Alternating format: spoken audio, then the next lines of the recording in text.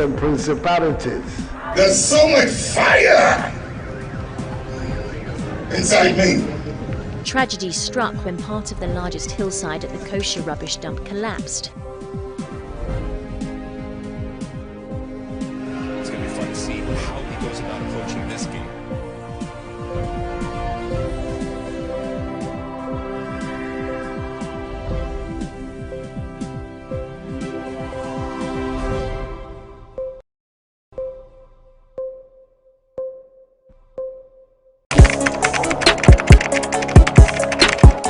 We table issues relating to the arts and entertainment for a riveting discussion, of course, without fear nor favor. The question the presenter asked them was a dumb question. You need to speak the fact and move.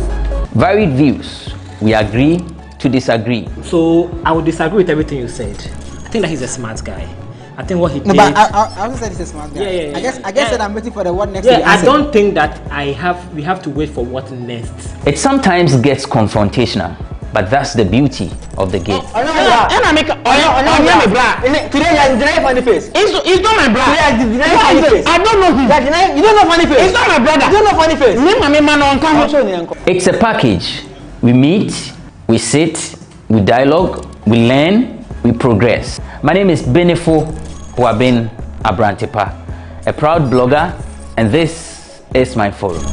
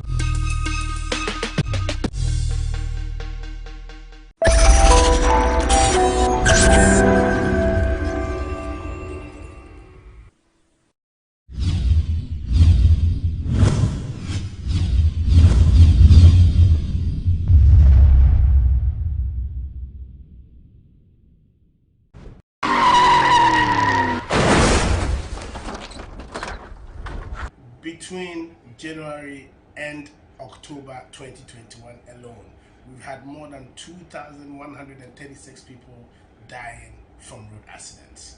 Road accidents is a canker. It's killing us. It's something that we can't just sit and watch. We need to talk about it. It's a shared responsibility. That is why I'm inviting you to join myself and the entire GhanaWeb Road Safety team on the 27th of November, just this coming Saturday, 6 a.m. in the morning. We are all meeting at the Presec bus stop.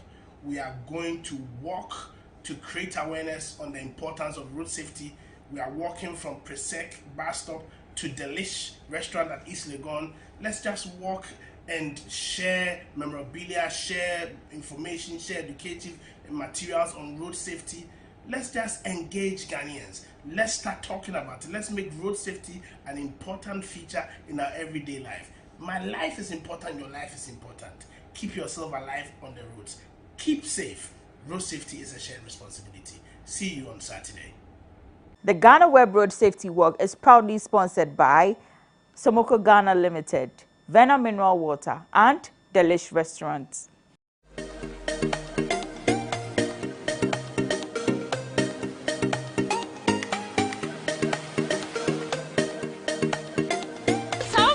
Come to the Milani Farms for your share.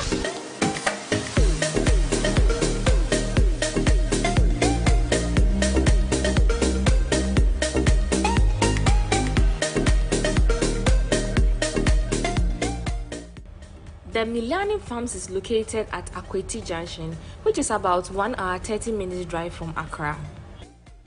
Hi guys, we are back again, Charlie. If today is your first time on my YouTube channel, don't forget to subscribe, like and share. So guys, I'm currently at this beautiful plantation, pineapple plantation, and I'm here with Seydou. Say hi. Hi.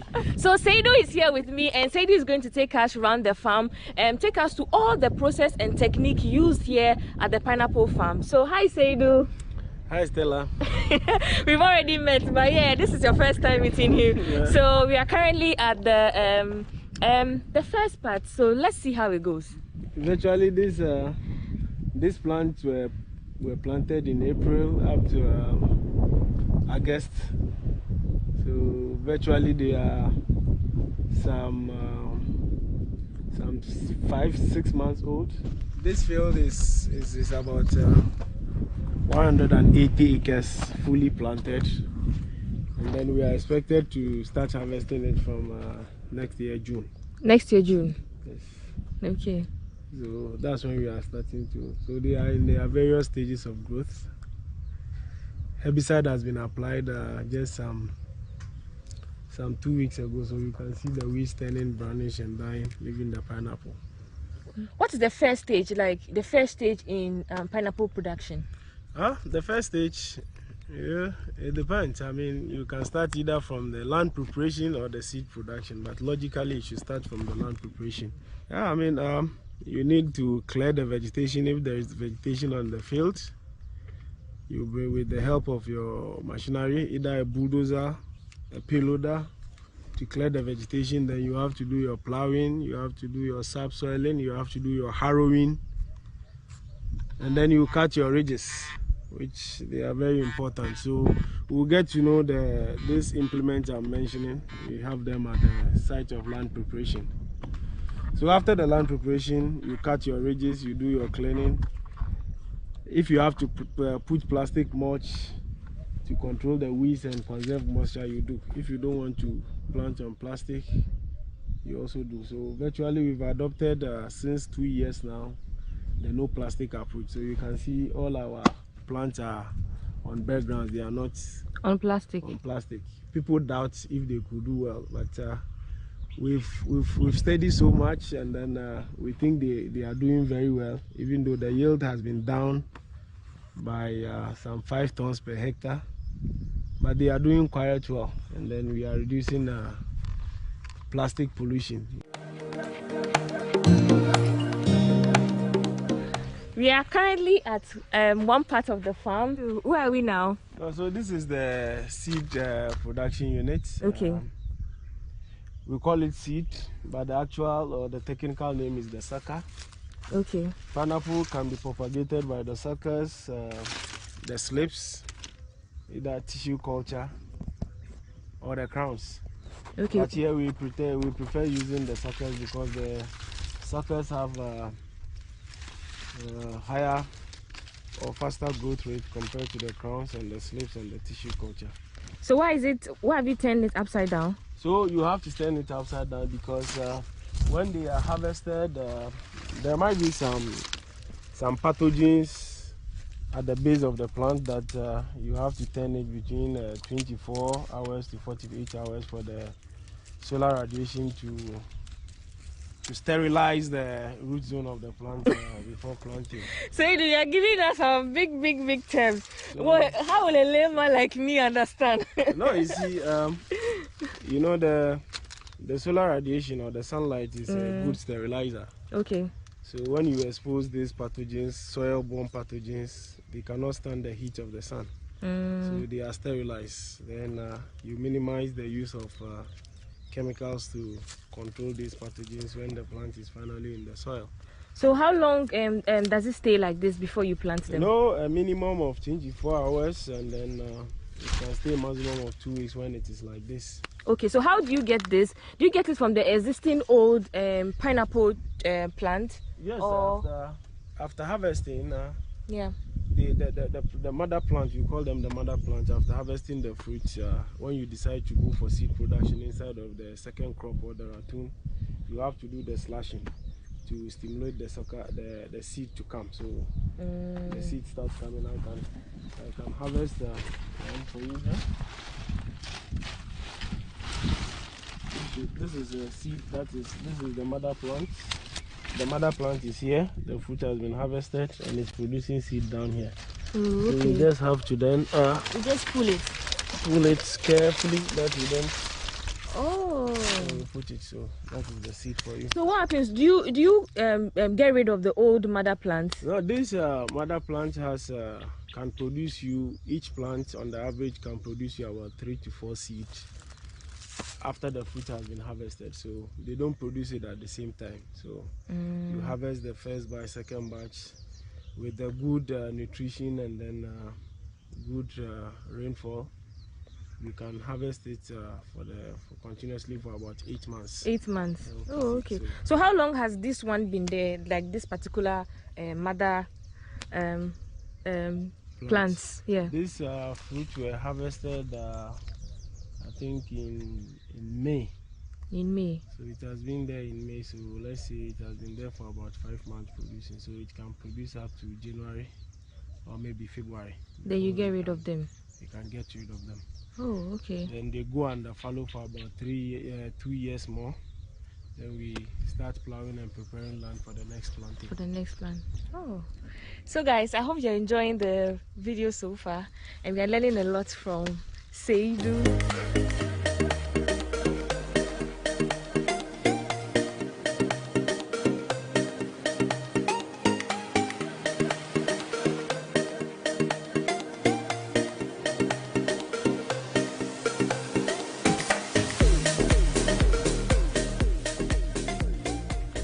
So this is how it looks like when it's very young.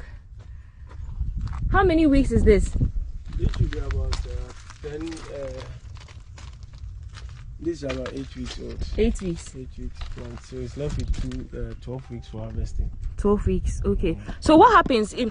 Are there instances where after 12 weeks the fruit doesn't look too big, so you decide to wait a little longer, or whether it's big or small, you harvest? They are maturity from the time of flower induction or forcing.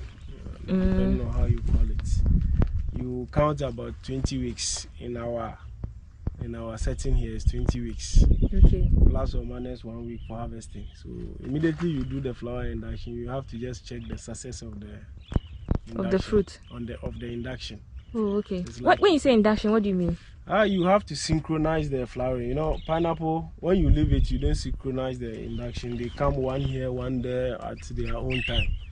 So you just have to harvest one here, one there, and they can spend about 2 years. But you want the fruits at the same time. So you have to put some hormone, calcium carbide or ethylene gas or ethaphone to induce them at the same time, synchronize the induction to produce the flowers. So when you do the induction, you expect the flowers to come out after 6 weeks. Oh, so okay. It's like you are impregnating them. So you have to do the pregnancy test. Okay. After 14 days, you do pregnancy test. So this is how the pregnancy test goes. Okay, let's go and see how the pregnancy test goes. So after 14 days, when you induce them after 14 days, you see the pineapple coming. Oh, okay. So you cut. After 14 days, you see the sign whether it has responded to the synchronization or not. Oh, okay. So you see. So this is the pineapple going. Oh, okay. That's the pineapple. So this one, actually, if it's in the soil, it will grow to become a pineapple like this. Like this. Like this. So after 14 days, you have to do the pregnancy test to check whether it has responded. It looks like Seidu is very much interested in the pregnancy bit.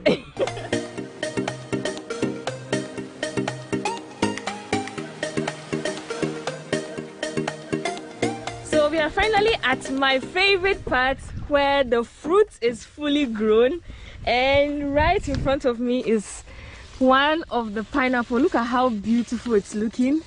Is it ready? Can I pluck it?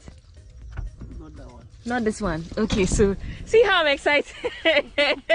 I'm so excited. So we came late, so we didn't get the farmers harvesting. It's about 1 p.m. at the moment. So Seydou, can I follow you? Yeah, if you want. Okay. Very curious. This one has been prepared. It's right. It's going by air. It's going by air. You can see it is packed. Yeah. It has been selected to go by air. Oh, this is very beautiful. So this has been selected to go by air. You can see these in packed. So the green ones will go by sea. The what? The green ones. The green ones will go by sea. Yes, it will go. So I can harvest one for you. Yes, yes. I want the ripe one. You want the ripe one? Yes. Okay, so I harvest this one. Yeah, harvest this one. Okay. They are all ripe. Oh, right. This looks good.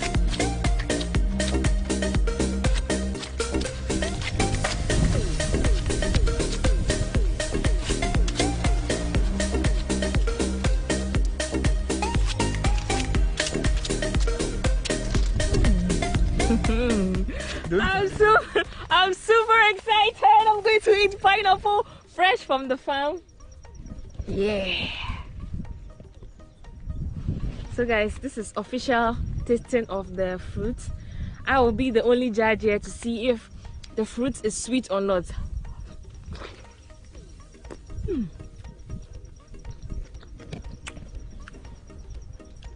This is good. I'm sure you're used to eating pineapple every time.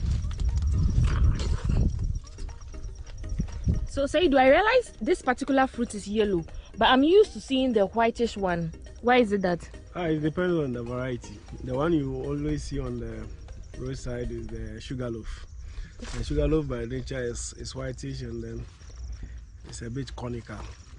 So that's what locally they call him fanti. But this is MD2. So this is officially MD2. MD2, that's why it's yellow, and it's very nice, very sweet. If I don't return home, just know I'm here at the farm eating pineapple.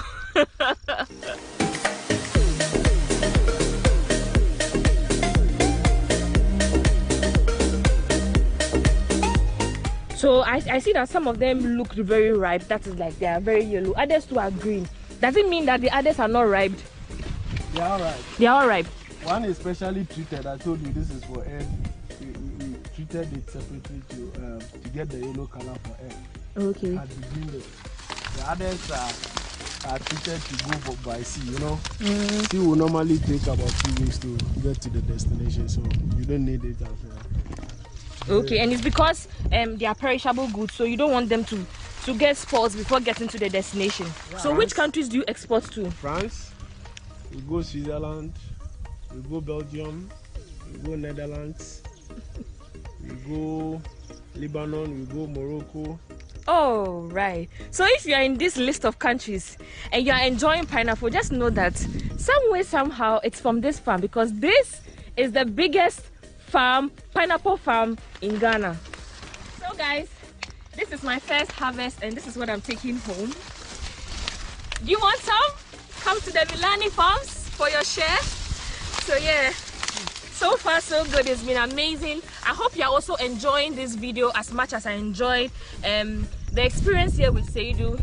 Let me know if you have any other questions. Let me know in the comment section. I'm sure Seydou will see the comments and he'll respond to you too. So let's go to the next thing.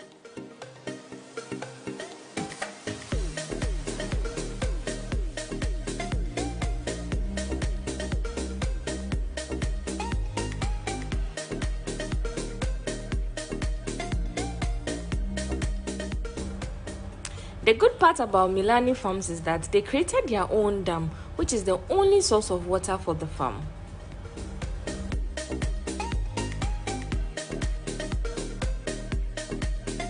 So we are currently done with the field things to see. I hope you're enjoying this video so far. So Seydou is currently taking me to the packaging area, and we are going to see all the things that happen before it goes for export. Do you also sell to locals? No. You don't? Yes. Only Local exports? For processing. Local companies that are doing processing for exports. Okay. Before the load will come, we fill this water with 15,000 liters. Okay. Water into the sea. And then we add 1.2 kilos of chlorine. Of chlorine, okay. Chlorine. As a disinfectant.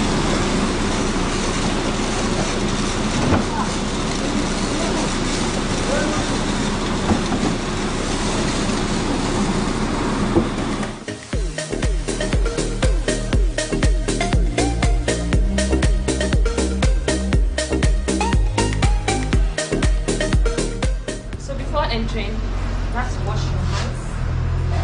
It's not to contaminate the fruits.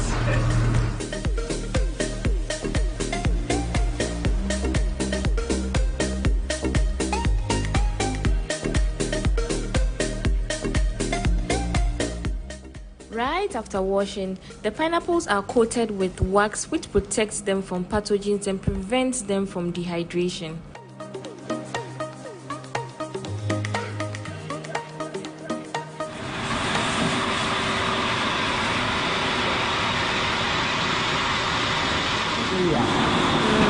The parking area, we pack it according to the size. The lady over there, she packs size 8. Okay. That's the 8. When I say 8, it means that the 8 in the box. Okay. This is the box. We pack it according to the weight. Okay. We have the weight. The 6 start from the 1.85 to 2 kg. That one qualifies for the 6 in the box. Palletize it. We arrange it on the pallet nicely. Then the 7.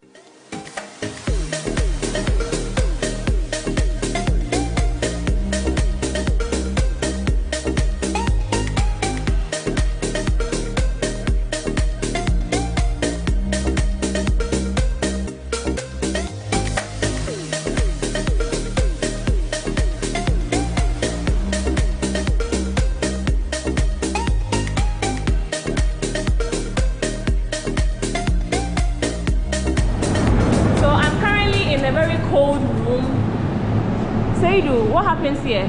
So this after packaging, this where you pre-pull it, you know, to prolong the shelf life of a fruit, you have to pre-pull it to a very low temperature before. So pineapple is stored at 7.58 degrees Celsius temperature. Good.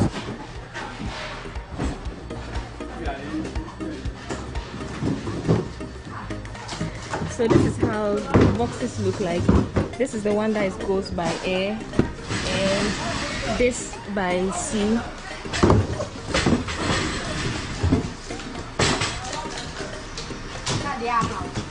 So guys, say thank you to Seidu for me. He took his time, took me everywhere, both the field and the production house and everything that happens here. So if you see him, please buy chocolates for him on my behalf because he did. The chocolate is already here.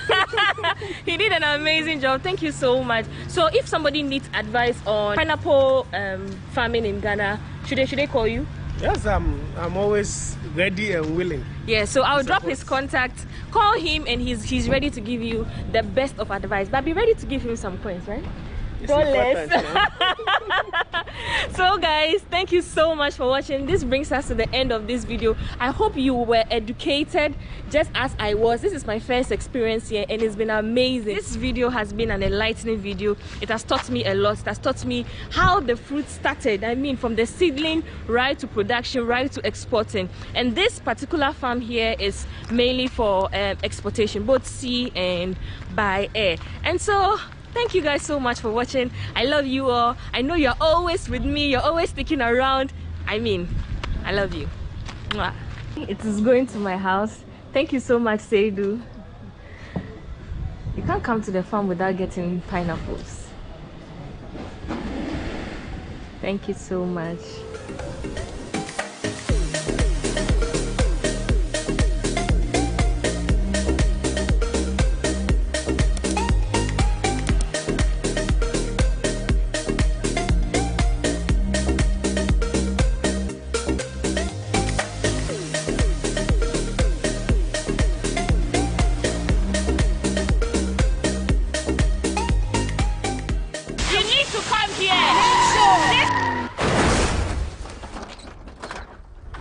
Yes, people, my name is Romanus, R for Romanus, O for Binim, M for Mahama, A for Anus, and I want to specially invite you to the GhanaWeb Road Safety Campaign Walk. Yes, Saturday, 27th November, we are joining the Jehovah Witness. We are walking straight from Preset Legon to Delish Restaurant to campaign against indiscipline on our roads. I'm going to be there. I want to see you there. Let's clear the indiscipline on our roads.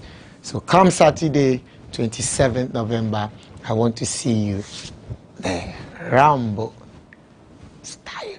The GhanaWeb Road Safety Walk is proudly sponsored by Somoko Ghana Limited, Vena Mineral Water, and Delish Restaurants.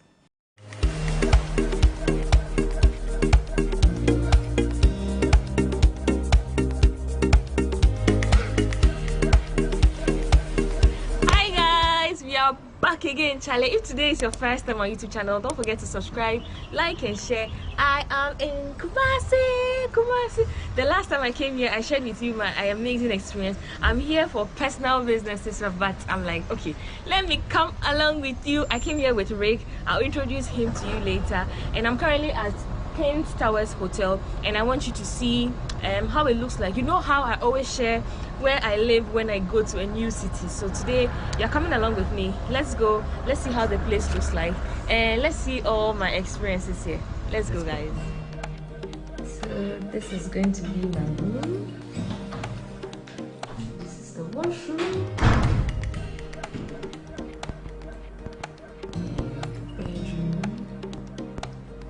As you can see, I've already settled in.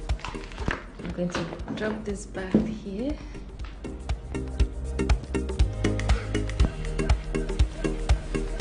It's a very simple room. So this is going to be my room for tonight. Yeah. It feels good coming back to Kumasi. Kumasi, what's up? What's up? What's up? Yeah, I'm finally here in Kumasi, and I'm so happy. This is like the third time here in Kumasi, and it always feels good. Kumasi is a vibe. Kumasi for Mamu too. Let me go and see Rick's room too. So he's just opposite me, which is... Can I come in? Oh, you're feeling so comfortable already. So this is Rick's room here, and it's very similar to mine. It also has a bathroom. Yeah.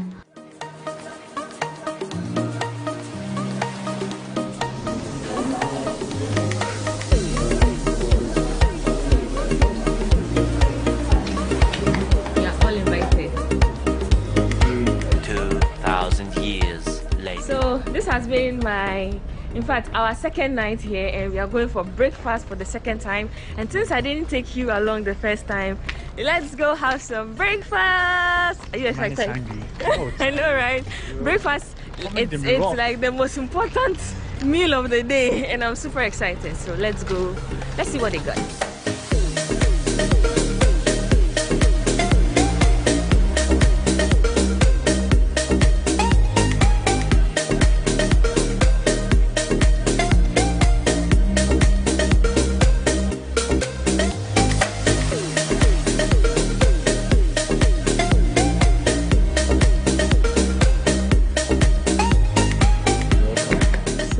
What I'm having for breakfast: tea, vegetables, and Rick, what are you having for breakfast? I think it's the same.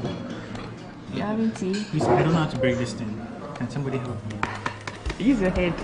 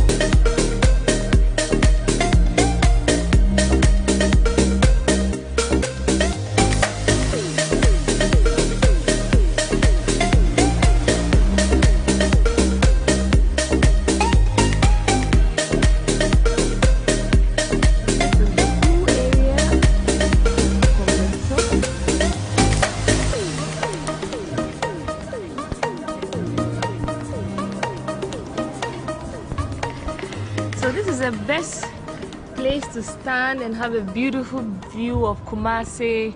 And one thing I like about Kumasi is the fact that they allow vegetation to grow. Like everywhere is green. Like above me, it's a very beautiful greenery. I like some part of the city that's like full of houses.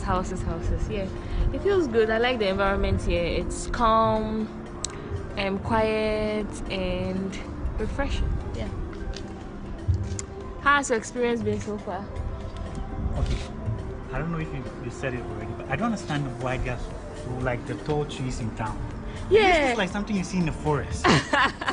Yeah, I was just saying that earlier on because I think they allow them to grow. You know, in Accra, like most of the, like in the city, full of houses and industries and all that. So it's good to see that. I mean, you live somewhere around vegetation. So yeah, so far so good. And I think I would recommend this place so far with my experience. So guys, I'm fortunate to have met the manager of King's Towers Hotel, and he's here with me. He's called Senna. Hi, Senna. Hi. Yeah, so my viewers would also want to know a little bit about your place. How long has it been in existence? We've been in operation for about 15 years. 15 years? I'm being honest, the place doesn't look like it's been this old. Yeah. And apart from the pool and the restaurant, are there any facilities that you think? Okay, yes. It's a hotel. And we also have a guest house facility attached to the hotel. The guest house facility is more of an annex. Okay. And, that's actually where we used to host Hallmark medical center. Oh yeah, I met a friend yesterday, and then she mentioned. So I'm even going there today. Oh, so it's good you mentioned it. Lovely. I'm also going to see what's in the medical facility because I hear it's just around, and most of the people that I've met here are like, oh, they also came for some consultation services. So okay. And so how many rooms do you have in all? We have about 40 rooms over here. 40 rooms. Oh. But then for the guests that come from Hallmark, they usually prefer the guest house. Why? Because it kind of makes them feel more at home. Okay. They interact with each other. So it's more of a separate apartment altogether where that hosts about 6 different people. So is that facility also here? It's not here. It's actually closer to walking. Oh, okay. Oh, okay. About 2 to 3 minutes.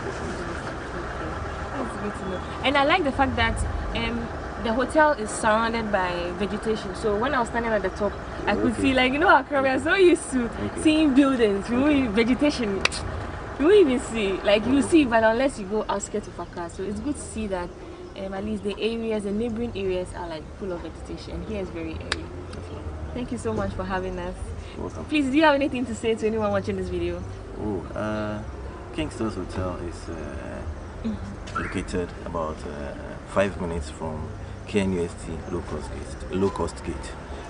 If you are in Kumasi, this is a lovely place to hide away from all the stress of town and the headaches that come along with staying in town. We are roughly about 5 minutes away from KNUST low cost gate. So and I'm sure you would love your stay here. Yeah, so even if you're coming to see your girlfriend or your wife in KNUST, you can come and hide there.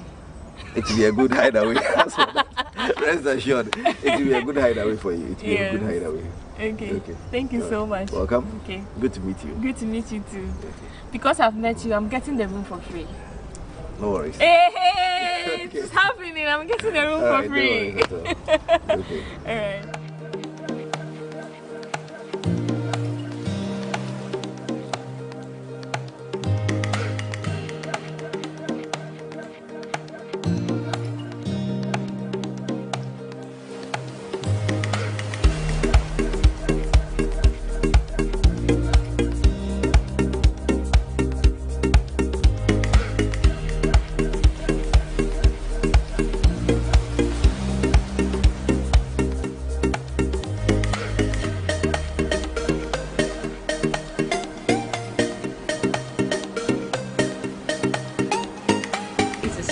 open for all.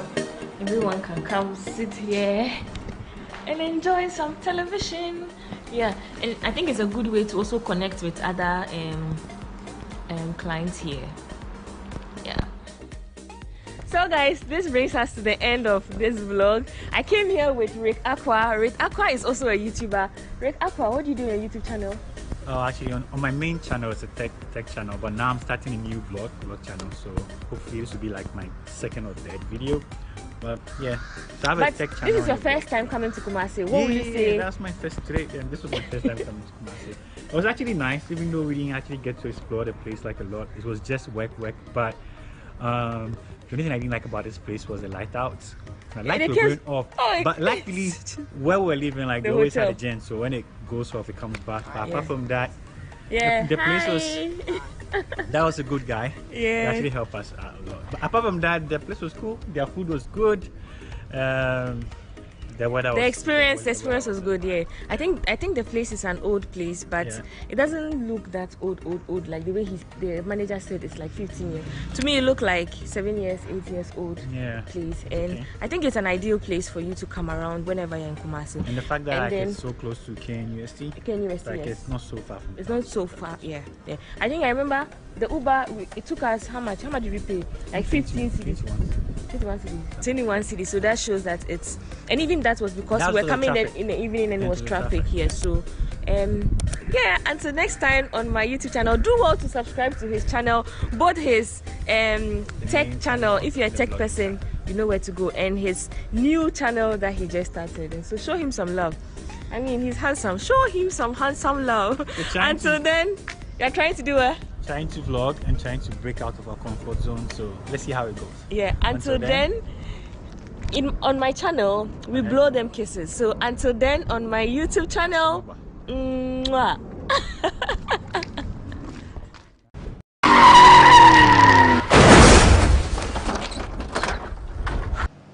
My name is Elsie Lamar, your favorite host for Talkatainment on GhanaWeb TV.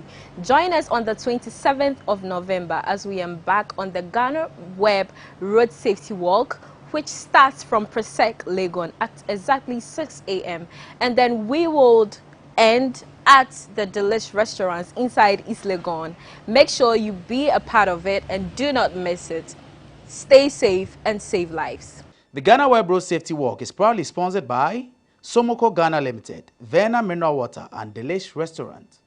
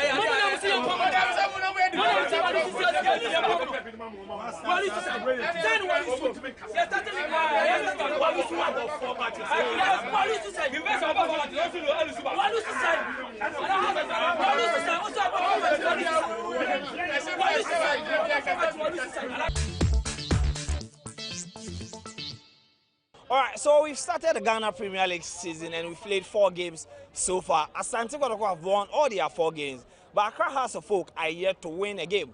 But this weekend, their game against Brekum Chelsea has been postponed because they have an African game against SC Suara of Algeria. The Phobians have gotten a good news with the return of Glasson Awako and a striker of Kojo Obin Jr.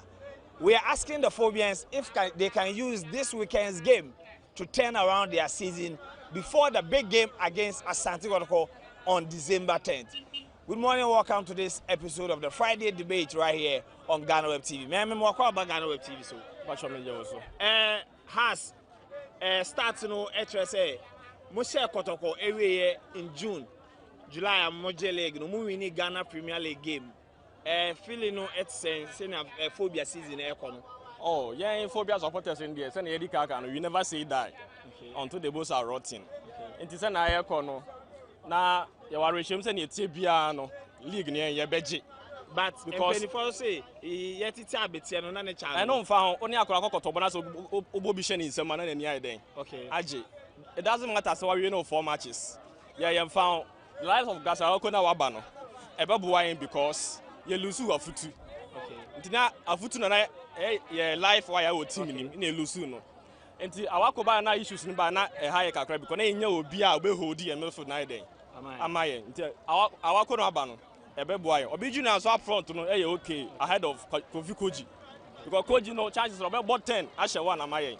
Na I said ni striking no do physique ni there but say na be hwe po na na den high kakra. So sisi awaba awako aba feeling not saying awako aba na good news amaye because amaye 5 no my solid and I with experience now or no ebeboa met make say African or experience done current has players now or hono no nti awako na band good news amaye good news pa. All right, mami fa umbrem has fans ni bi or as go the share has ni na almost wa coach no say omo ginidi if we say obetumi attend things around also sana feeling it. Oh we there me dey make aka make can say boy there say the Kotoko dey bebre wo krom ya hu bi pen last year sana omo chance ya omo twemu points bebre ba league ni ko we no na ya fa cap no coach ni mo there I'm saying, I remember coming and saying, but me say, I never cover. It's as a coaching, you know, I will see you, GD. So, bet to my Jumano. If you talk of one against for no minute was Emma coaching. The catcher coaching say, I can come and the man in Rasi, a man in Pepreno cry. Now, me did say Africa, yeah, born in Sunday win. But the better than him, I'm a leg in a year, what draw no. I didn't lose no bambuno. I bet covering in a Amobia who's a coach now. Yanyano, a coach ya, Udimu Bakupe. All right, into my mini we this weekend money SC Swara and a bebo almost for Algeria neighbor. Has bet to me you see sad game way at 10 in the season around. Me hope so. Me hope say has ebe renew Ghana asana ya call return match you know. I'm expecting more goals up front because Obi Junior now abano. I'm expecting to be a bedding. Ebe ko yenti. So I know abano so yeah. You hope say has be qualify Ghana before say be do not for no more. All right, so you heard what the two gentlemen had to say. They believe that the upcoming game against SC Swara this weekend at the Accra Sports Stadium will be the turnaround for the Phobians as they battle in the ongoing Ghana Premier League season after drawing 3 games and losing 1. But my prediction, outside game no better. Oh, many prediction, but Nyame penny say you better win now Ghana ha. How many goals? Because more goals. We went to 3, 4 goals. Asana ya ko no. Nti won so prediction. The American say send your call your quadges this one. Yes, you make sure say omo bay. Yet man show am cry your bomb for 1. Okay. Your bomb for 1 Ghana. I say awako na wa ba ne de. Your GD say ne body mo be so ni say na against for no. %. Ko be ba no. Any kwame Obi Junior na wa ba ne de. Yenim say phobia never say that no. Sunday on bet yenka. Ye catch against for so munyina ye. Na ye bomb so ankasa. All right, so they are confident that the return of Glasson Awako into the team will be the magic moment for Accra House of Folk as they battle to turn their season around in the ongoing Ghana Premier League season. Now, the Americans say, yes, not France in India. Sunday, no dear. Obi are making sure, say, Obeba Accra Sports Stadium. Titunia against one Kwan Yen, Accra Sports Stadium. It does say, Bobo Nas against Bar. Any home one is sorry. Emma never said that, no, Juma. Eti atwas after against the foreign and say omomra Accra Sports Stadium Sunday na Sunday there almost a no ko all right. All right, so I have a Kotoko fan here, but I want to see his reaction because House of Folk are really suffering in the Ghana Premier League and Asante Kotoko are cruising 4 games, 4 victory. Moko GhanaWeb TV so. Mbaja mi joso. Kotoko season ni koyi. Has de na enkoyi no. Ukaboma e ma feel sen. Oh, me feel good. Has mom dey say olusu mom so man yode.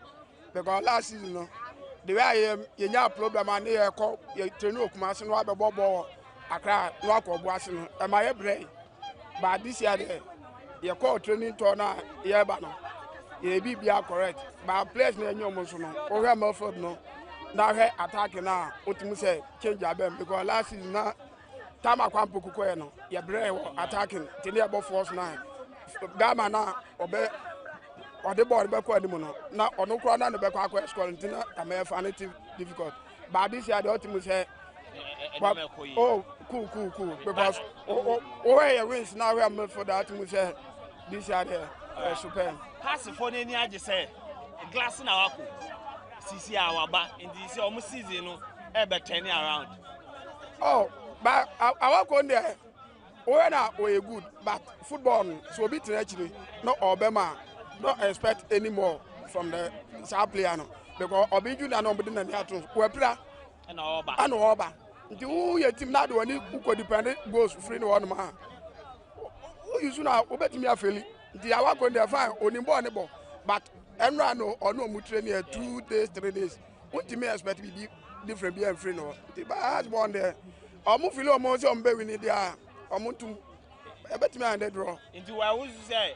Africa ya has ku yenkwesi aga oh ma be mo budada enya me na make because wa kwaji 6 ana hantew ana ma league no so obre no for team na ona na ebo no onye ba team so kwampoku e ka jiro me say team na omo na ebo no we difficult side because onu mpo no team be show mu home and team say only say your team ono confederation mu dada ana na be bo wo na wate ato no abeba because o here Europe na say ye bo champions na kwatito Europe Sevilla mbeka jo say welcome okay nti ono apeti atom dia ombe mo akwa aba ono ho no nti ati mom de me expect so ombe draw anoma akwaje 3 bi ho.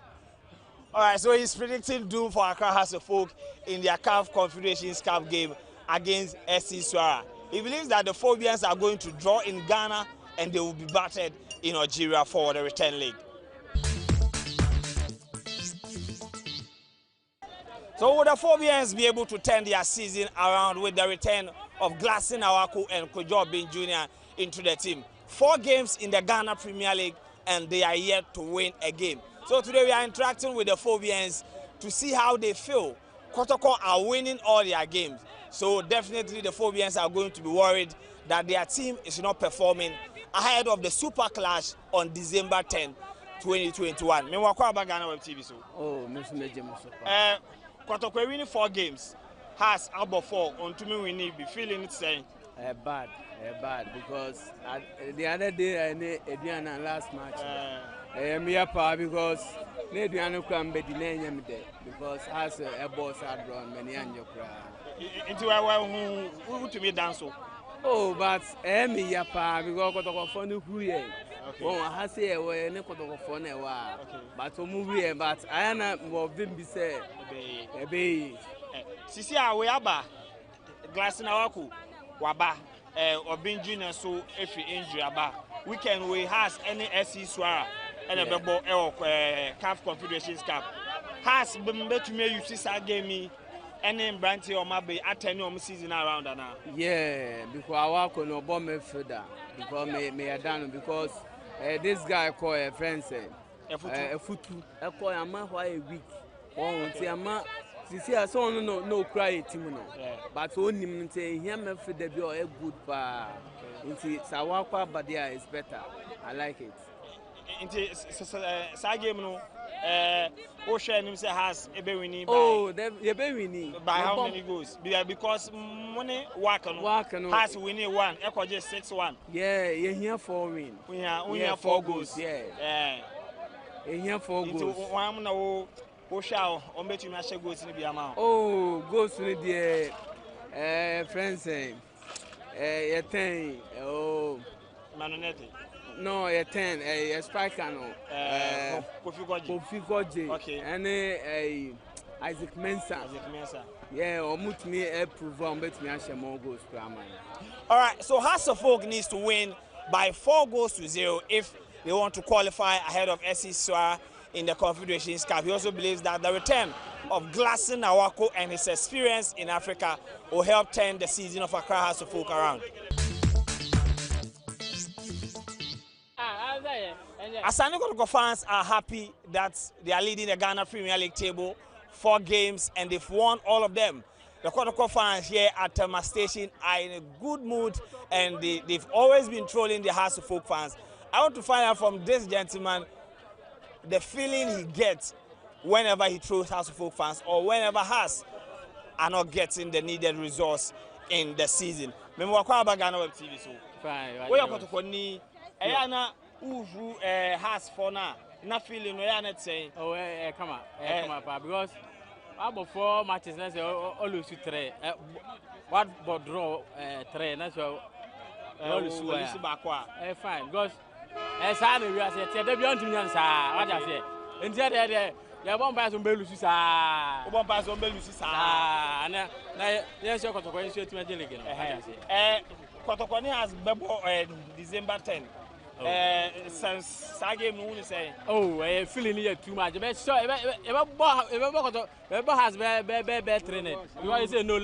But has for say we aba Awako. Oh, na Awako. Obin Junior Bandisiano.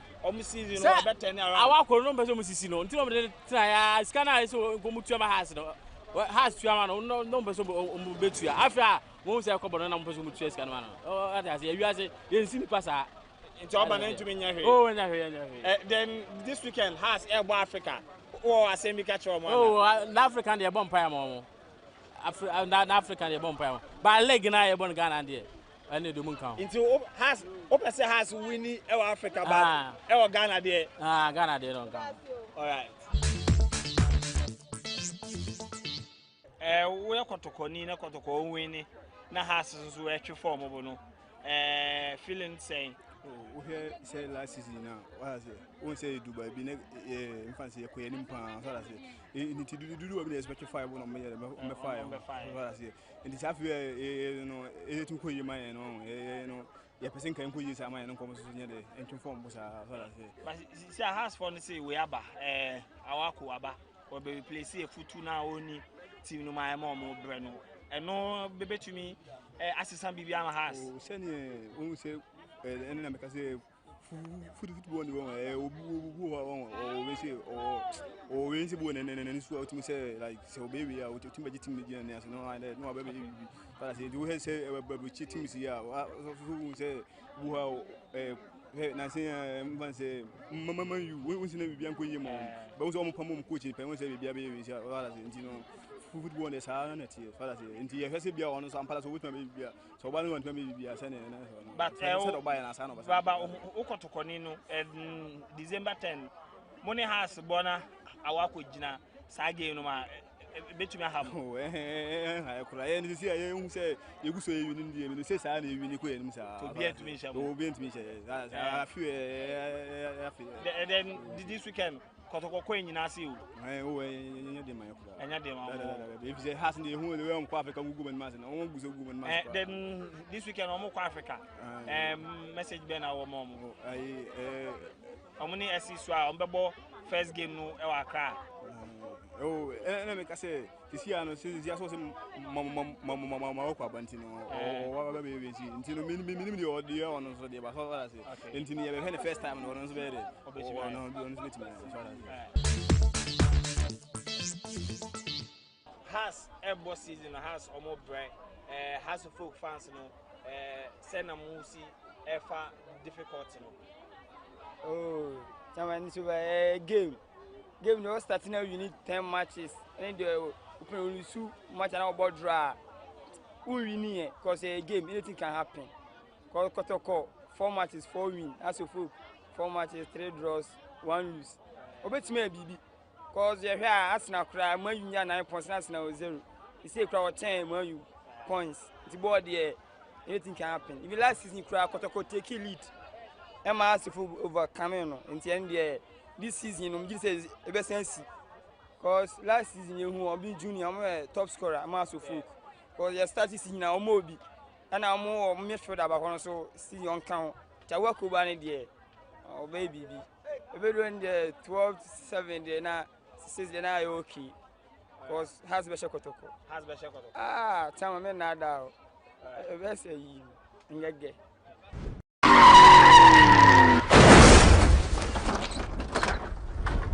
More than 2,000 people die every year from road accidents in Ghana. Apart from these 2,000 people that die, another close to 15,000 are left with injuries. Some they can't walk ever again. Some they can't handle anything with their hands. They have their hands cut off due to accidents. And these accidents are caused mainly by bad roads, carelessness on the part of drivers. You and I being careless on our roads leads to so many deaths, so many fatalities. It's about time we make road safety part of our daily livelihoods, the practice of road safety, abiding by the rules and regulations, and also allowing the police to enforce their laws. Police, enforce your laws wholeheartedly without bending the rules to suit Tom, Dick, or Harry. Road accidents are killing every day. I keep saying it that the seriousness we attach to prevention of COVID-19, if we attach that same seriousness to the prevention of road accidents, we will reduce our accidents rate by more than 50%. My name is Bice Osekofor. Dodona Frame Obuo. Tie Papa Driver. Tie Mr. Passenger. Tie motor rider, yen famo, yen home buying. Afe wote kren wa woke mu a memfa, mentina woke stiachi no monsa, a sign, bruni friend accident. Do the right thing, save a life.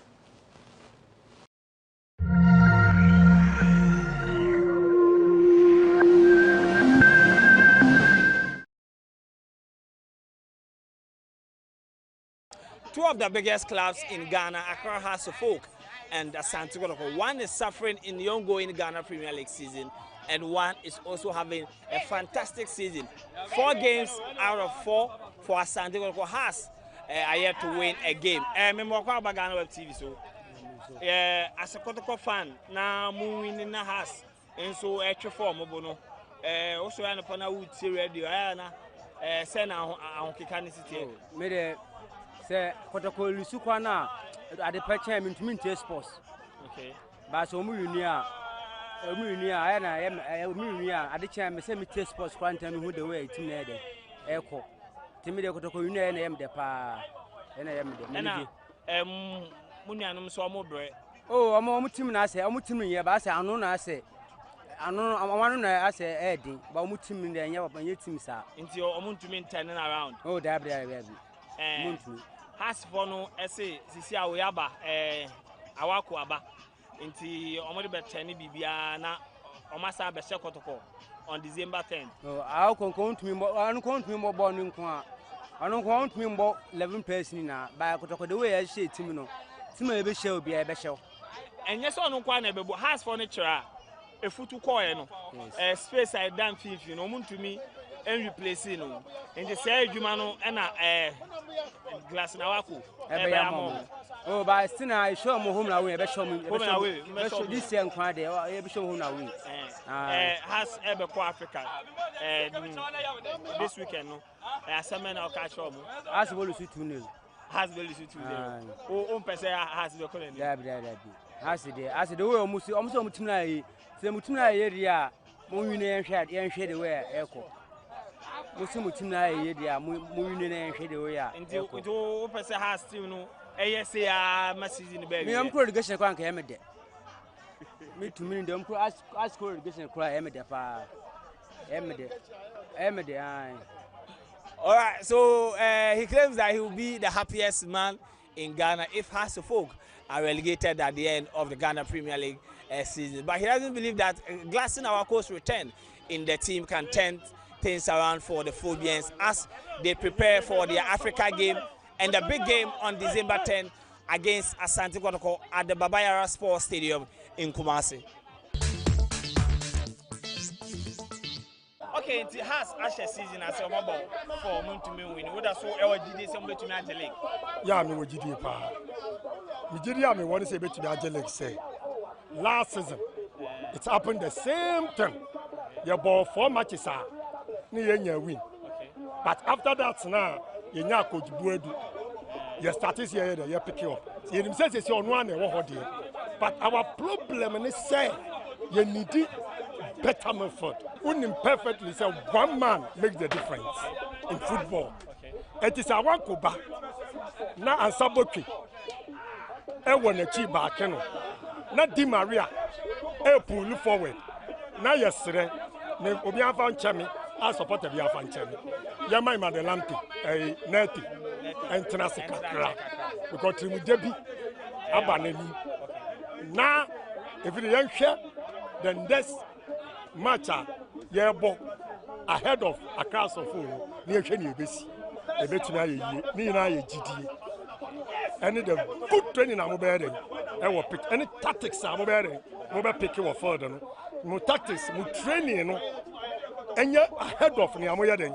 No players, and I want them to listen very well. I'm confidence. I will born on wearing. I'm players, I'm ball, so when you are a player and you are working as a player, work as a player, have the confidence. If you reach the pole, score. So unya ball now you need to be in sharp. Until I say a house and you nipa back when you one player, my pass me winning and she go no. Not team no. Yeah, any more ever corner and yeah, but house team in your team man. You better trust me about match back me a room and sign 9 near what 3 points. Me did say supporters in our come to me because of GDA. You will coach in him. Say yes, sad yeah. Never say that. You are sorry that. It's a non-person catch players. So they have to build their confidence up. Alright, so we came to Tema Station on this episode of the Friday debate, and we were looking for House of Folk fans, and they directed us here that the whole of Tema Station, if you are looking for a place that you can find the phobians, this is the only place that you can get to interact with as many phobians as you want. Remember, GhanaWeb TV so has last season Waji League, Waji FA Cup, GFM Brano, and so trust a FA Cup the league, we are Super Cup champions. Season almost shall say senior normal corner Kotoko and so winning. We are has in our Soriano pa in terms of football, and then I still to me push you. Emma to me a call him. No great ball, dear, say, Uji Cup, we are a chino sunshine for Fryer, near my and Koya said, ya, Ubenyano. As we say, we have found it, ya, the ball a chat in him said about it here. And he said, coach in the chassis, and as a name on Koya, and on Chami said, my bum cry, a son, or say, Eba, and a players, a be a film, a be caught a be abba, and some information on the boy, and I'm saying, coaches be bring so. Ebe redo said the our game plan no intino eno na ma difficult kakra say ebi ohia we ya na wa pie draw am say wa ball 4 matches 1 pen na we lose ni na ye draw ebet at time obo better 20 something matches obo draw sa ebet at time so refia sa player we friend saying nkroma no time Douglas nkroma na bakubi kan ho what obo sa until when I am that they have a crowd house and say, yeah, Africa never bono, a Algeria for no, yeah, campaign no of him, a Opariado, you won't or radio soon till the Debbie say, you bought Bibisa, and on our hammer, Macase, a wafem, Cazel number be not to ask about Africa's basic. Not Timuna on it here, BBNC, and no name say, Bolidays, Liverpool, no money there, a happy inside. Made a still I'm of him or ask Musa Yamabe Tenny, Yama. Alright, my member also, only I dream say, BBNC. Oh, BBN, maybe a football, Sanex here. And a league na ye bon any race a marathon. You about 34 games. 34 games. I feel about 4 matches. Okay. And we are playing the better side too. Okay. We have 4 matches now. You are born in now. You are better side more than. You are fight. Ice Grove. Lagos cities. Okay. To me, performance in there, and all that bad. Okay. Coach knows we are Tanachi. Then Piebot Tanachi, and normal better. We're Barcelona form or was it? Who didn't normal and that supporters still premiership here started Arsenal. Arsenal not that down clans on normal 10 in Tisana, a Bayer or Ghana, so a better hard fans in Abu say, yeah. I'm going to quite top pressure, Mamma. On, yeah, will be anywhere top pressure. Yeah, she will be as and Sayasa. We are focusing on the league. We are not focusing on Kotokon. Yakotokonkwani and Enable League, you know. Class baby or Yano Neighbor, Yakotokonkwani and Enable League, you know. In the idea you say, and Norma Betten, who did can't court. Now we need him. It's Norma Betten, team need has to folks support a Pia and Kanakuma Antony Yam. And he said, Norma Betten. Okay, Mesaba also, Mam Michel, has LUC2 Ashanti Gold, no, has fans are no more Boasino, Omuye Bibi Sonkwa, Yehu, El Ganada, say coach Bebo Ball, now be Lucina supporters, Sambe Swano, say Yatawechi, Sa, no mana, Mumunia no more Boasia, no, no more yarding, and I say, who say, Nankin so yes, no more yard, I just say. Phobia team na kasana yo nyina family ana board no so na nyane sa coach no so ye phobia ni ti nyina ye tare ti se ne man ko ya ese nyina ye kabom se be ya ye be ya de be team ni ya de be because board no pese team ni ye coach no pese team ni be say enti open ye eni nyina supporters ni nyina so ye de wo vim bi won mo se obetima ye bi because wa ye bi pen on ti se ne ma aseki kakra no nje se bi ya ne ma asei enti obi a wo vim se board wo no nko ade ne ma be ten ne ama bi ya because na before also be league or for a trophy say just an net oh na team na ye bibi say sa na we so na ye nti aye say obetima sa da ne no ana ko to for na yes ade ne say ana team no na enye ko to for na top pressure ma jana sen for bia support bia ni wa no na apemabu ba ko to for na ye yes ade ne say ana mo pam coach ana mo team na ye say for matches en ko we ene ma betima say sa ana o mo ko to no obo meeting ana o team o meeting ayi na obe lose game obo draw him and ene ma ten ya because ene ma hwegu ana hu hihye on say see na ona wona so ne ma si oba betima ten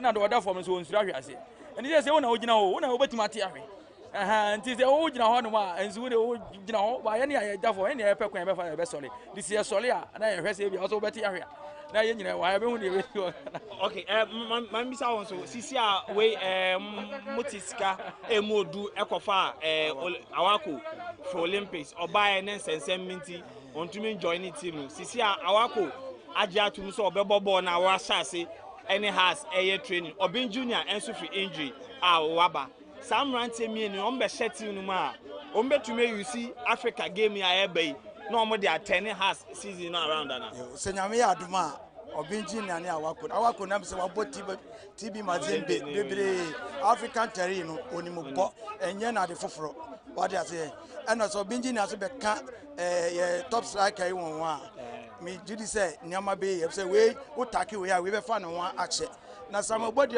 masa mun to madwuma no oye coach so be fa asekura no na olidi 7 points so di fiase wa e de ba e be cover as point no enti dia AC no enya de bia so e beginning enya hu kra wo ball mo so say dia we can udi kan okoto na hu ndi bi ade Argentina first round cry and see you almost 30 something matches about 4 matches now so when you me when you celebration your jubilation or they say about half we na hu dey be kono say coach about 4 matches we lose 1 match I better out of time na make lose almost 20 about 24 draw am has it's kind of has okay entino sa boys na be kan team no dey me gidi say oba insakra mu sa futu kwa no be bia to si kakra na tenene yi sa Di Maria no asabo twene gi ade pa na Di Maria no am say mfa enti se awakoba no be ni mo na asabo twene mu gina mfimfini wa na event say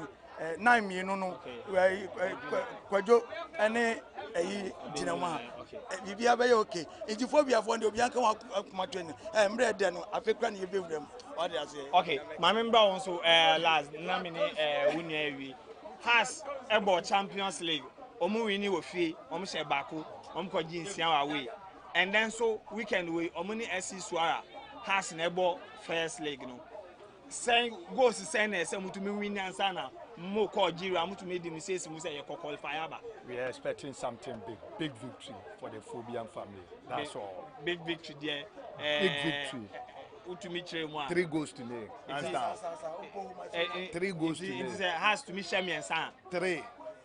3, mark my words. 3 goals to nil. All right, so I'll wrap up with this, gentlemen. Then we end this episode of the Friday debates right here on GhanaWeb TV. Now, said December 10. Our Kumasi Sports Stadium has any Kotoko Ebebo. Kotoko Fono, Mudin Common. Almost say on per se by the time I do December no mamma has point bear there. Senior Bear, Mutumi Shaw Mokra and Yahi. Has for the business say on per se on Kwasha Kotoko, no Mudi Dridia Kotoko. As she said in a egu. Sa game no and no bet you me at 10 Bibiama Hasana. Oh, Sage do the end to 10, but they say I'm sure this year I want Kotoko Lady has how many points? Which is 6 points, 9 points. 9 points, 3 matches. And if 3 matches, then I got to go. Yeah, boy, almost 38 matches or so. 34 matches. And this how no only has 8 points and 9 points. Then on your here. And you got to go now. Yes, I do I be paying the original one? Because do I be paying?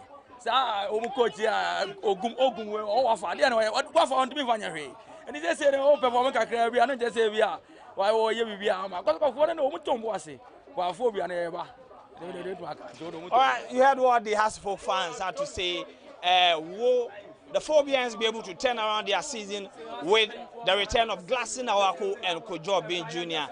ahead of their CAF Confederations Cup qualifier against SC Suara of Algeria? You can share it with me here in the comment section on the show. My name is Joel Eshen, and has been another exciting episode of the Friday debate right here on GhanaWeb TV. On Saturday, November 27, the GhanaWeb Road Safety Health Walk is coming up. The GhanaWeb Excellence Award is also on. Do vote for your favorite to win. Until we meet again, it's bye for now. We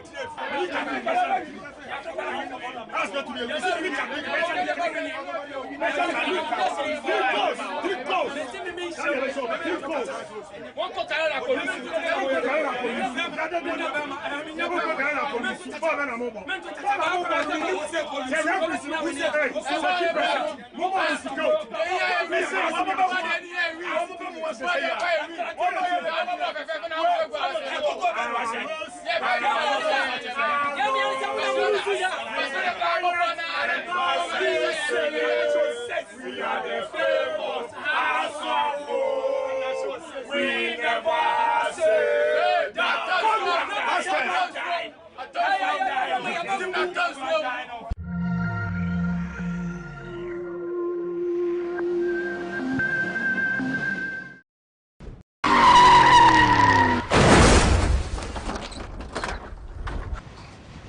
Hi, I'm Fatima Tyre, Sales Executive with AdPure Advertisers and Publisher Solutions, Managers of GhanaWeb. I invite you on the 27th of November to join GhanaWeb on the GhanaWeb Road Safety Walks as we walk from Presec Bus Stop to Delish Restaurant. See you there, 6 a.m. Let's walk to save lives. The GhanaWeb Road Safety Walk is proudly sponsored by Somoko Ghana Limited, Verna Mineral Water and Delish Restaurant.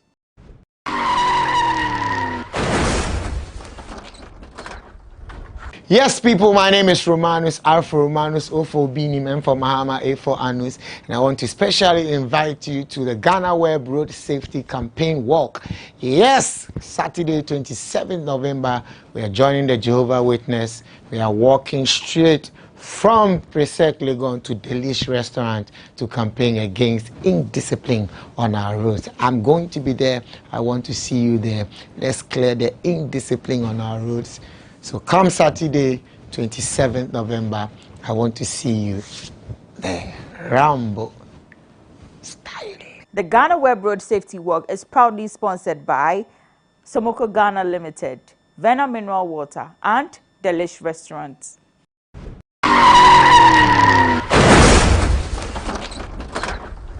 It's all about the GhanaWeb Road Safety Walk. is happening here on the 27th of November 2021. We are hitting the streets of Accra to interact with drivers and to share some educational material.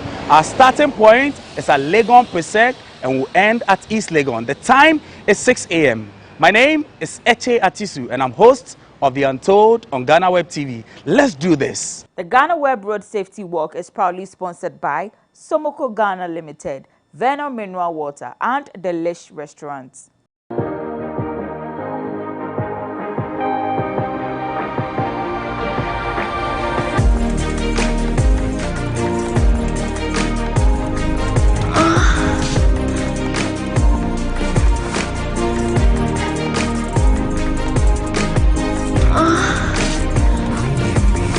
What on earth drives couples to record a sex tape? Do they measure the risk involved, or you say love covers it all? What comes to mind when sending news to your partner? Would it be for their eyes only? And what if it leaks for the whole world to see? Well, some say it's for the fun of it. Well, on this episode of Moons and Cuddles, we explore all these questions. I am Paulina Deda Opoko. We'll be right back.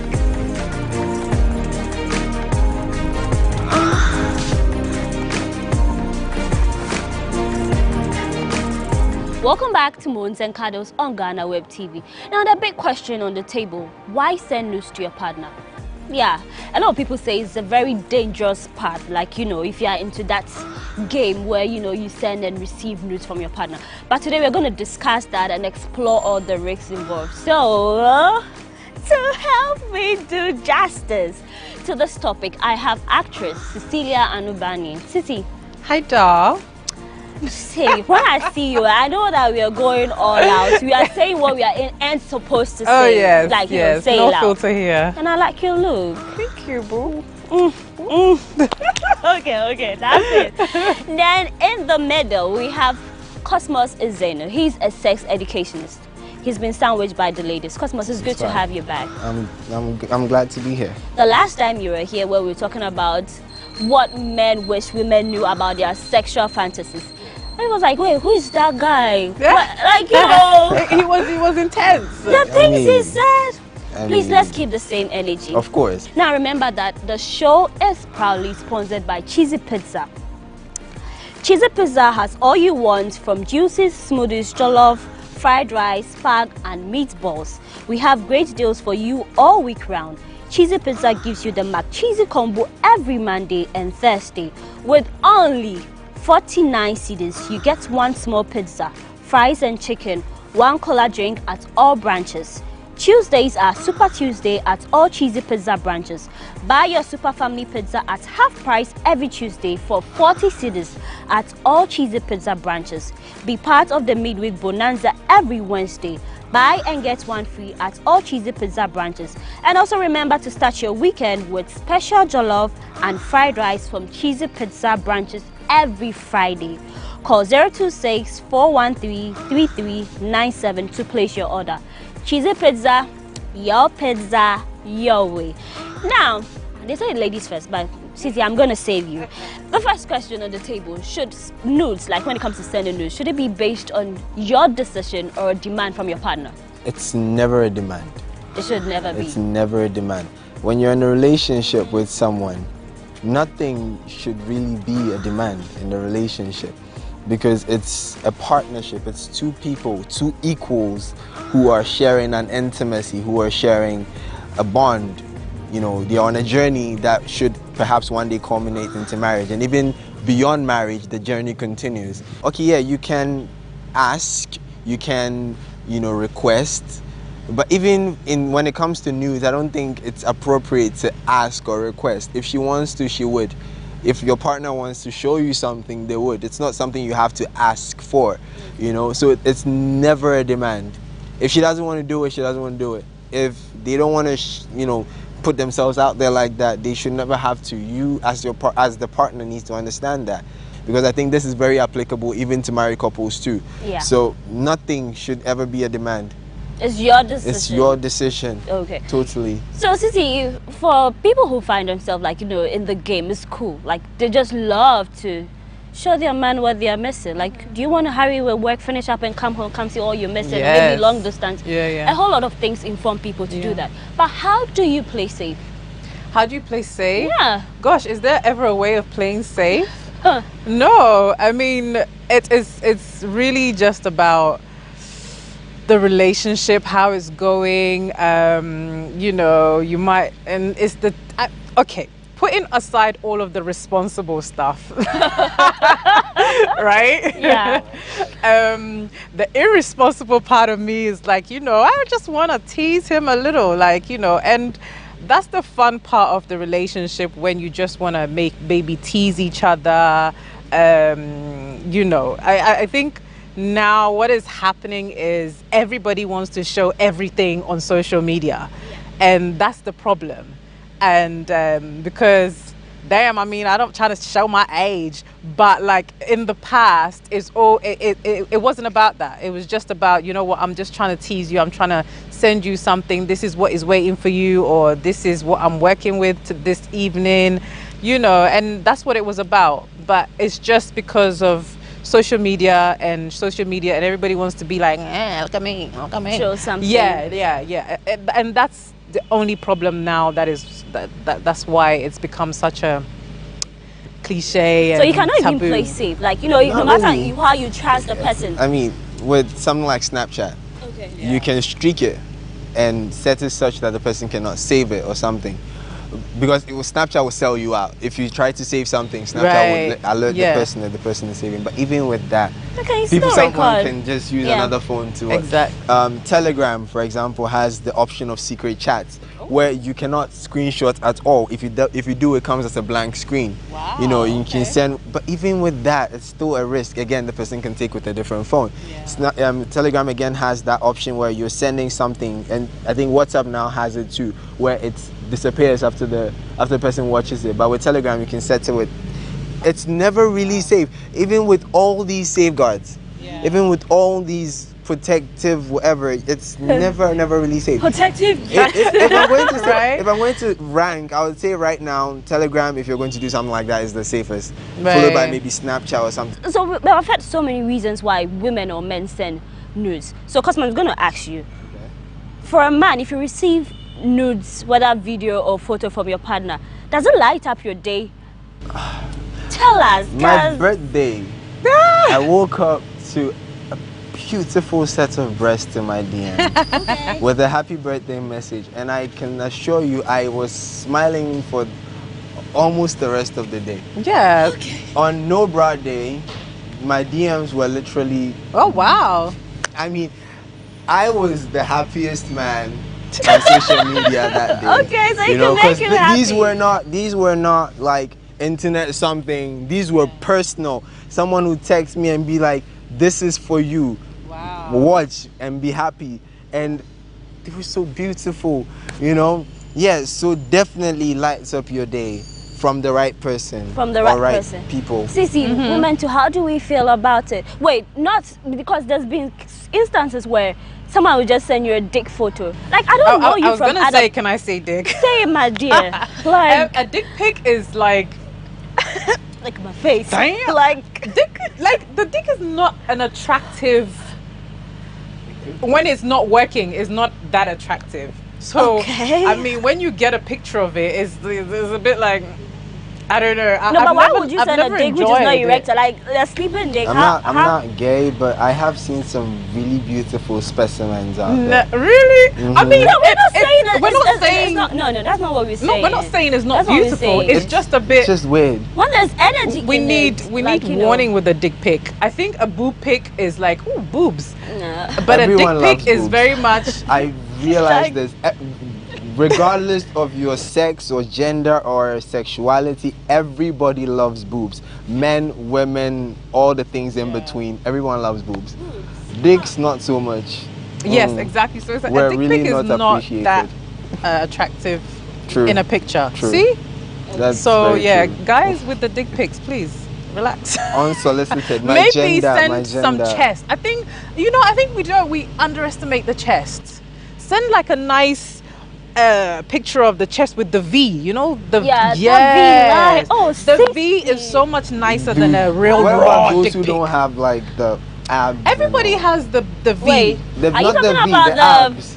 But it doesn't have to be Abby. It has to be, because every woman knows what she's working with. Do you know what I mean? If I'm with a skinny guy, I know I'm working with a skinny guy. I like if I'm how with you a buff put guy, it. Every woman knows what she's working with. yes. Yeah. Okay. So if I'm with a fat guy, I know what I'm working with. You know, that's my belly. That's what I like. I'm a shake. When I see, I'm like, oh, that's my belly. That's yes. it. Oh, so show me like some abs or some, do this. No, something, it's not all about dick food. Yeah, but the dick pic is just, and you always seem to open it at the wrong time when, somebody just walks up on you and like,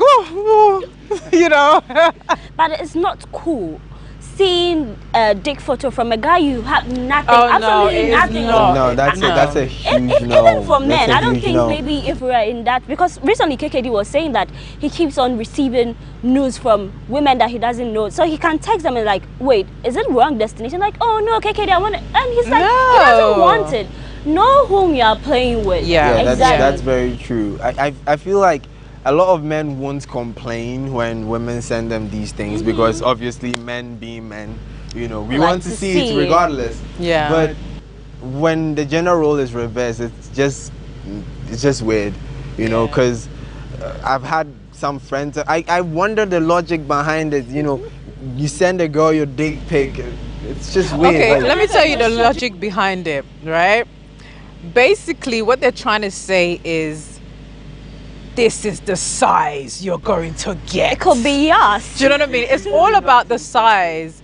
Exactly. And it's all about it's big. It's because, when you're doing that whole initial talk and the guy starts talking about, it's big, it's thick, it's long, it's you want to know if it's audio or, So, and I always think, God, why this description? Like, when we get there, I will see it. But it's mainly because I think that's what's behind it. You want to show what you're. If you're like that with a person and you are talking the talk and you want to prove whatever, that I think that's between you and the person. But a lot of women can attest to the fact that they have received on social media unsolicited dick pictures, which is incredibly annoying. And in my point of view, it's borderline harassment. It is, because it's usually not impressive as like. Not to sound racist or something, it usually comes from some of the Middle Eastern people. It's kind of annoying, especially. I don't know if the women in their country are not enough. That's how they move. They send it. I don't know. Maybe they broadcast it, and hopefully one will catch it. Like, oh wow. I mean, once you go black, you never go back. They've seen things. All right, but then there are some people who hate the whole idea. Like, no, I'm against it. Why send nudes? Anything could happen. Now, the big question, can you explain why people take photos or videos, their personal body? Does it make you feel good? Why do we take, I have a good body. I'm very proud of my body. So I don't mind showing it to the man that I'm with or who I'm interested in or whatever it is. So I think that's where some women are coming from. I guess that's basically what it is. It's just been, and I always talk about this, mental health. I am very, very comfortable with me. I've always wanted to ask this as well. I feel like a lot of women want validation for their insecurities as well. I don't think, I'm not sure what other women do it for. Yes, sometimes, women are very, they want to be validated all the time. Wow, you're beautiful. I mean, she wants to feel like, feel good. She feels beautiful, like he finds her attractive. So she sends it to him, and then I've had instances where I'm not interested in the person, but then the person will send me, like something, and I just, those things don't exactly move me like that if I'm not like that. Well, that's what I don't know why a girl would send it to a guy who's not interested in her, into her. Like, it's just telling you, this is what you're missing. You can get exactly, this. But for a woman to do that also is because I'm thinking she has to be very confident, because if you're not confident and you're sending something out there and you're not looking right in all of the angles. This is why we practice angles, ladies. Angle. Right. The other day, I'll talk about this later on the show. The other day, I was teaching girls. I got to a point when I realized they can't munti. So if you're going to do it, just do it right. Yes, that's what I mean. Right, the leg has to be all kinds of... Maybe a little lingerie. Yes. No, like sometimes when you're wearing something, you spice it up. I said something to one of my girls. I told her, look, if your nudes are to ever get leaked, if it's terrible, it's a leak. That's it. If it's nice, it's a wallpaper. And she was surprised, and I'm like, you see the energy you put into taking snaps, and people look at your snaps and screenshot like, wow, this girl put the same energy into. Exactly. If you find yourself in that. Exactly.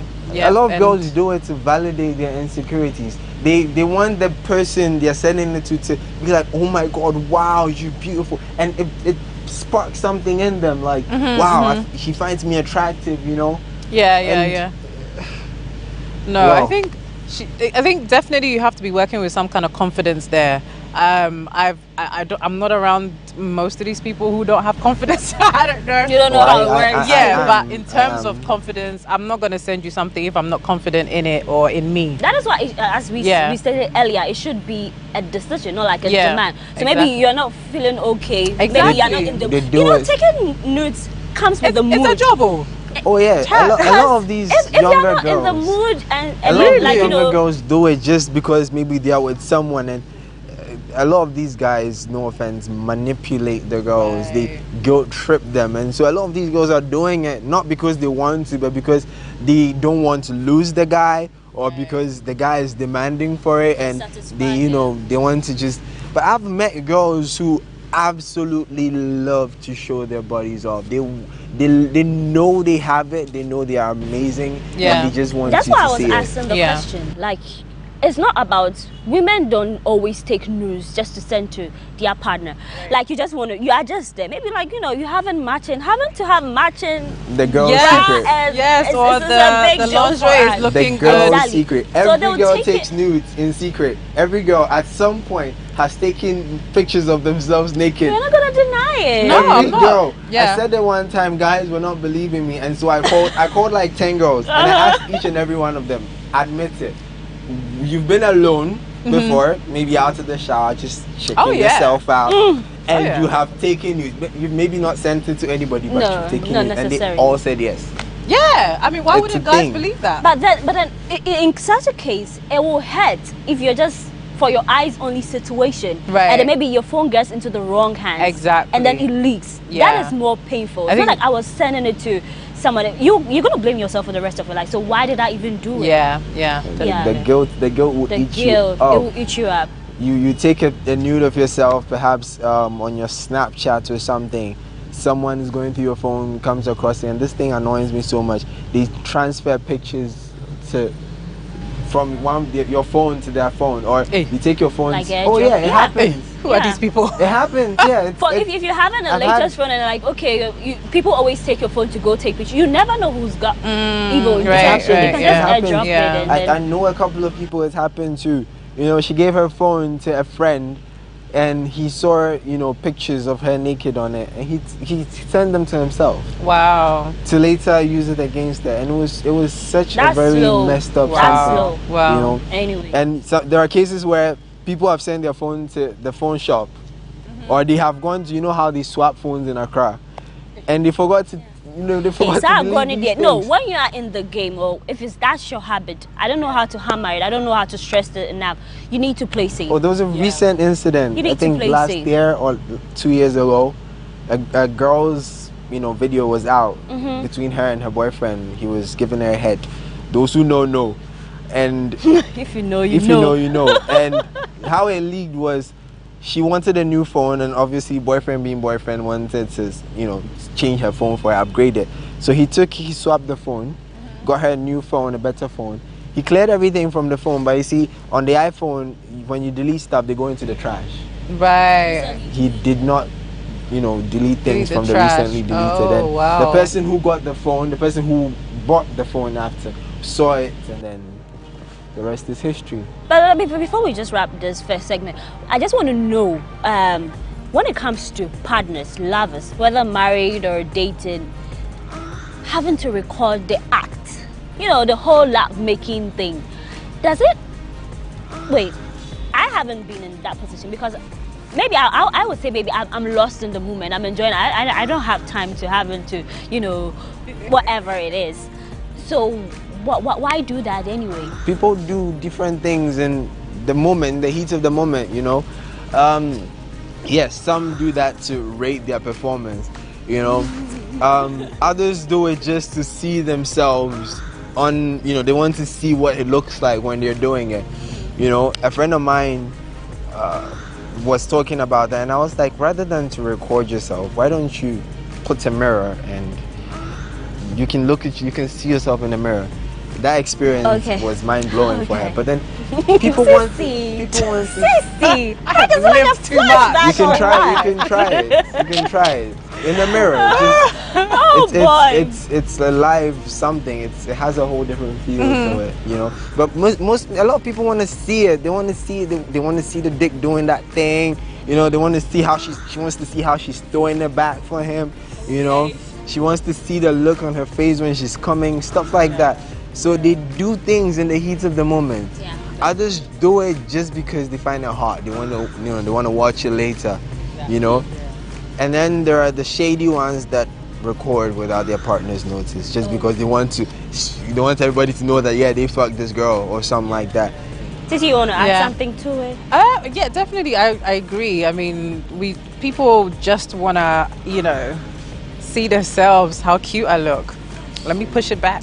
Let me see how he acts. I'm like, okay, maybe I was not doing this right. Moving forward, now I see. Maybe I should. Yes, you know. it's just about, you know, I think just playing with each other, I guess. I don't know. It's just of late, as I say, that it's taken a turn for the worst. But initially, it was just about, you know what? It's just a play. Look at your face when you're doing this thing. Look how cute you look. You know, it was just all about that. Yeah, and it was just like a moment between two people that, you know, let's just record this. Let's see how it is, you know? Cosmo said it, but I think we're going to take a break. When we come back, we move to the second part of the conversation.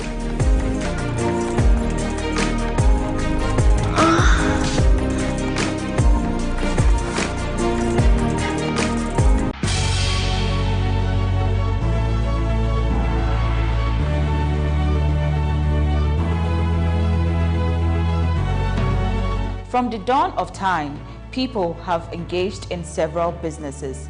With the onset of technology and innovation, life has relatively been made easier. By using debit or credit cards, mobile banking. Thank you. And your favorite, mobile money? Tech has indeed married business. On BizTech, we spend time with faces behind known and upcoming businesses in the country. Learn more about the new technologies and innovation, as well as find out about the trending issues in the world of business. Join us as we serve you with a variety of compelling interviews, projects, and others right here on GhanaWeb TV.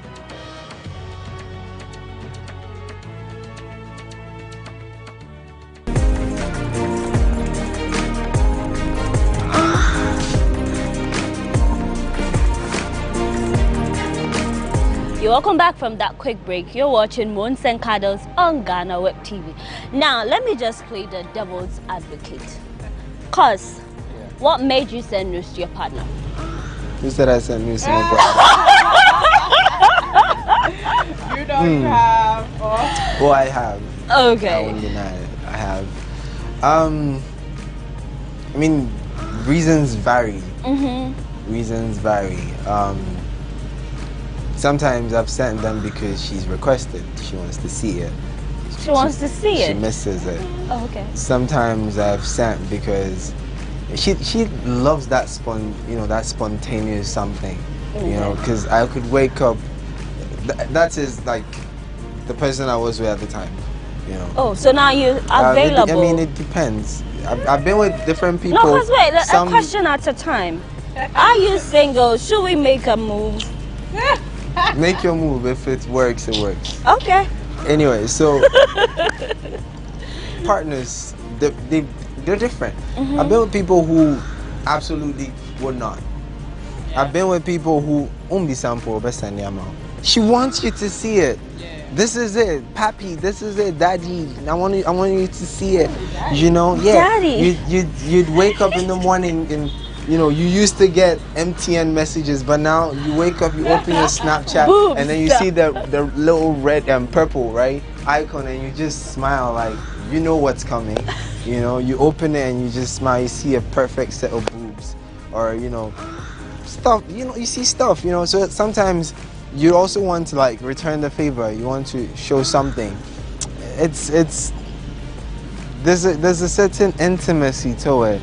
You know, being so comfortable with somebody that you're able to show them your nakedness.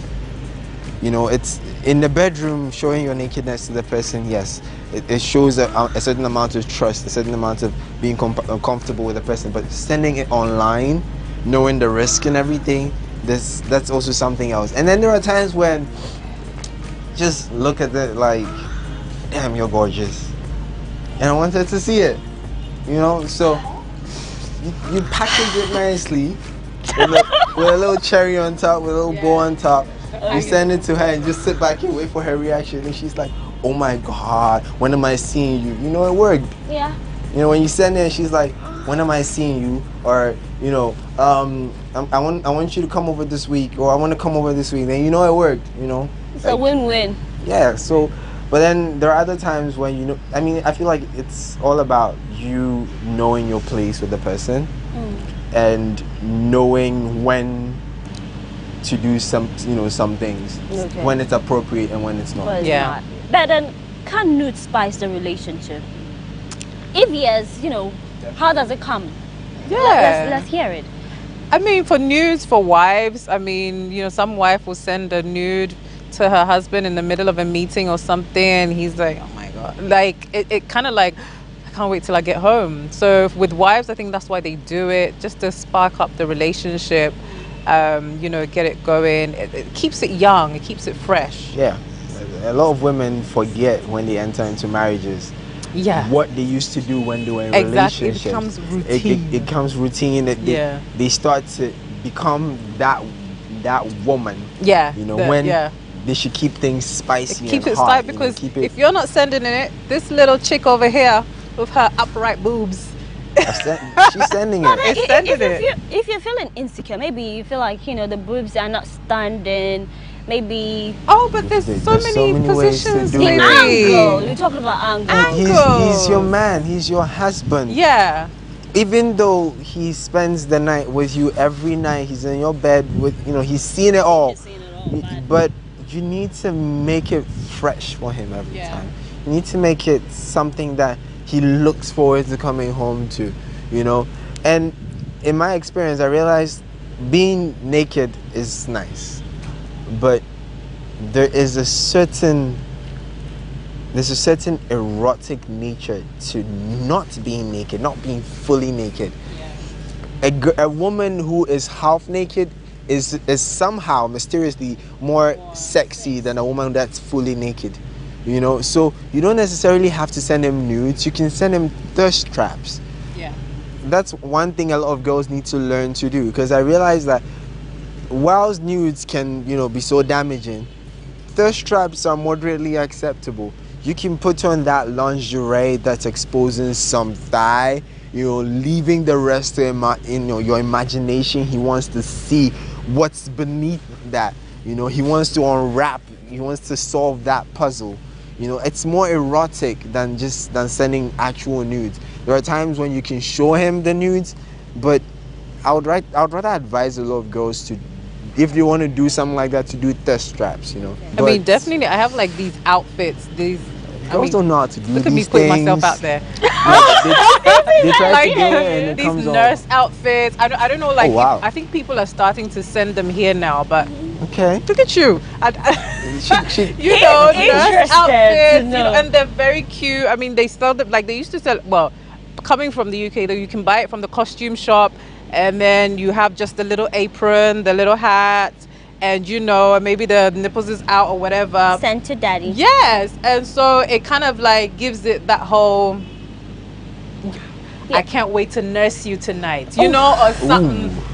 Those kind of innuendos, or a maid outfit. Like, you know, I can't wait to clean your whatever with my tongue, you know, like. I love the show. Gosh. She's definitely right.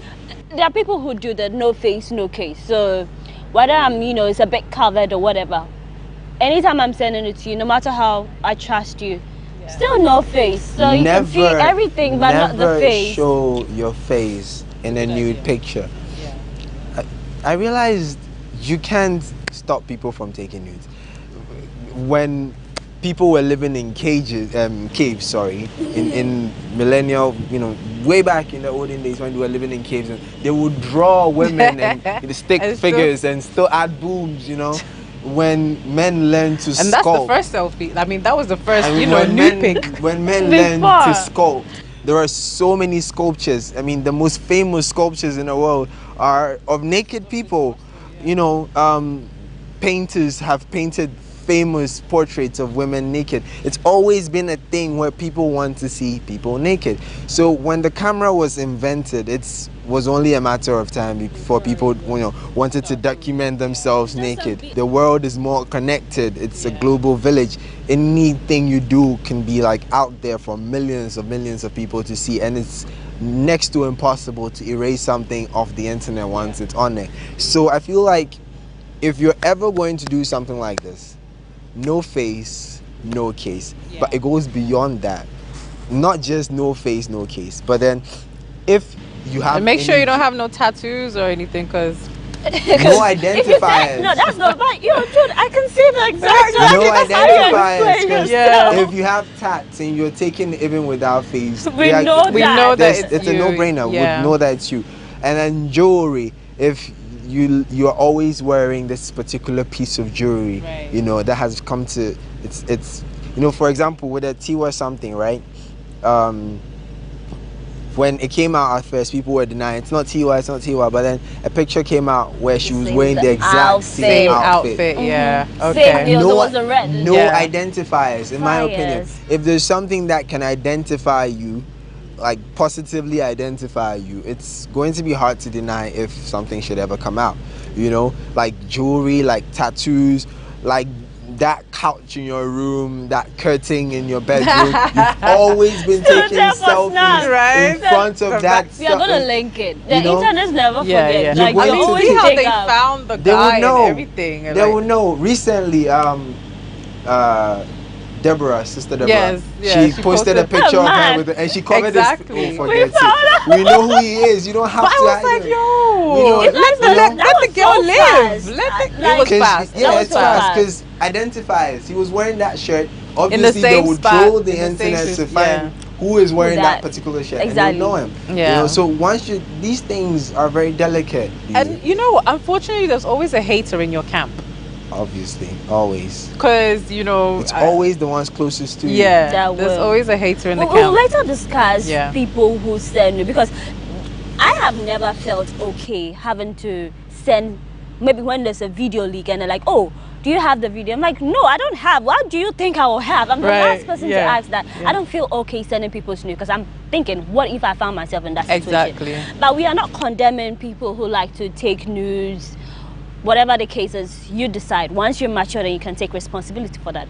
But then for those who are in the game, how do you perfect it? Because we've said about the angles. Now, if you ask you, wait, how do I take it from someone who's watching at home? Should I take it like this, like that, what? And if I'm wearing something, what should it be? From the guy, always take it from below. It looks longer. It looks long. Sissy. Taking notes. Go on. Right? It adds a little bit inches to it. A little bit of inches and add it a little bit closer too, so it looks bigger in the picture. Watch and learn. But as I said, please, we don't want any dick pics. It's not cute, guys. Give us chest or something and the V. But the ladies, I feel like if you're gonna do it, if you've really totally decided that you're gonna do it and you're totally comfortable with the person you're going to do it with.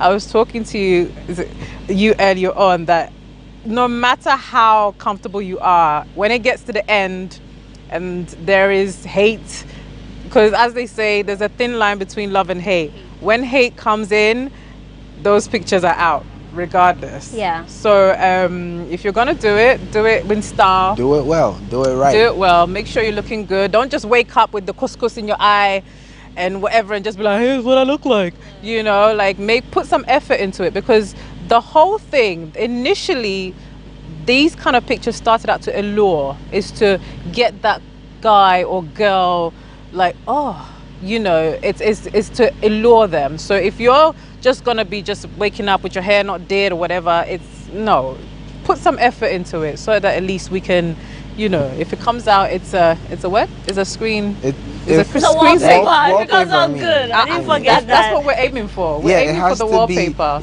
I mean, we see these pictures on Instagram, you know, really amazing, nude, semi-nude. Yeah. What stops you from doing that? Doing the same. These videos or whatever comes out and you see it and you're like, what am I looking at? Yeah. You know? But there are people who've actually made a living of their nudity. Yeah. You know? People who have, you know, with the OnlyFans, that's now, you know, a big thing. People are actually making money off their nudity. So if you're going to do it for free, make it good. Make it good. Yeah. Lighting, very important. Right. You know how you go into the sunlight looking for that perfect sun-kissed. Yeah. Do the same. Don't sit in your dark room with the shadows and taking blurry pictures. Video. Head up down. Yeah. If your phone camera quality is not good, please, don't do it. Don't, it's not for you. This is not it's for not, you. It's not your. If he wants to see it, let him get you a better camera. No. To take it for him. Ladies, you heard. If he wants to see it, let him get you a phone with a better camera to take it for him. Because if you're going to do it right. Do it right. Yeah. If it must be definitely. done, It has to be Definitely. done right. Lighting, and I think angles. We have to, like, as women, it has to be part of you. If you're sitting right. If you're, you know, you don't just be like, yeah, what up? Like, I've seen girls now, and it's like, yo, what is happening with our girls? You know, I mean, yeah, I know that nudity, you know, I saw the beach thing, I think this weekend or whatever, a lot of girls were almost naked. And I was like, okay, yeah, but do it in this way.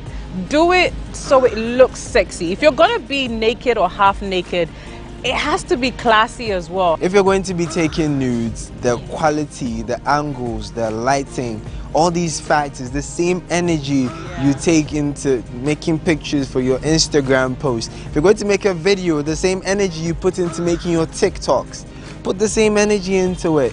Because you're doing it to seduce, you're doing it to turn them on. Yeah. Not just to, you know, now you're just looking not at even like doing it to turn you on. We're doing it to allure you. Exactly. That, you know. Allure. It's That is French, if it's your thing.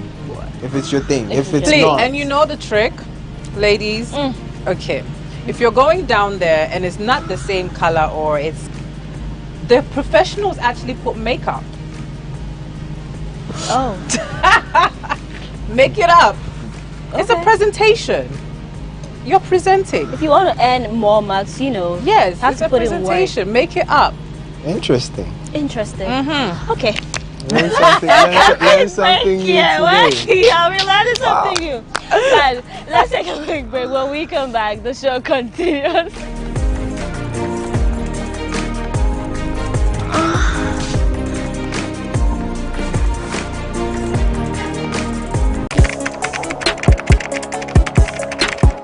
We table issues relating to the arts and entertainment for a riveting discussion, of course, without fear nor favor.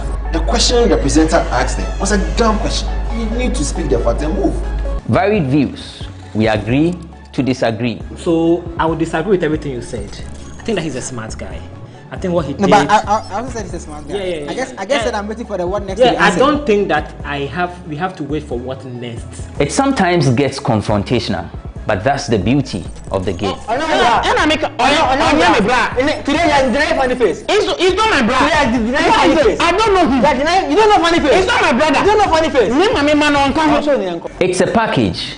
We meet, we sit, we dialogue, we learn, we progress. My name is Benefo Huabin Abrantepa, a proud blogger, and this is my forum.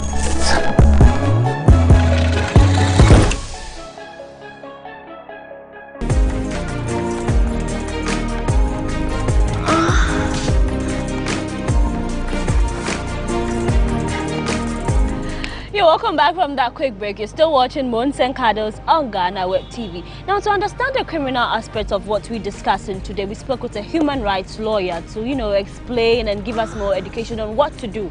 And especially those people who leak people's, nudes for fun, or I don't know what leads them to do that. So let's hear what he has to say.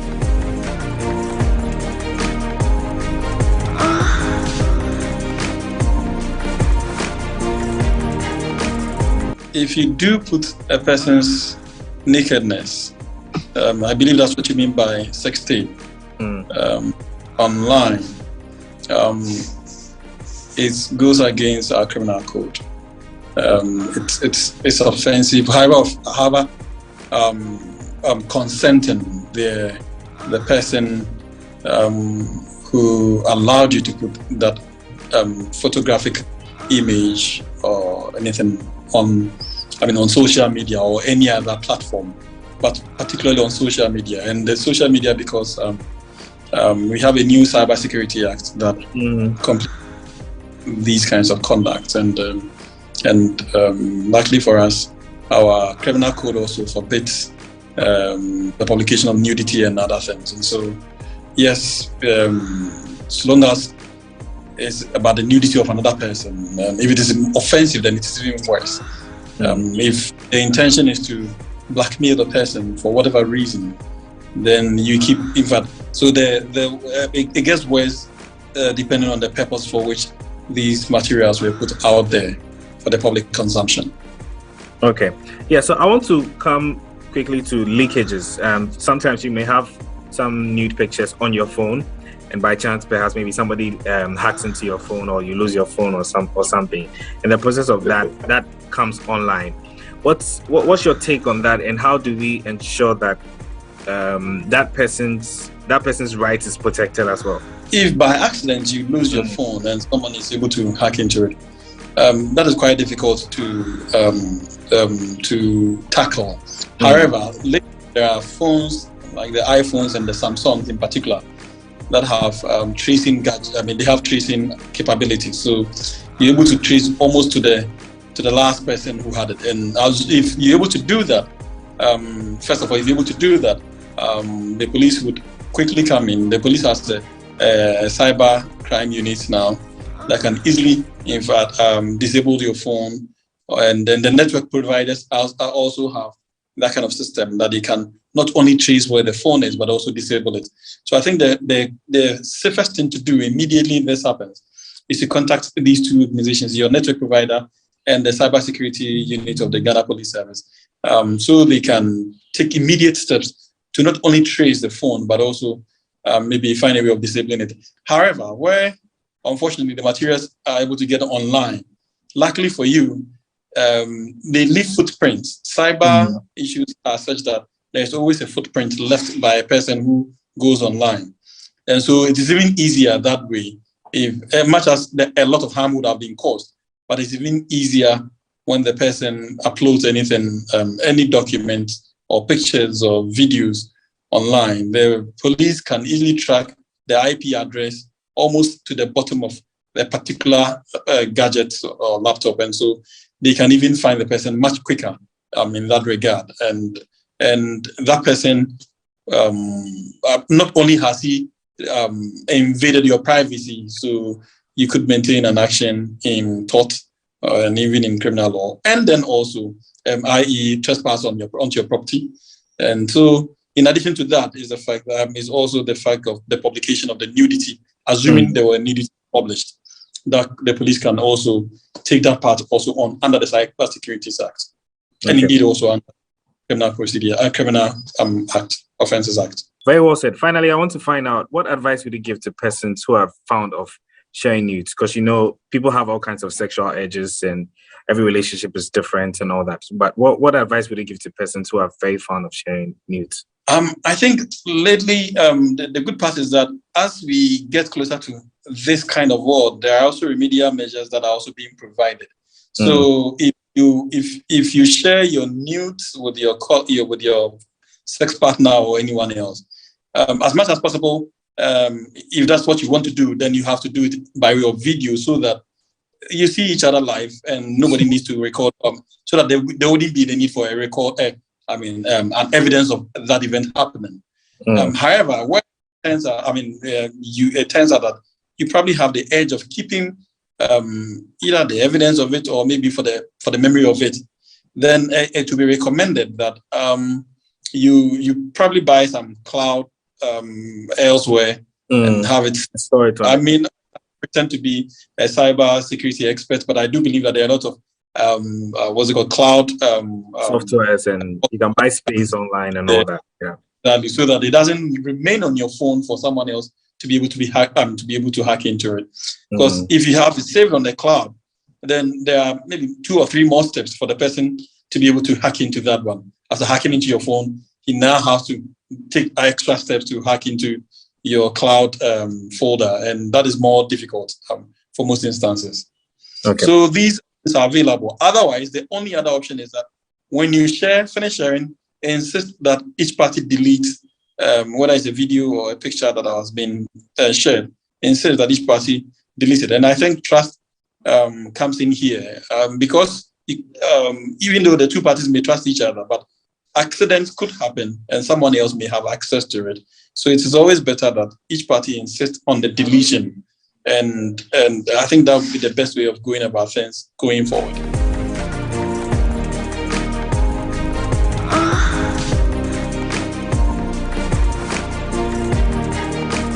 That was a human rights lawyer educating us on what to do if we ever find ourselves in such a situation. Sisi, what should be your first step if your partner blackmails you with your nudes? You know, something you sent to them, years back or months.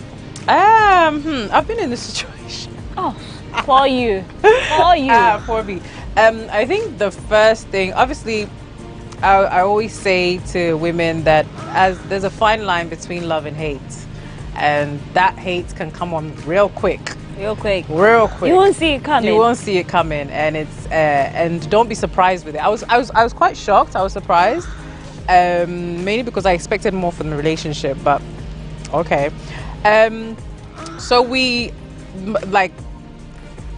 family, friends, whatever, we actually also threatened with the whole law that is coming now, and was like, if you do this, well, it was already done, but we're going to have to go to the police, we're going to have to report you, and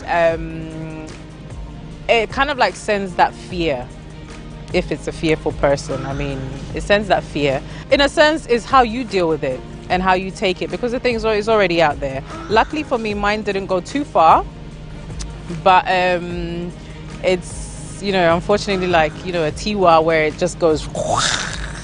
It's definitely, and she dealt with it exactly how I dealt. It's basically, I accept it. It's me. And what my thought process was, and when that situation came up, was it was made as to feel as if it's a nasty thing, or how could she do that, or the act is so nasty. And I was feeling like, well, isn't it natural?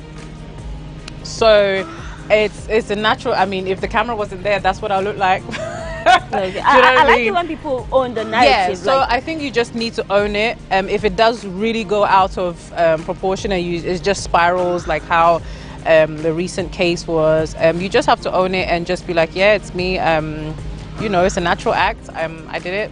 It's a personal thing between me and this person. If they feel like they need to, leak it, fine. But definitely, you should also follow the legal side of it as well, if you can. All right. Have you ever found yourself in such a situation? Yes, I have. I have been on both sides of the spectrum. I've been in the middle of different sagas regarding these things, and I've helped so many people through it. And like Sisi was saying, you need to own the narrative, and that's one of the most difficult things to do, especially considering how Ghanaians are very sexual. Yeah. Ghanaians play at conservativeness, but we are very sexual people. That's it. But here's the thing, Ghanaians like to do it. Ghanaians like to do it and pretend like they're not doing it. And will judge you for the very same thing. They'll judge you for the very same thing that they're all doing.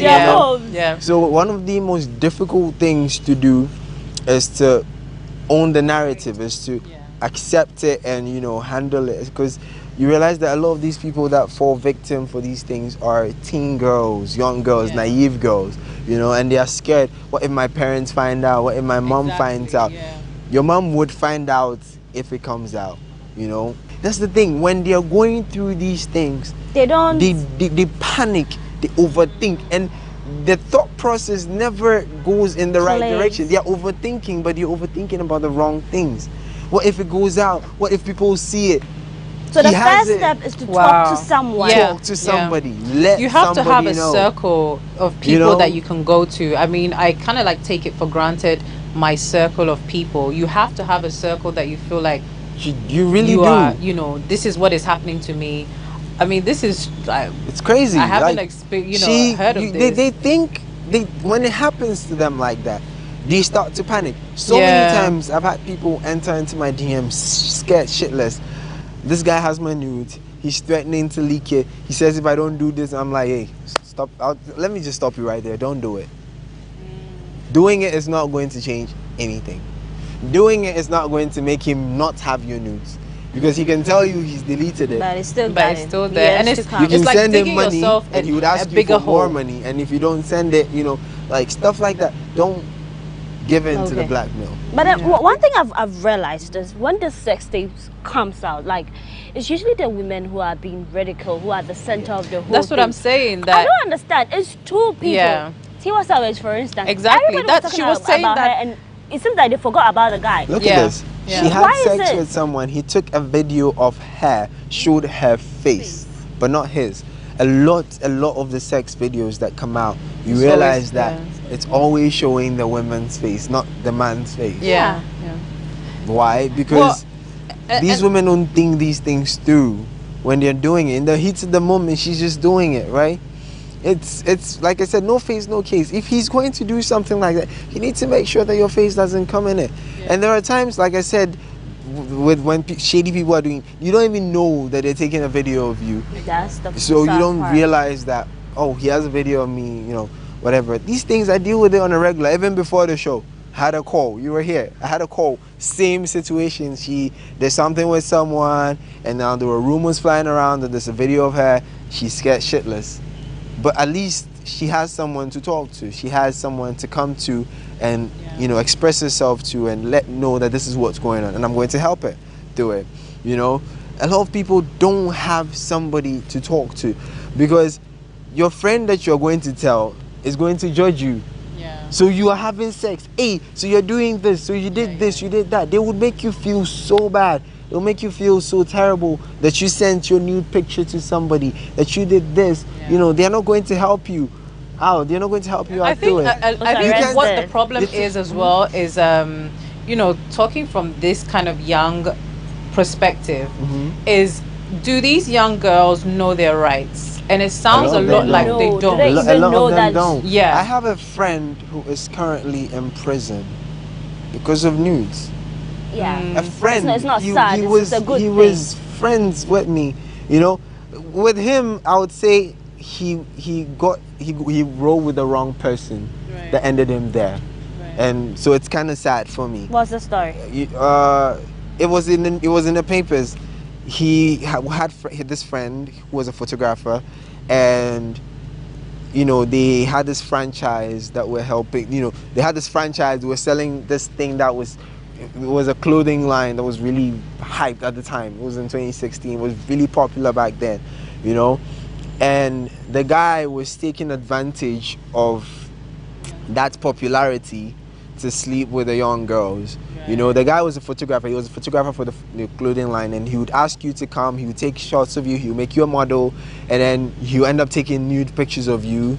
And he would use it to blackmail you into sleeping with him and stuff like that. And so what happened was, my friend being such close partners with him, got implicated when this guy went down. By association. He leaked this JHS girl at the time on Empress Leaks or something like that, and her teacher saw it on Empress Leaks. I don't know what the teacher was doing on Empress Leaks, but he saw it, and the teacher told the father. Her father was a journalist or something of the sort.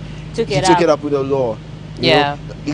Apparently these cases are what have really led up to the cybersecurity law. It's a good thing. Which is a good thing. Personal cases. I know him personally, so it was so. But weird. I think that's why it's so important now that people are aware of these laws, and these girls are also aware of these laws as well, so that they know what to do, and especially in terms of these underage girls who may or may not, we're not judging, may or may not find themselves in these sexual, you should know. I mean, I don't know what the age is here in terms of what age a man should. Consent is 16. It should be 16? Yeah, it's Why 16. That's so young. Mean, yeah. Isn't it 18? No, it's 16. Okay. You can have sex before you can drive or vote. Okay, so that's weird. But what about how old does the guy have to be? To date an underage. So long as she's 16, she can have sex with any man, any age. Yes. Right. I mean, consensually. Yeah. These girls also need to know their rights, and I think it's education here. Education is important. Everybody takes it for They granted. take it for granted. They Like, really they take it for like granted. it's a joke. You panic. You're like, what am I gonna do? But then there are agencies who There are can agencies help you, that can take it are up. willing, ever ready to help you take it up. Even if you don't have the money to fight it, they are ready to help you through it. You know, because it's something that breaks you down. It would die down obviously with, as things do on social media. At the point is the worst thing that could ever. Don't even know whether to go on social media, if you're not strong enough, it would scar you. It would break you. Yeah. You're scared your parents would find out. You're scared your friends would find out. think? What would they Well, think? I don't even know how I'm going to handle it if my news comes out. Like, what am I going to do? Like, I'll report it. It's not coming out. But I'm just saying. But I feel like it's a bit, it's quite funny because if the age of consent is 16, what are all these kids scared of? Like, do you know what I mean? Like, it's questionable. So, and that's why I'm saying it's very, the culture, it's like, it's a bad thing, don't do it. But then I can do it legally if I'm 16. So, I think with Ghanaians, it's not necessarily about the legality we need of the it. I'm saying there's a lot of stigma and there's a lot of they make sex look like it's the worst thing in the world. If you're what I having mean. sex, you're such a bad person. Yeah. But they're all doing it. To me, it would mean that then if that be the case, if they're the worst person in the world, then raise the consent. Let it be 21 or let it be 18, so that at least at that point we know that person is a little bit more focused and knows what they're doing. But we're talking about people who leak videos and stuff like that. I really want, before we come to the end of this discussion, what would your advice be to someone who is in possession of a leaked tape? Because it spreads, and before you know, it's like wildfire. Don't do it. Once you send it, in that moment of anger, she broke up with you, she cheated on you, you want to show her pepe, I'm going to leak your nudes. There are some people who do it, like the guy I was talking about, sociopaths. They just enjoy, the blackmail, because this guy he was a serial blackmailer. It was bad. It was terrible. I don't regret him being behind bars. But there are actually those that do it in fits of rage and anger, and after that you're so embarrassed, you're so ashamed of yourself. How do you live with yourself knowing that you've ruined someone's life? Like, she cheated on me, so I want to leak her news. And have some self-respect. Have some dignity. She broke up with you. So what? There are girls out there. Are you so desperate? Are you so alone that you have to do something like that? In that moment of anger, you need to. And I always find out those guys that do that always want to come back. But how can you come back when you do something like that? Wait, you dare not even talk about coming back. What are you talking about? Yeah. Where are you coming back to? That's it. To the girl you put out there. Yeah, so what they should do when you're thinking about doing it is basically, if you don't mean it and it's a matter of just anger and I'm going to show her pepe and all of this kind of stuff, there's no comebacks from that. You cannot now come back to this girl and say, sorry, my shit is all out there. Sorry, my news are out. Yeah, but no. the part where I want to get is where it has leaked. Now everybody has it. Example, Tiwa Savage is, I intentionally didn't want to see it. Of course, I went on Twitter and then I just found it. Yeah. But then on my phone, trust me, I don't like that. I don't like, oh, phone. have you seen, oh, let me share it to you. Like, quick. Yeah. A lot of people were like, oh, do you want to see? Oh, let me send it to you. And put it up their status. Oh my God. Are you serious? Yeah, when the Tiwa Savage thing leaked, I saw it on someone's status. Oh, no. It was everywhere. I really feel like people need to just stop and look at themselves. If that was you, would you like it? You know what I mean? I think every situation we always have to stop and say, if that was me, how would I feel about it? Because now everybody's so cold, everybody's just so ruthless with it. You know, I don't care about anybody's feelings, whatever, I'm posting it. And we're not really considering the people involved. Families, and, you know, families. This is very, it could literally, a career you if not build handled all your properly, life. it destroys, tears. You know, if these young girls get in trouble by their fathers, their mothers, it totally destroys even your future, who she's going to be. Imagine she wants to be a lawyer in the future or something. And then they always have a way of bringing it back. Yeah, yeah. And this is, and I always say to young people, listen, anything on the internet is out for good. It's there. Cosmos and Cecilia, it was great. It was a great conversation. I've learned a thing or two. I'm not saying mine is going to come out, but then when it does, I know what to do. Now, before we go, we want to get interactive with you. How do we do it? How do we get interactive, like your social media? He's like, oh, you want to go out with me? I made that. I mean, I'm just... was like, oh, you want to date me? You were all confused from me. I was. On social media, on Snapchat, my handle is Reverend6 or REVCIXC. Oh, Rev. Okay. Yes. Yes, Rev. The Reverend. REVCIXC. On all other social media is IAM_XENOGH. Yes, IAM_ZenOGH. Yeah. Sissy. Hi. So on Instagram, everywhere else actually, Twitter, everything, Cecilia Anno Barn, which is BARN. So Barn. It was nice having you. And from Cheesy Pizza, you get yourself a coupon and you can enjoy it. You can get one to Sissy. There you go. Oh, let's go on a date. I'm so down. I'm so down. I mean, she's not interested. She's not interested because you know. I didn't say that. Are you? As a threesome. Wait. Oh. Sissy, we'll talk about this after the show. Now remember that Moons and Cuddles is sponsored by Cheesy Pizza. Cheesy Pizza has all you want, from juicy, smoothies, jollof, fried rice, pack, and meatballs. We have great deals for you all week round. Cheesy Pizza gives you the McCheesy combo every Monday and Thursday. With only 49 cedis, you get one small size pizza, fries and chicken, one cola drink at all branches. Tuesdays are Super Tuesday at all Cheesy Pizza branches. Buy your Super Family Pizza at half price every Tuesday for 40 cedis at all Cheesy Pizza branches. Be part of the midweek bonanza every Wednesday. Buy and get one free at all Cheesy Pizza branches. And also remember to start your weekend with special jollof and fried rice from Cheesy Pizza branches every Friday. Call 026-413-3397 to place your order. Cheesy Pizza, your way.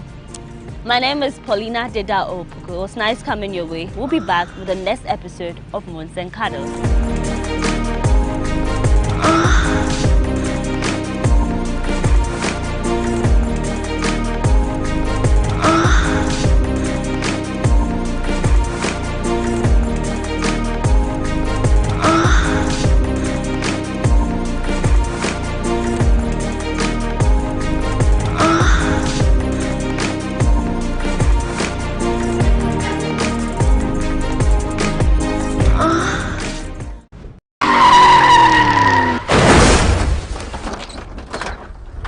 Hello there. So on the 27th of November 2021, we would be hitting the streets of Accra for the GhanaWeb Road Safety Walk. Come join us as we interact with drivers and create more awareness about road safety in the country. Our convergence point is at the Presec Legon, and we would end at Delish Restaurant in East Legon. Don't worry, food and drinks will be sorted. Come, don't miss this worthy cause. My name is Na Oyokwote, host for Bistec on GhanaWeb TV.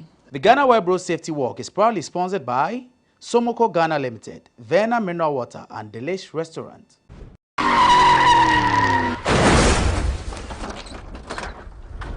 Well, something wonderful is happening on Saturday, the 27th of November, 2021. What am I talking about? Oh, sorry. My name is Jacob Blanks and I work for GhanaWeb, or I'm the commercial manager for Advertiser and Publisher Solutions, Ghana Limited. We are the managers of GhanaWeb. And something really wonderful is happening. I'd like to invite you to be part of it. It is a GhanaWeb Road Safety Walk. We've been having this campaign since March 2021. And it's time to get to the next phase of it, which is a walk. We're going out there to let people know that they have to be careful. We all have to be careful. And I really invite you to come on it. We are starting on Saturday at 6 a.m. from the Presbyterian Boys Secondary School, which is Presec. And then we'll walk through the streets, go around Legon, Medina, and then we'll end up at Delish restaurant in East Legon. I don't want you to miss this because it's an opportunity for you to tell somebody to be careful as we get closer to the end of the year. Come with us. This is GhanaWeb and we love you. The GhanaWeb Road Safety Walk is proudly sponsored by Somoko Ghana Limited, Verna Mineral Water and Delish Restaurant.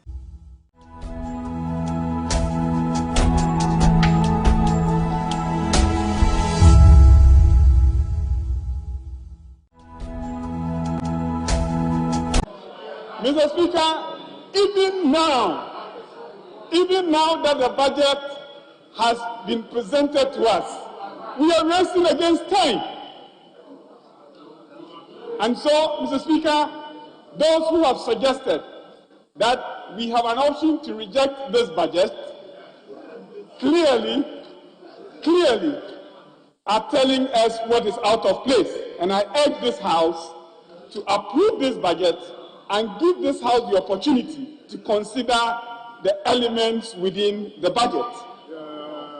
If we didn't do that, and by the 1st of January 2022, there is no approved appropriation, public sector workers cannot be paid, government cannot honor its international obligations, and we would throw this country into chaos.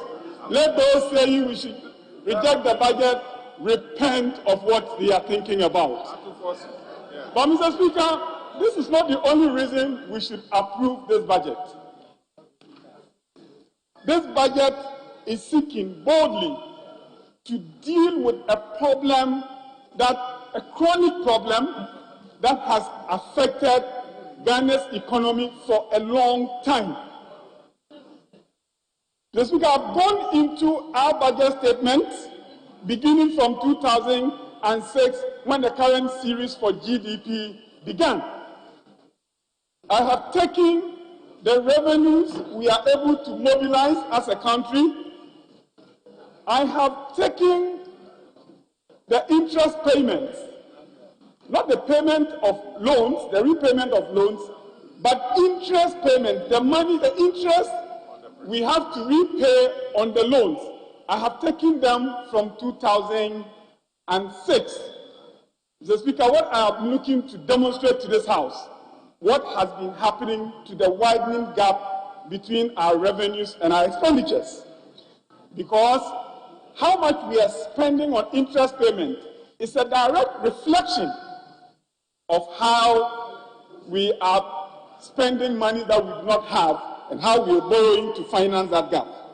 Mr. Speaker, in 2006, for every 100 cedis that we collected as revenue, both tax and non-tax revenue, for every 100 cedis, we used 16 cedis to pay interest on our loans. That was in 2006. In 2007, thanks to the HIPIC initiative, it dropped to 12 cedis. So for every 100 cedis we collected as revenue in 2007, we used 12 cedis to pay the interest on the monies we had borrowed. Mr. Speaker, in 2008, under the MPP administration, after we had exited HIPIC, you see clearly that the debt was beginning to rise again, right under the NPP administration. So in 2008, for every 100 cedis we collected, Mr. Speaker, we used 14 cedis. We had climbed up from 12 cedis, 14 cedis to pay the interest on the monies we had borrowed. Mr. Speaker, in 2012, getting to the close of the Mills administration, for every 100 cedis we collected, we now use 16 cedis to service our debt by way of interest payments. Mr. Speaker, that was what President Mama inherited. By 2016, when the Mama administration was leaving office, for every 100 cedis we collected as revenue, we were now using 33 cedis to finance our interest. Mr. Speaker, I would proceed to provide the figures for the current administration. They are not necessarily pleasant, but Mr. Speaker, I am painting this picture to let us understand the problem this budget is seeking to deal with and why the interventions under this budget would have to be supported. Mr. Speaker, it is not as though, I'll provide the figures shortly. Mr. Speaker, it is not as though we have not averted our minds to this. In early 2013, President Mama came to this house, Mr. Speaker, and told us that the meat was now down to the bone. So we knew. In 2015, I prefer to believe, Mr. Speaker, that President Mama did his best. But, Mr. Speaker, what his best produced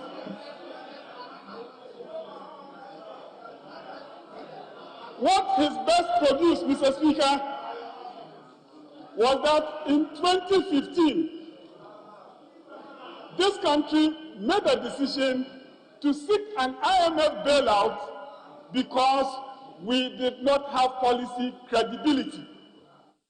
This is the language of the government when it sought a bailout under the IMF program in 2015. Mr. Speaker, we exited the IMF program in 2018, but a little over a year later, our economy was hit by a global pandemic.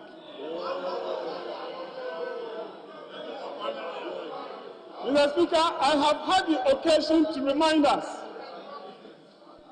that under that pandemic, not only did we have to borrow to finance expenditures that we had not planned for, because of the pandemic, revenues that we had programmed into our budget just did not come because the global economy had been shut down.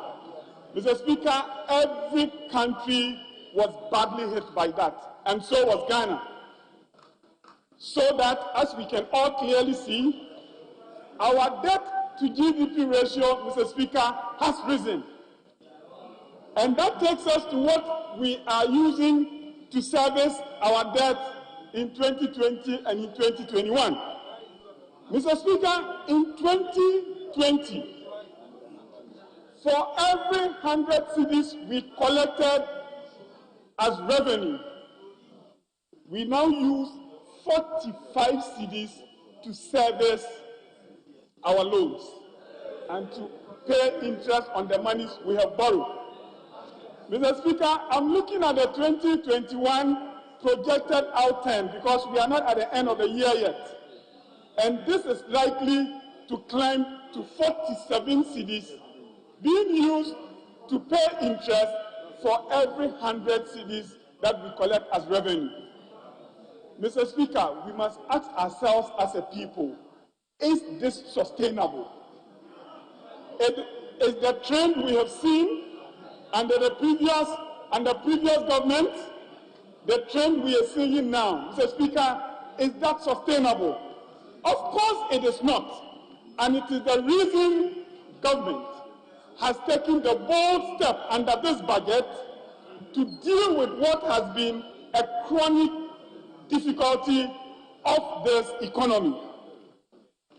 Mr. Speaker, that is why I invite this House to support not just the policies of this government, of this budget, but also to support the interventions within the budget to deal with a problem that has been bedeviling our economy in the past and present.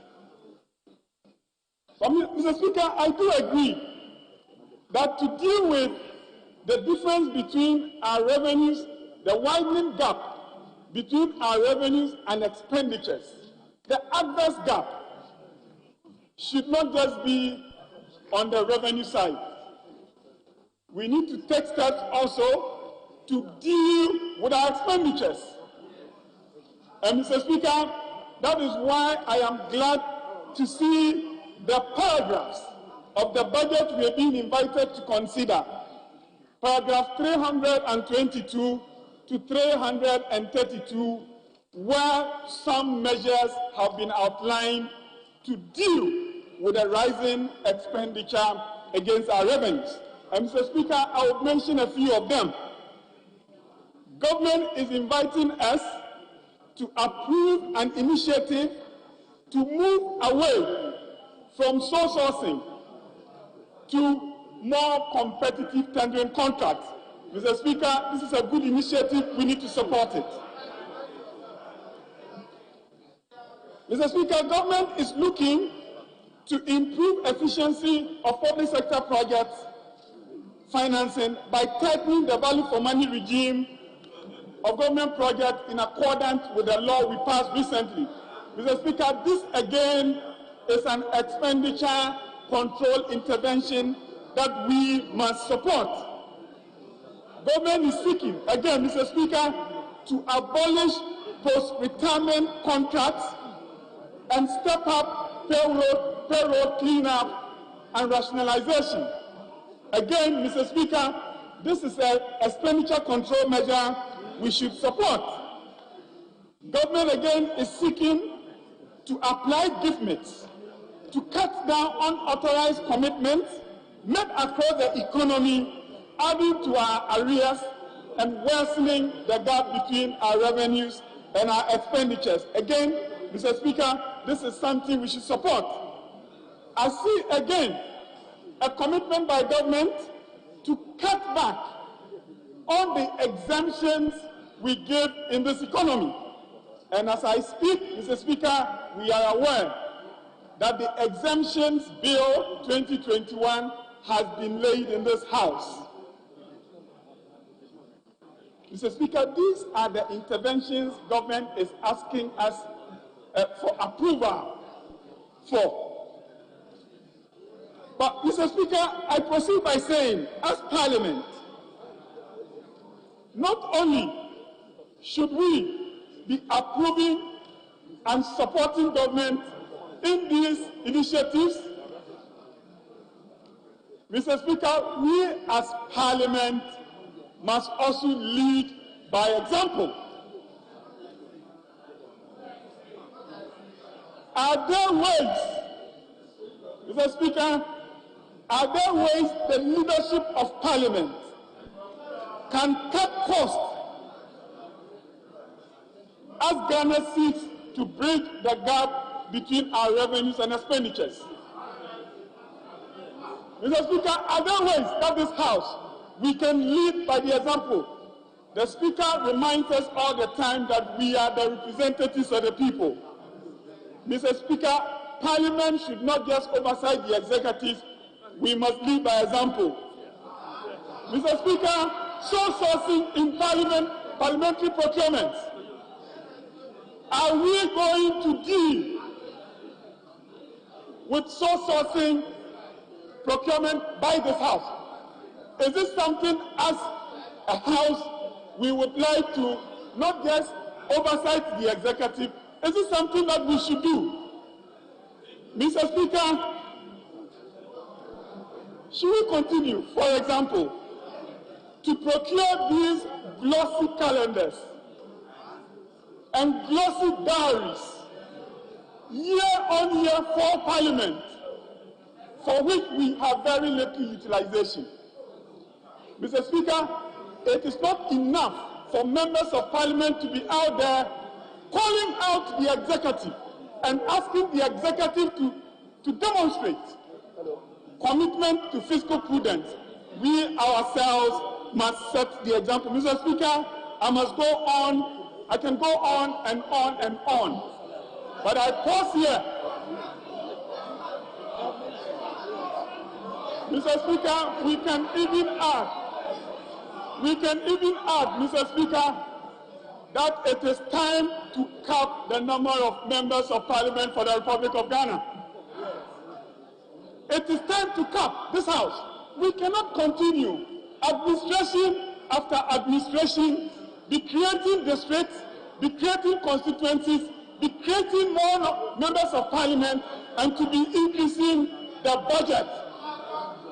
I am inviting my colleagues on the other side that we have come to a point where we need to call the spade a spade. Let us be committed to the things we are saying.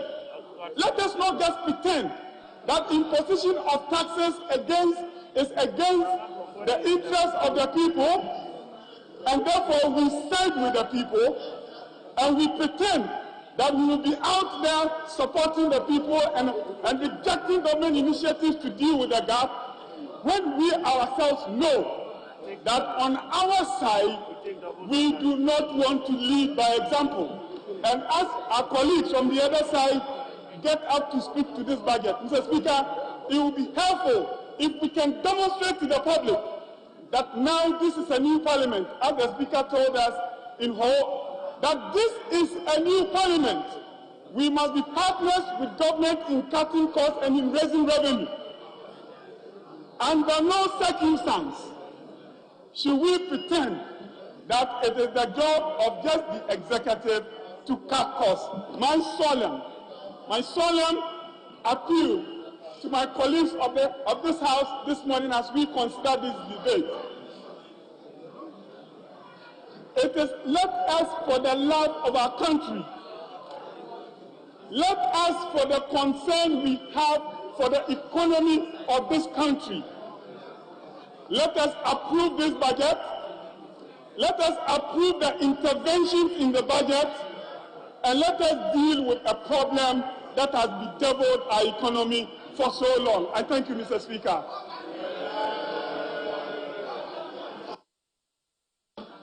Yes, Honorable Atufos.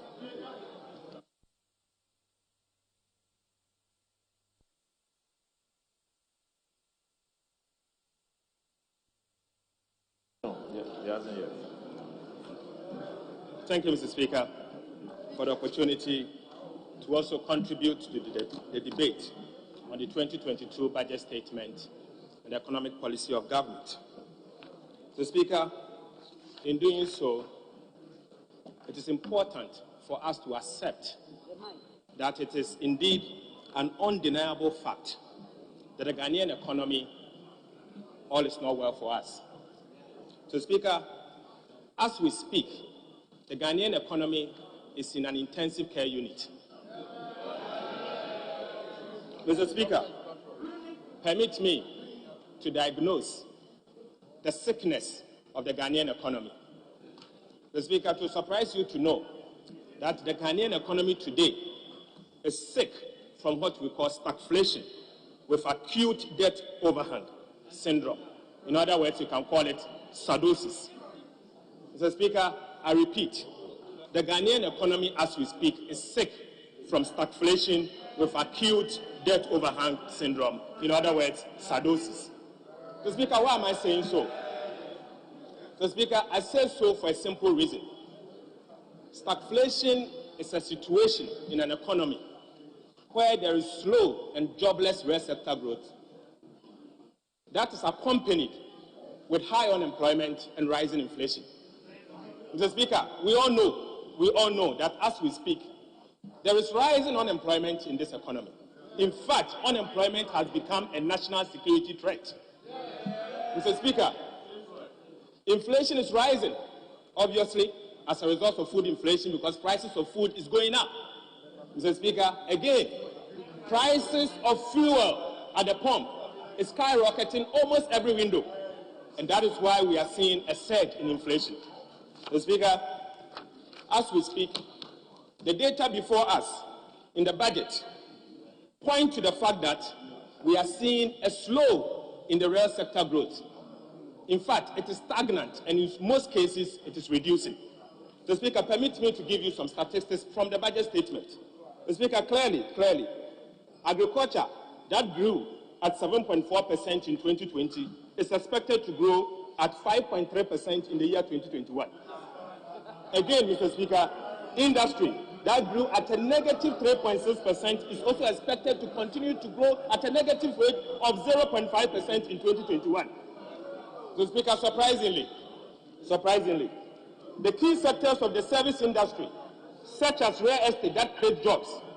In fact, in the year 2020, the real estate grew at 12.5%, but is expected to decline further to 10% in the year 2021. Mr. Speaker, financial and insurance sector that grew at 5.5%, again is expected to grow at 5% in the year 2001. Mr. Speaker, in information and communication grew at 22.5% in the year 2022, is expected to grow down to 21% in the year 2021. And finally, Mr. Speaker, health and social sector that grew at 8.2% is expected to grow at 8% in the year 2021. Mr. Speaker, coupled with stagflation, this Ghanaian economy is witnessing what I call acute debt overhang. Mr. Speaker, let me give you some statistics. And I'll point to the budget statement. In fact, I take you to Appendix 2B of the budget statement, page 229. Mr. Speaker, clearly, the minister has informed us in the budget statement that the first 9 months of the year, from January to end September 2021, they have collected tax revenue of 37.1 billion Ghana cedis. Tax revenue. Obviously, you will pay your debt with your tax revenue. Mr. Speaker, in the same budget statement, the next page, page 230, expenditure under Appendix 2B, the government informed us that in the same period, from January to end September 2021, they spent 25.3 billion Ghana cedis to pay interest only. Interest. Mr. Speaker, again, I refer you to Appendix 2C. The government is informing us that they spent 9 billion Ghana cedis for the purposes of amortization, which means you are paying down your debt. To put the two together, we spend an amount of 34.4 billion Ghana cedis of the 37 billion tax revenue to service interest alone, debt servicing. The Speaker, in simple put, we actually spend 93% of our tax revenue to service our interest. This is certainly a case of an acute debt overhang. Mr. Speaker, let me also point to the fact that this government inherited a debt of about 120 billion Ghana cedis. Today, our minister responsible for finance had said to all of us that the debt as of September 2021 has become 341.8 billion Ghana cedis. Mr. Speaker, in fact, if you do the math, it means that within a space of 4.5 years, you have added 221 billion Ghana cedis to the debt stock. representing almost 65% of our GDP in 4.5 years. So, Speaker, that is why I repeat that this economy is sick from sardosis. It's self-inflicted. The sardosis is self-inflicted. We are witnessing stagflation. We are witnessing acute public debt overhang. So, Speaker, that is the situation we find ourselves, unfortunately. But let me take you to what is happening. So, Speaker, this sardosis calls for an important decision. As a country, we have to make choices. In fact, a very difficult choices. A choice to fix this sardosis at home, or probably go to the hospital to fix this sardosis. But, Mr. Speaker, for me, what matters and what is most critical is taking the right prescription with the right dosage. Mr. Speaker, I will take you through as to whether this government is taking the right prescription in solving our problems. Mr. Speaker, I beg to say that the budget that has been presented to you, to us, is clearly very unrealistic, unacceptable, in fact, incredible. Mr. Speaker, I will take you to, in fact, Appendix 3B of the budget statement. Mr. Speaker, even before I take you to Appendix 3B, let me first of all take you to Appendix 2B again. Appendix 2B. Mr. Speaker, Appendix 2B, you will notice that, again, our Minister of Finance has informed all of us that the public debt, the tax revenue, as at 30th September 2021 is 37.1 billion. This simply means that almost every quarter, in the last 3 quarters, on average per quarter, we raise about 12.3 billion Ghana cedis per quarter in tax revenue. The government is telling us that between October to December, they are going to raise additional 18 billion Ghana cedis in tax revenue. So, Speaker, this is most unrealistic and not almost impossible. So, Speaker, I say it's unrealistic for a simple reason. The simple reason is that, on average, every quarter you raise 12 billion. You are saying you are going to raise 50% more than what you've raised in the quarter. I'm very much aware that there are seasonalities in the end, as at end of year, and certainly revenue performs better. But, Mr. Speaker, evidence before us suggests that almost every quarter, end year, the last quarter, revenue increased by about 20%. How come you are projecting that revenue is going to increase by 50%? Mr. Speaker, I beg to say that as a result of over-projections of revenue in the last quarter of 2021, our public debt situation will deteriorate. In fact, your fiscal deficit as projected at 12.1 will end up to become 13%.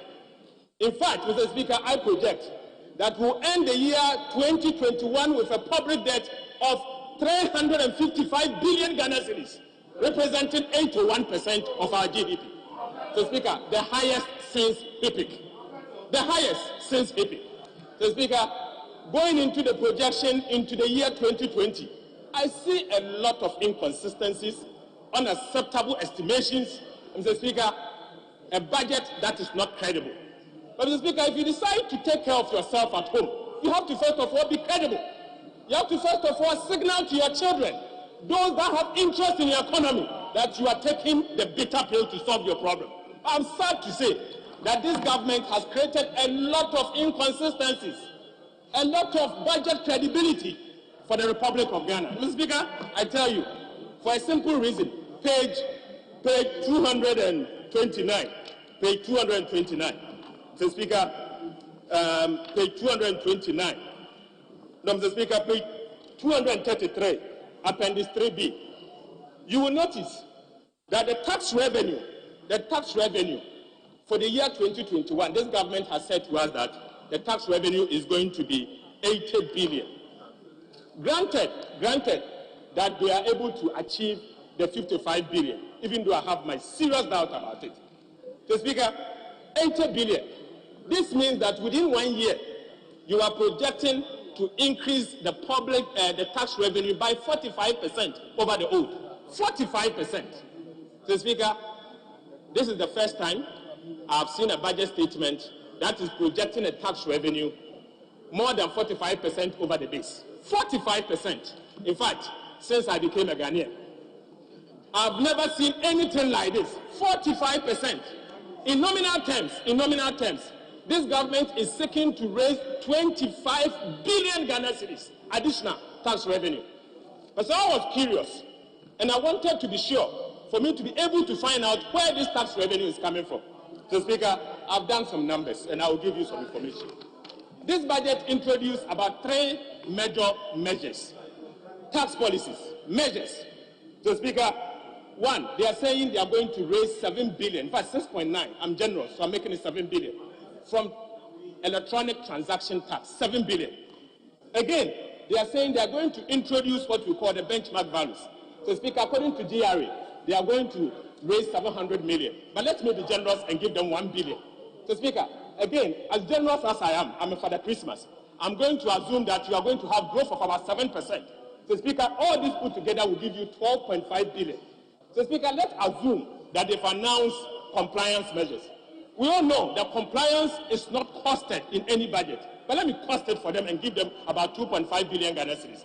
So, Speaker, I'm sorry to say that the estimations in the budget statement, what is before us, our tax revenue has been over-projected by 10 billion Ghana cedis, representing 2% of our GDP. 2% of our GDP. Where is your credibility, Honorable Minister? Honorable members, where is the credibility of this government? Where is the credibility of this government? This budget is the most inconsistent, wrongly estimated budget I've ever seen since I became Ghanaian. In fact, since Kwame Nkrumah went to Guinea. Mr. Speaker, I am sad. I'm sad for a simple reason that this government is actually increasing the sickness of this country. Currently, our sickness, we are sick from sardosis. Today, as a result of your wrong projections, if care is not taken, Ghana is going to be sick with sardosis too. And that will mean that we are going to move from intensive care unit to high intensive care unit in the emergency room. The situation is appalling and it should not be accepted. So, Speaker, now permit me to evaluate the infamous electronic transaction tax.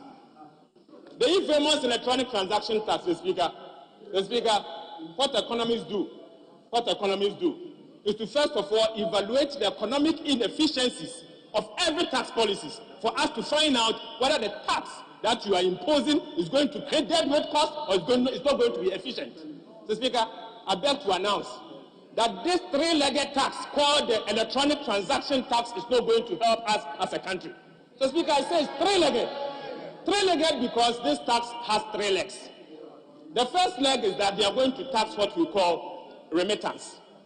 The second leg is for them to tax bank transfers, electronic bank transfers.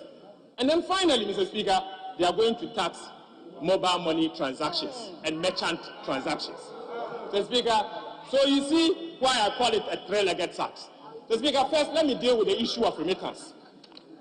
I have with me the external sector development cumulative number from the Bank of Ghana. In fact, this was just published when they recently held their MPC report. The MPC meeting, the Monetary Policy Committee meeting. So, Speaker, the evidence before us is that remittances represent 2.5% of our GDP. In dollar terms, 3.6 billion Ghana cedis in remittances. So, Speaker, we all know what remittances does to all of us, our economy. In fact, the central bank rely on it to show our currency. Remittances is what actually sustains the Ghanaian economy. So, Speaker, our brothers and sisters in the diaspora sends money in. 1 minute. Sends money in. But to surprise you to know that this government seeks to tax remittance. So, Speaker, my worry is that if care is not taken, the money that goes through the normal banking sector, to the extent that to support our banks, is not going to come. So, Speaker, again, the mobile money tax is the most regressive tax I've ever witnessed in my life. Regressive in the sense that it's not going to support the ordinary Ghanaian. So, Speaker, I know.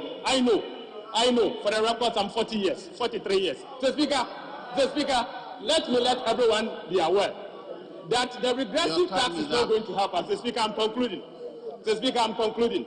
Oh, no, you have 20 minutes. Sorry, 20 minutes. You have 5 minutes more. So, Speaker, I still have 5 minutes.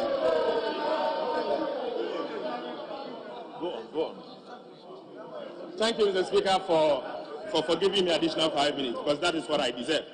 Mr. Speaker, as I said, the remittances is not taxable and should not be taxable, because remittances is not only our brothers and sisters coming from diaspora that is remitting money into the economy. In fact, investors remit money to grow their businesses.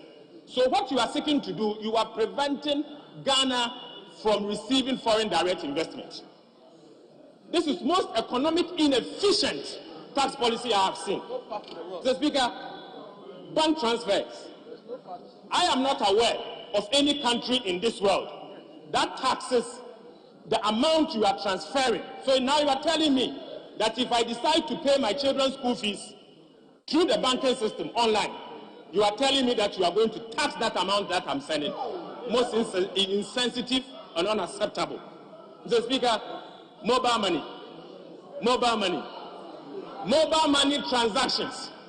Mr. Speaker, I am aware that most traders, ordinary Ghanaians, they keep mobile money wallet as their savings account. They keep mobile money wallet as their savings account. An attempt to tax mobile money transaction will mean you are taxing savings instead of encouraging savings. Mr. Speaker, I beg to say that this policy is not acceptable.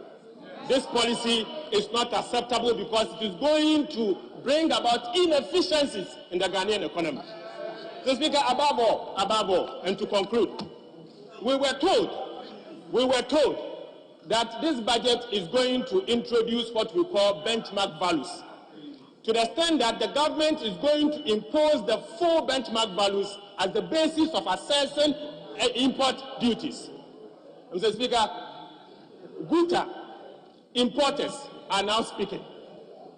What they have informed all of us and have asked us as the people's representative, in fact, what they have told us is that prices of goods that are imported is going to go up by 25%. At the minimum, in some cases, 30%, going into the Christmas. So prices of sugar is going to go up by 25%. Prices of rice is going to go up by 25%. Prices of oil is going to go up by 25%. Mr. Speaker, inflation will only go up. Inflation will only go up. In fact, you are going to increase hardships in the economy. Mr. Speaker, we all know that the ordinary Ghanaian is struggling. Mr. Speaker, if you go out there, the popular word is Ukromaeshi. The popular word out there is Ukromaeshi. Mr. Speaker, this morning my constituent said to me that I should tell you, Mr. Speaker, that Ukromaeshi, to which times are hard. Yes. So I would have thought that government would take decisions to ensure that this major thing comes down. Mr. Speaker, this budget means no Christmas for Ghanaians. Yeah. This budget means that this Christmas is going to bring about pain, suffering to the ordinary Ghanaian. Mr. Speaker, I see that is not enough. They have said to us that they are going to introduce some special taxes. In fact, fees and charges is going to go up by 15%. Mr. Speaker, I brought with me the list of fees and charges. Mr. Speaker, we have 20,000 fees, including mortuary fees, including OPD fees, going up by 25%. Mr. Speaker, what is happening? Are you killing us? There is a limit in which this economy can survive on taxes. So I urge my colleagues, be sensitive to the plight of the ordinary people of Ghana. Mr. Speaker, I conclude by saying that the Ghanaian economy is sick. In fact, it's sick from cirrhosis. As a result, we are in an intensive care unit. Please hurry up and seek help. If we fail to seek help, we will end up in the high intensive care unit. High intensive care unit. Ghana is sick from stagflation, coupled with acute debt overhang syndrome. That is what it is. Thank you very much, Mr. Speaker.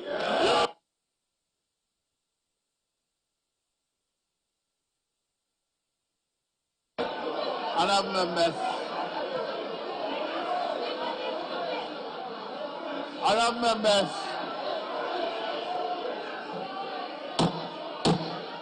Honourable members, order. Before I invite the next contributors, kindly permit me to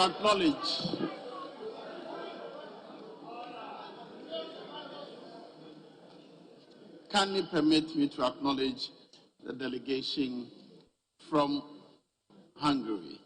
Honourable members, I'm pleased to inform you that the Deputy Speaker of the Oxagulis, the Parliament of Hungary, Honourable István Jakab, is here with an 8-member delegation as part of a 5-day working visit to Ghana. Besides being a politician, Honourable Jakab is an agronomist and the leader of Maxos, an advocacy organization of the Hungarian agrarian workers. His visit to Ghana was inspired by a meeting with our first Deputy Speaker during the 5th Conference of Speakers of Parliament in Vienna, Austria, earlier this year. This visit will deepen the relations between our parliaments and strengthen the bilateral ties with Ghana and Hungary, especially in the field of agriculture. The delegation is made up of Honourable István Jakab,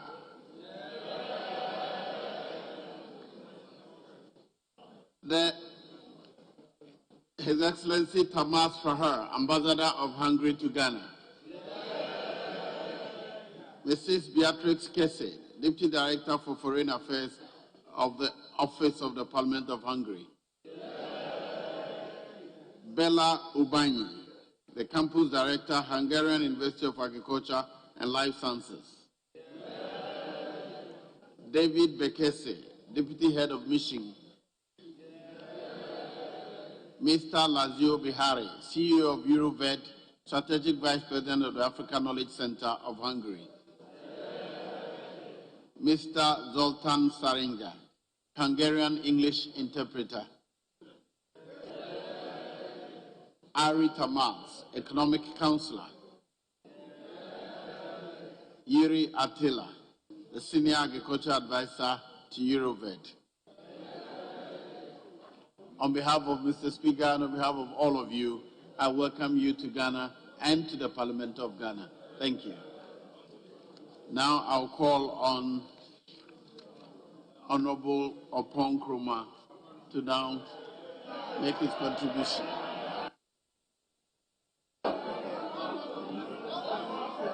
Mr. Speaker, I thank you for the opportunity to contribute to this debate this afternoon. Mr. Speaker, we've just spent the last 20 minutes listening to my very good friend, the Member of Parliament for Jumako Inyani CM, whose conclusion is that this economy is sick, is in a state of psychosis, and that the measures being introduced by the administration are insensitive. Right, Honourable Speaker, the people of Ghana are looking up to us this afternoon, that at a time that the entire world is coming out of an economic crisis, her leaders, her members of parliament will find common ground to agree on solutions to the economic challenges that the world is going through and Ghana is going through as well. And I want to call on our colleagues on the other side that this debate be characterized by that common national agenda ahead of us. Because if not, and we descend into the old realms of political goal scoring, then we will also be tempted to say to them that the time when the economy was in psychosis was in 2014 when they took us to the IMF. If we do not rally around a common national agenda to find solutions for our people, then we will also be telling them that insensitivity is when a president looks unemployed young people in the face and tells them that he's not a magician, he can't give them Mr. Speaker, we don't want to go that way today. We want to have a conversation with a national objective ahead of us. We are here today not to even consider estimates. We are here today not to even do appropriations. We are here to consider the economic policy proposal which the administration has put before us. Mr. Speaker, The question before us is whether or not this House will approve the economic policy. And my suggestion is that this House should approve the economic policy proposals that the administration has put here. Mr. Speaker, I say so for 5 reasons that I will outline shortly. Number one is the fact that the most important question on the minds of people of this country, including the young people of this country, is the question of unemployment. Right, Honorable Speaker, I have in my hands here the Afrobarometer study of the Center for Democratic Development, conducted just before the 2020 elections. And it lists the top 3 challenges on the minds of Ghanaians: unemployment, infrastructure, education. Mr. Speaker, the question therefore is, do the economic policy proposals that have been put before us answer the question of unemployment on the hearts and minds of Ghanaians? And I submit to you that the answer is yes, Mr. Speaker. Mr. Speaker, by the year 2024, 6.6 million young people will be out of school looking for jobs. Any administration that is minded to deal with the challenges of our time will be exploring ways by which it can help ensure that these people get jobs. And that is one of the first considerations that this budget answers. Mr. Speaker, as a matter of fact, the first thing we have done as an administration, indeed as a country, is to expand the Ghanaian economy. By 2016, when the immediate past administration was leaving power, growth had come to as low as 3.4%. What that means is that the rate at which the Ghanaian economy was expanding, so that private sector could expand and create more jobs, was down to 3.4%. Right, Honorable Speaker, until COVID hit us, we were growing at an average of 7% year on year. An average of 7% year on year. What that meant was that a lot of young people had the opportunity to get jobs in the private sector. Mr. Speaker, additionally, even in the public sector, the government of Ghana, under the leadership of the Akufo-Addo administration, ensured that at least about 300,000 young Ghanaians were recruited in the public sector, both for those who are paid by the Comptroller and Accountant General and for those from the non-subvented agencies. Mr. Speaker, this is very different from the days when we were told that because we were down to the bone and had gone to the IMF, we could not recruit people in the public sector. But what is even more exciting, Mr. Speaker, is that in this 2022 budget, the administration has made available 1 billion Ghana cedis to support young men and women in this republic who want to embark upon their own business, known as the Youth Start Initiative. And so, Mr. Speaker, the most important issue on the minds of Ghanaians is being answered by this administration by expanding the private sector. And if you look at the forecast of growth in the year 2022, we as an administration are forecasting 5.8% growth. The International Monetary Fund, from where my friends get policy credibility, says that they project that we will hit 6.2% growth. That expansion is expansion that will create a lot more jobs in the private sector. The continued expansion in the public sector will create jobs in the public sector. And then the 1 billion Ghana cedis that we are making available to young Ghanaians will also help us create at least about 1 million jobs in the next 3 years in the private sector here in Ghana. And so the most important question, unemployment, is answered by this 2022 budget, Mr. Speaker. Right, Honorable Speaker, every Friday when we come to this chamber, you field questions, majority of them coming from my colleagues on the other side. And a good number of those questions have to do with infrastructure and roads. The second reason for which I say we should support this policy is because this economic policy forecast a huge expansion in the investment in infrastructure. Mr. Speaker, if you go to the appendices, in the year, and my colleagues are asking me when, I will draw their attention. In the year 2021, capital expenditure was 12 billion Ghana cedis. 12 billion. And even after forecasting and spending about 12 billion, every day we see demonstrations in all our constituencies asking for more roads. Every day we see calls on government to spend more for infrastructure. Mr. Speaker, the government has responded by making available in the 2022 budget 16 billion Ghana cedis for infrastructure. This is another reason for which all of us must support this economic policy. You cannot be a member of parliament who tells your constituents that I am going to Accra to fight for infrastructure for you. And when you come to parliament and the government says, I am moving from 12 billion to 16 billion on infrastructure, you say, no, I won't go for it. How can you go for it? And so, Mr. Speaker, the second reason for which we should support this is because this budget, unlike any budget in our history in this republic, forecast the most amount of money to fund infrastructure in this country. And I believe that is why all of us, majority, minority, must support this economic policy which is before us today, Mr. Speaker. Right Honorable Speaker, the third reason for which we should support this economic policy is because it lays out a clear path for boosting local industry. Right from the days of O-level economics, one of the arguments has been to develop the economy, we must do import substitution. Mr. Speaker, we live in an economy where a good number of the things that are consumed are imported. In the last 3 to 4 years, we have made a lot of investment in supporting local industry. The administration has put before this House a policy that says that we will keep the benchmark values that have been discounted. We will keep it. However, for some 40 products which we produce here in Ghana, it will not be in our interest to continue discounting duties on them.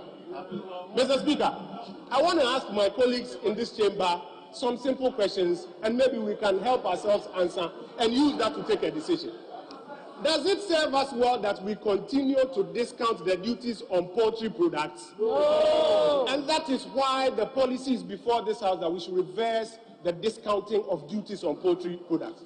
Mr. Speaker, should we continue to discount the duties on rice? No. That is why the policy is before us that we should reverse it. Mr. Speaker, palm oil. I come from a constituency where our women produce a lot of palm oil. Today, we are discounting the importation or the duty of palm oil. Mr. Speaker, does it serve us well? Does it serve our conscience well? No. That we continue to discount the duties of palm oil? No. That is why we have been asked to reverse this policy. Toilet paper. Chocolate, Mr. Speaker. Cocoa is the backbone of this economy. Chocolate is one of the things that we are pushing to have higher production. Should we continue to discount import duties on chocolate? No. Mr. Speaker, water. Bottled water. When people produce water in this country and we continue to discount the duties on water, does it serve our conscience well? No. Tomato paste and ketchup. Should we continue to discount the duties on tomato paste and ketchup? No. How about furniture? Mr. Speaker, our local carpenters are asking for an opportunity to supply some more. Does it serve us well that we sit in this chamber? Mr. Speaker,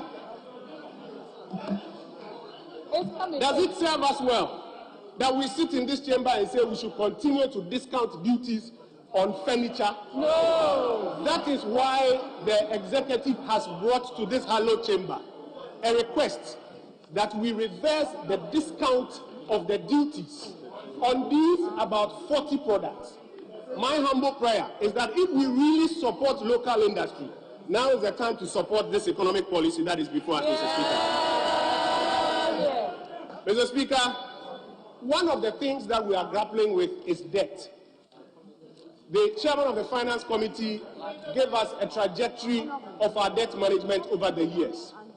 Mr. Speaker, I heard my colleague, the Honorable Atuforsen, seek to use the CD-denominated debt as a standard for analysis. I always say to him that the CD-denominated debt will mislead you, because if your debt is $100 million at an exchange rate of $1 is to 1 CD, like President Kufuor left us, the first day your CD-denominated debt is 100 million cedis. Mr. Speaker, if the exchange rate slips to 1.5, the next day it is 150 million cedis. Does it mean you borrowed more? No! And so this CD-denominated debt analysis will mislead you. Mr.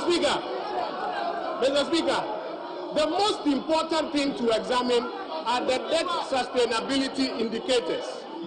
And those debt sustainability indicators, Mr. Speaker, the most important one year to year that we must watch is the deficit. Right, Honorable Speaker, it was in this hallowed chamber that we all agreed that never again should an administration, without cause and without prior approval, go beyond 5% deficit. And in the first set of years of this administration, we demonstrated fulfillment to that. Yeah. Because of COVID, we went up to 11.7%. Mr. Speaker, if you read this budget, it is clear that we are bringing the fiscal deficit down to 7.9 in this 2022 year. We take it down to about 6 and bring it down to the fiscal responsibility limit of 5% of GDP. Mr. Speaker, that is the clearest evidence that this administration is committed to reducing the debt burden on this country. That is a policy that I believe this House must support. Yeah. We cannot in one breath say we want to see a reduction in our debt burden. Yet when we put before you a policy proposal that let us reduce the deficit from 11 to 7.9, you say no, I will support it. How can that be? So, Mr. Speaker, we must all support this economic policy proposal that says that we want to reduce the deficit from 11 to 7, from 7 to 6, and 6 to 5 eventually during the lifetime of this administration. Mr. Speaker, my very final point is that this economic policy before us also proposes a common platform for mobilization of property rates. Mr. Speaker, if you did an audit of how many of us as members of parliament pay property rates and pay what we should really be paying, you may be surprised, Mr. Speaker. We know that property rates are not being collected in the right measure across our country. That is why this economic policy before us outlines a measure by which the central government will collect property rates and use the same property rate to develop our country. If we know that this is the problem and a solution has been put before us, I believe what we need to do, Mr. Speaker, is for all of us to support this economic policy before us so that we can mobilize property rates, not an increase in the rates, not a new tax, but those property rates for this purpose. Mr. Speaker, additionally, talking of revenue, this administration has proposed a more efficient and equitable way of raising revenue, that is the e-levy. Mr. Speaker, we say the system is working elsewhere. We want to see development in our country like elsewhere. But tax to GDP, Mr. Speaker, is only 12%. And we ourselves say that the informal sector is not paying much. We need to raise more revenue in an equitable manner, but protect the poor. That is why we have ensured that the first 100 Ghana cedis, which means 2,000 cedis a month, is not taxed. But subsequently, those who can afford are taxed. Mr. Speaker, as I round up, I want to call on every single one of the 275 members of this House. These are economic policy prescriptions that we must all support. We must support them because they are the answers to the questions on our mind. I thank you, Mr. Speaker, for the opportunity.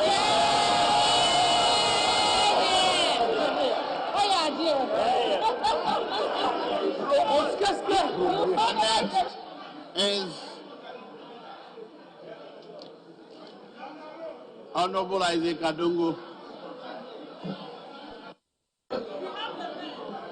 Mr. Speaker, I thank you for the opportunity to contribute to the debate on the 2022 government economic policy and budget.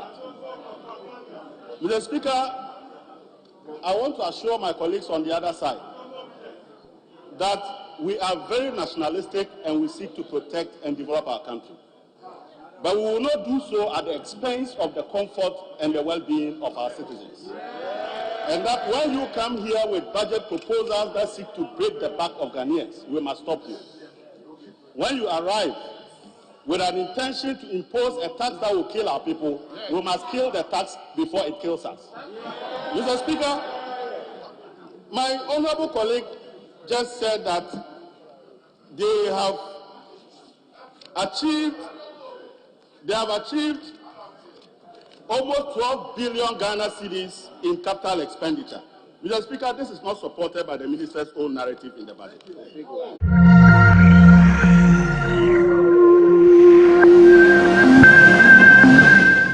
Leader of government business, the majority bench, and the entire majority members absent from the chamber. But Mr. Speaker, we had meeting with them this morning. Mr. Speaker, They are present within the chamber. They are present within the Princess of Parliament. The minority leadership, we are all here. Our members, 137, we are all here. The leader of government business, for us to move the government business, is not in the chamber. Mr. Speaker,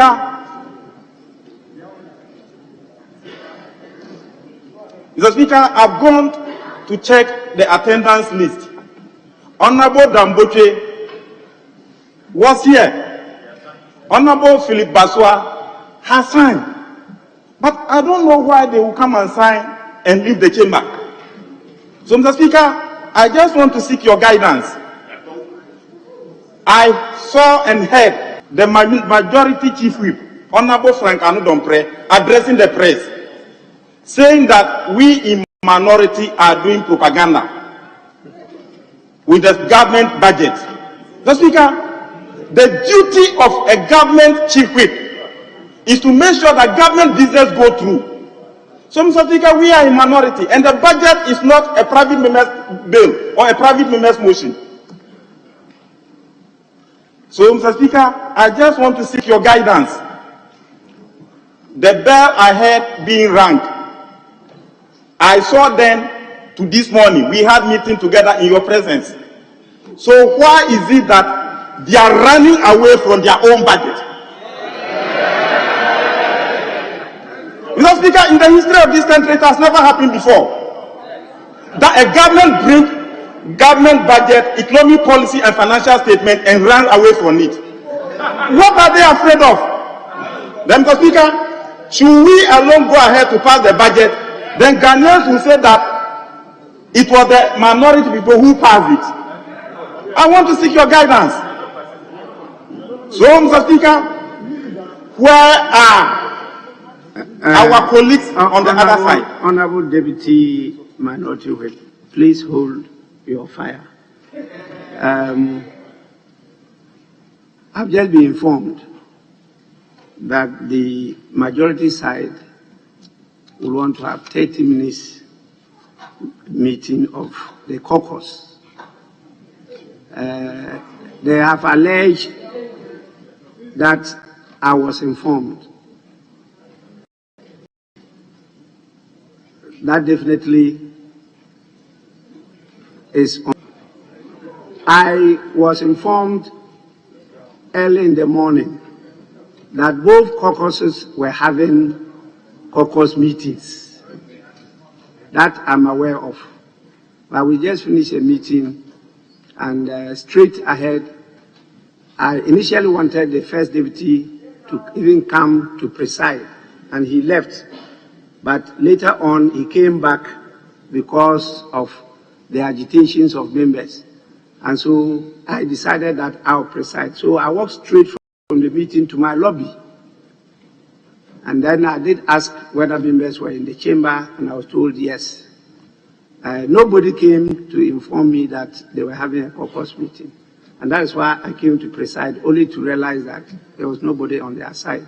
So I will plead with you for us to just suspend sitting for 30 minutes.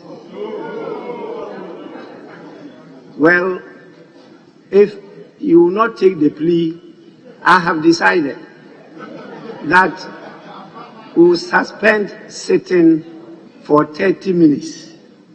And then we will now come as a house, not half of the house, to conclude the debate on the government economic policy and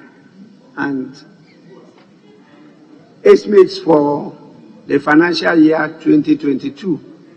We will be taking the decision today. So please, I think that what we need to do is to try and activate what we usually refer to as the usual channels of communication.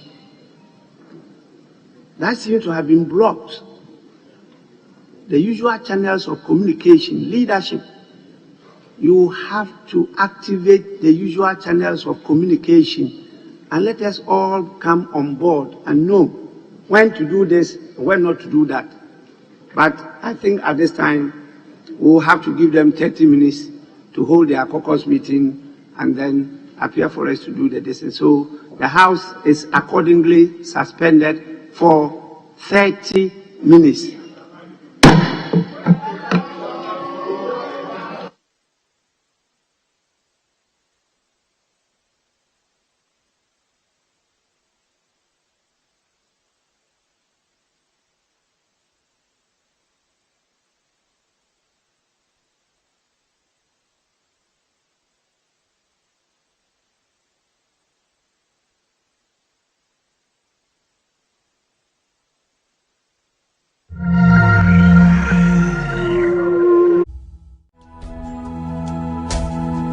Subvented agencies.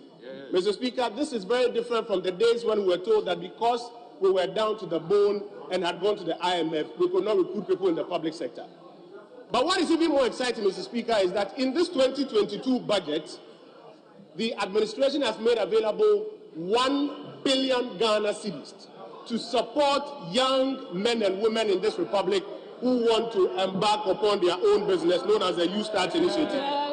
And so, Mr. Speaker, the most important issue on the minds of Ghanaians is being answered by this administration by expanding the private sector. And if you look at the forecast of growth in the year 2022, we as an administration are forecasting 5.8% growth.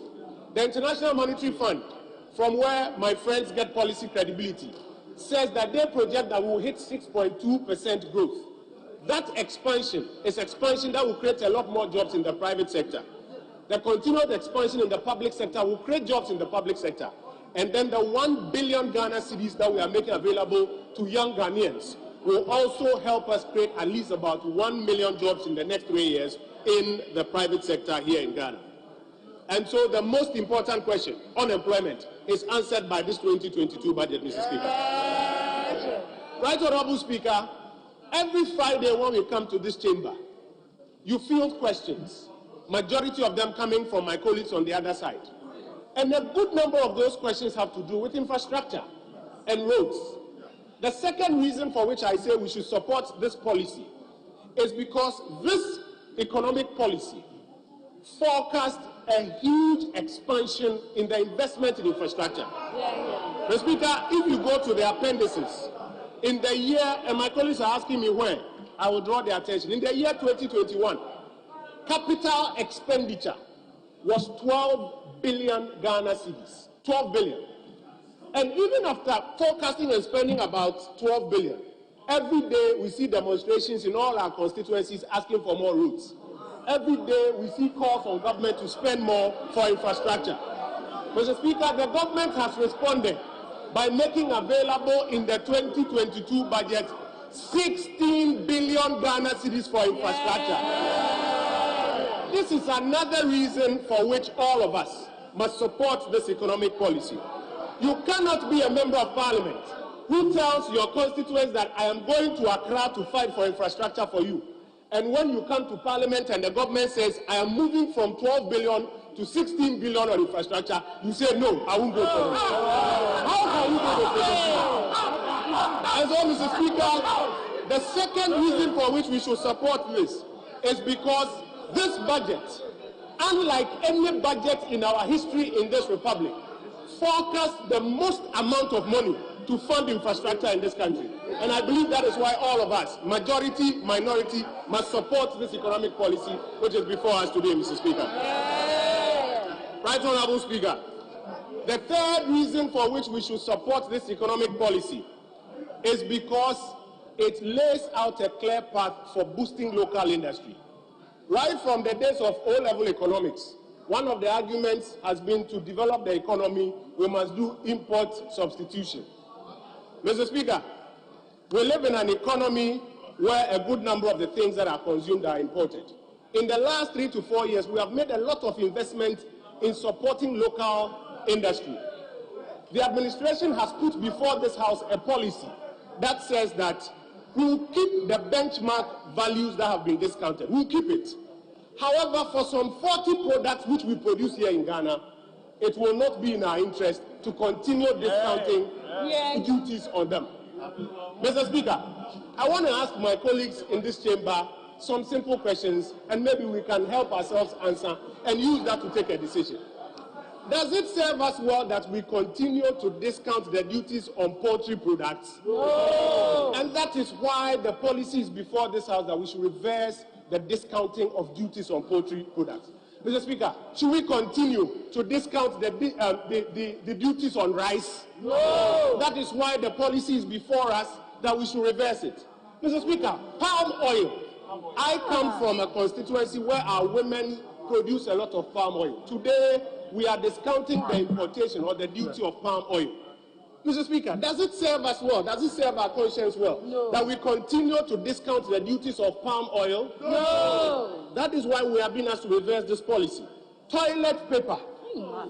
Chocolate, Mr. Speaker. Cocoa is the backbone of this economy. Chocolate is one of the things that we are pushing to have higher production. Should we continue to discount import duties on chocolate? No. Mr. Speaker, water. Bottled water. When people produce water in this country and we continue to discount the duties on water, does it serve our conscience well? No. Tomato paste and ketchup. Should we continue to discount the duties on tomato paste and ketchup? No. How about furniture? Mr. Speaker, our local carpenters are asking for an opportunity to supply some more. Does it serve us well that we sit in this chamber? Mr. Speaker,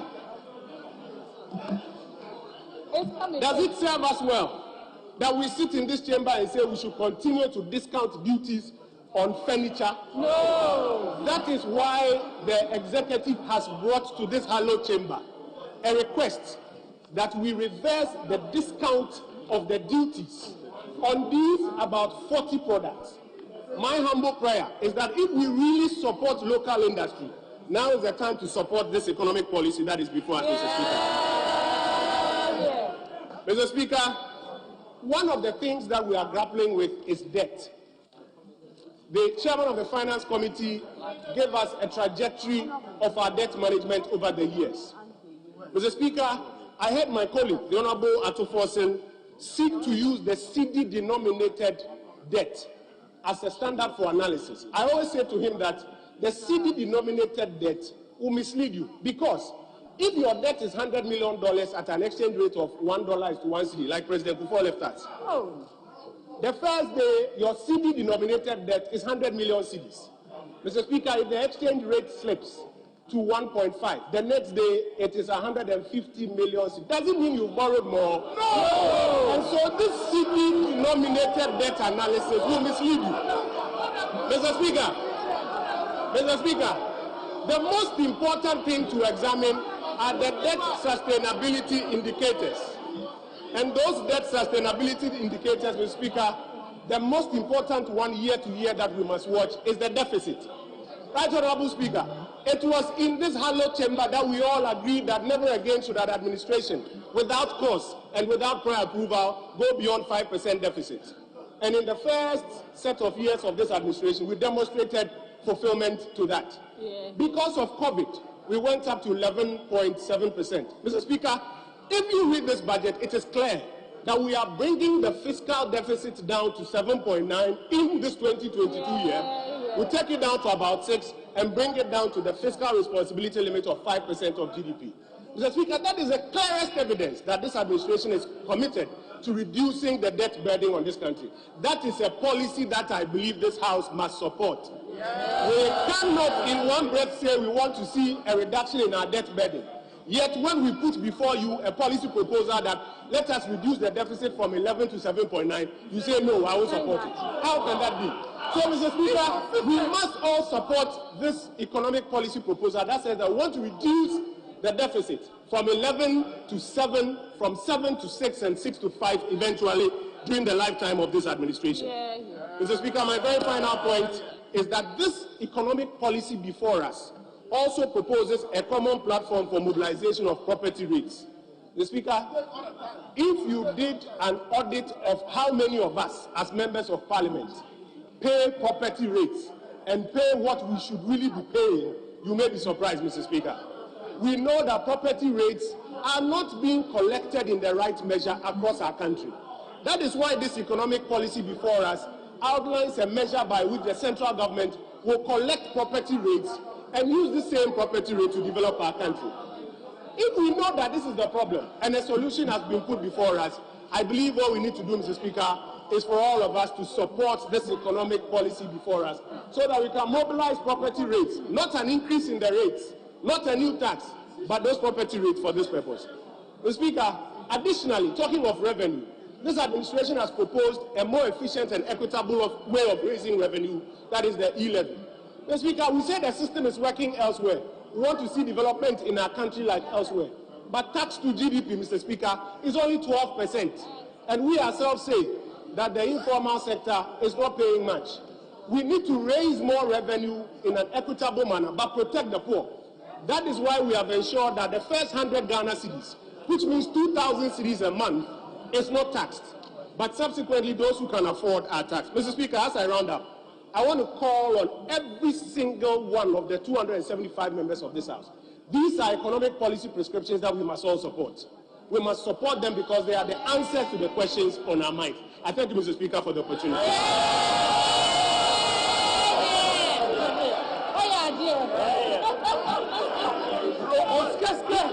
Next is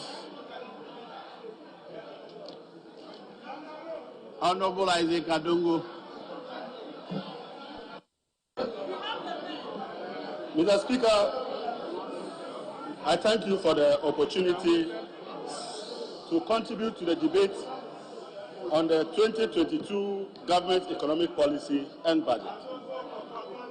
Mr. Speaker, I want to assure my colleagues on the other side that we are very nationalistic and we seek to protect and develop our country.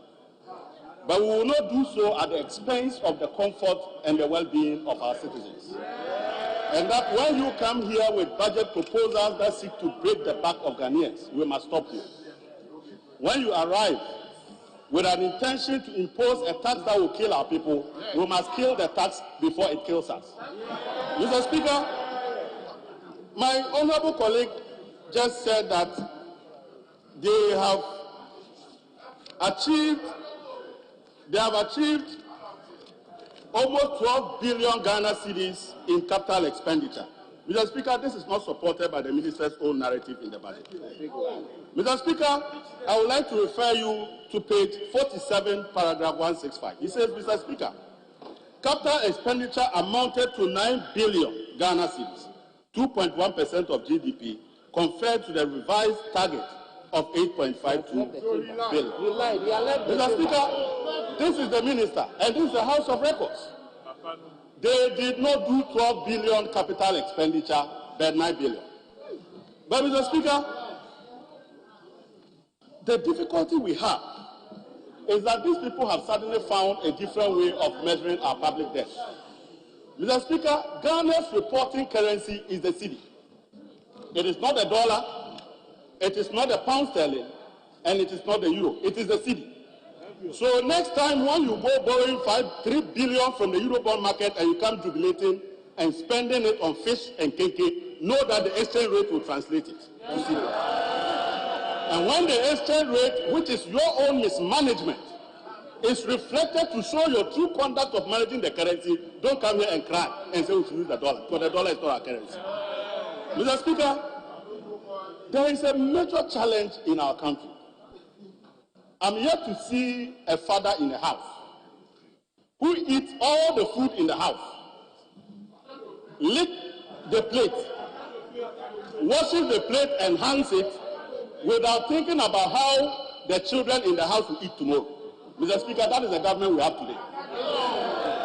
Mr. Speaker, this government went and mortgaged 10 years of revenues that are meant for this country and for our future generations to borrow on ESLA. That money they borrowed, they know they will not pay for it. But they don't care whether in future our children suffer or not. And as we speak, we are using all the monies we are getting from ESLA just to pay for the interest service, and we've left the debt for the future generation to suffer, whether they can pay or not. Mr. Speaker, this same father also went and mortgaged future proceeds from debt fund, so that those proceeds are not available to future governments and future children and does not care what happens to our future children. Mr. Speaker, they now say that the mineral royalties, we should allow them to mortgage that one too for another 10, 15 years so that our children will die and suffer because this father doesn't care about the future. Mr. Speaker, a Japan in whatever form or shape will not be tolerated by us. Because we must think about future generations. You have taken ESLA, you have taken Get Fund. In fact, bauxite that is buried on the ground that you have not seen, but somebody told you there's something buried there, you have used it to go and collect money. Mr. Speaker, what kind of father is this? That you eat the entire food, lick the plate, wash it dry, and now you want to go for the last morsel that is left in the plate. We won't allow that. Mr. Speaker, one of the difficulties I have, and I heard my colleague say that for every 100 Ghana cedis that we borrowed under John Dramani Mahama, we were spending 34 cedis to service the debt. That is 34% of your tax revenue. So John Mahama left you a room of about 66% to manage the economy. That is what we call fiscal space and fiscal buffers. And fiscal buffers are important in times of crisis because they provide the opportunity and the capacity of the economy to show resilience because you can expand the fiscal space, still be able to deal with the challenges, and still live within manageable limits of your debt and your deficit. Unfortunately, these people, they have moved from 34% to 103%. Mr. Speaker, so what it means is that over a period of 4 years, they have squandered 64% in the fiscal space, resulting from interest payment, and now they go ahead to borrow 8.3 billion Ghana cedis just to pay for interest again. Mr. Speaker, so it is no wonder that recently when you went to the market to borrow, you told the market that we beg you, our economy is in shutters. We cannot pay the interest. So just lend us the money. When we are going to pay the principal, because we will be paying it, it will be paid when we are out of government. The future generation will now think about how to pay the principal and the interest. Mr. Speaker, this is a reckless group of government. And we cannot allow a government that consigns the future of our country to the dustbin. Mr. Speaker, you manage resilience by building buffers. You build financial buffers, you build what we call fiscal buffers. You have squandered your fiscal buffers. You have even mortgaged the rest that are almost 10 years ahead. Mr. Speaker, we left you $500 million in your sinking fund. That's a responsible funder. We left you over $300 million in the Ghana Infrastructure Fund as a financial buffer. That's a responsible fund. We left you $200 million in the Stabilization Fund as a financial buffer. Mr. Speaker, when disaster struck, if you had not squandered those monies, you won't go cap in hand begging for $1 billion, which your father John Dramani Mahama left for you. Mr. Speaker, that is the essence of economic management. Mr. Speaker, we now have a situation where we are being told that in 1 year, I have never seen a situation where you decide not to manage the economy for 5 years.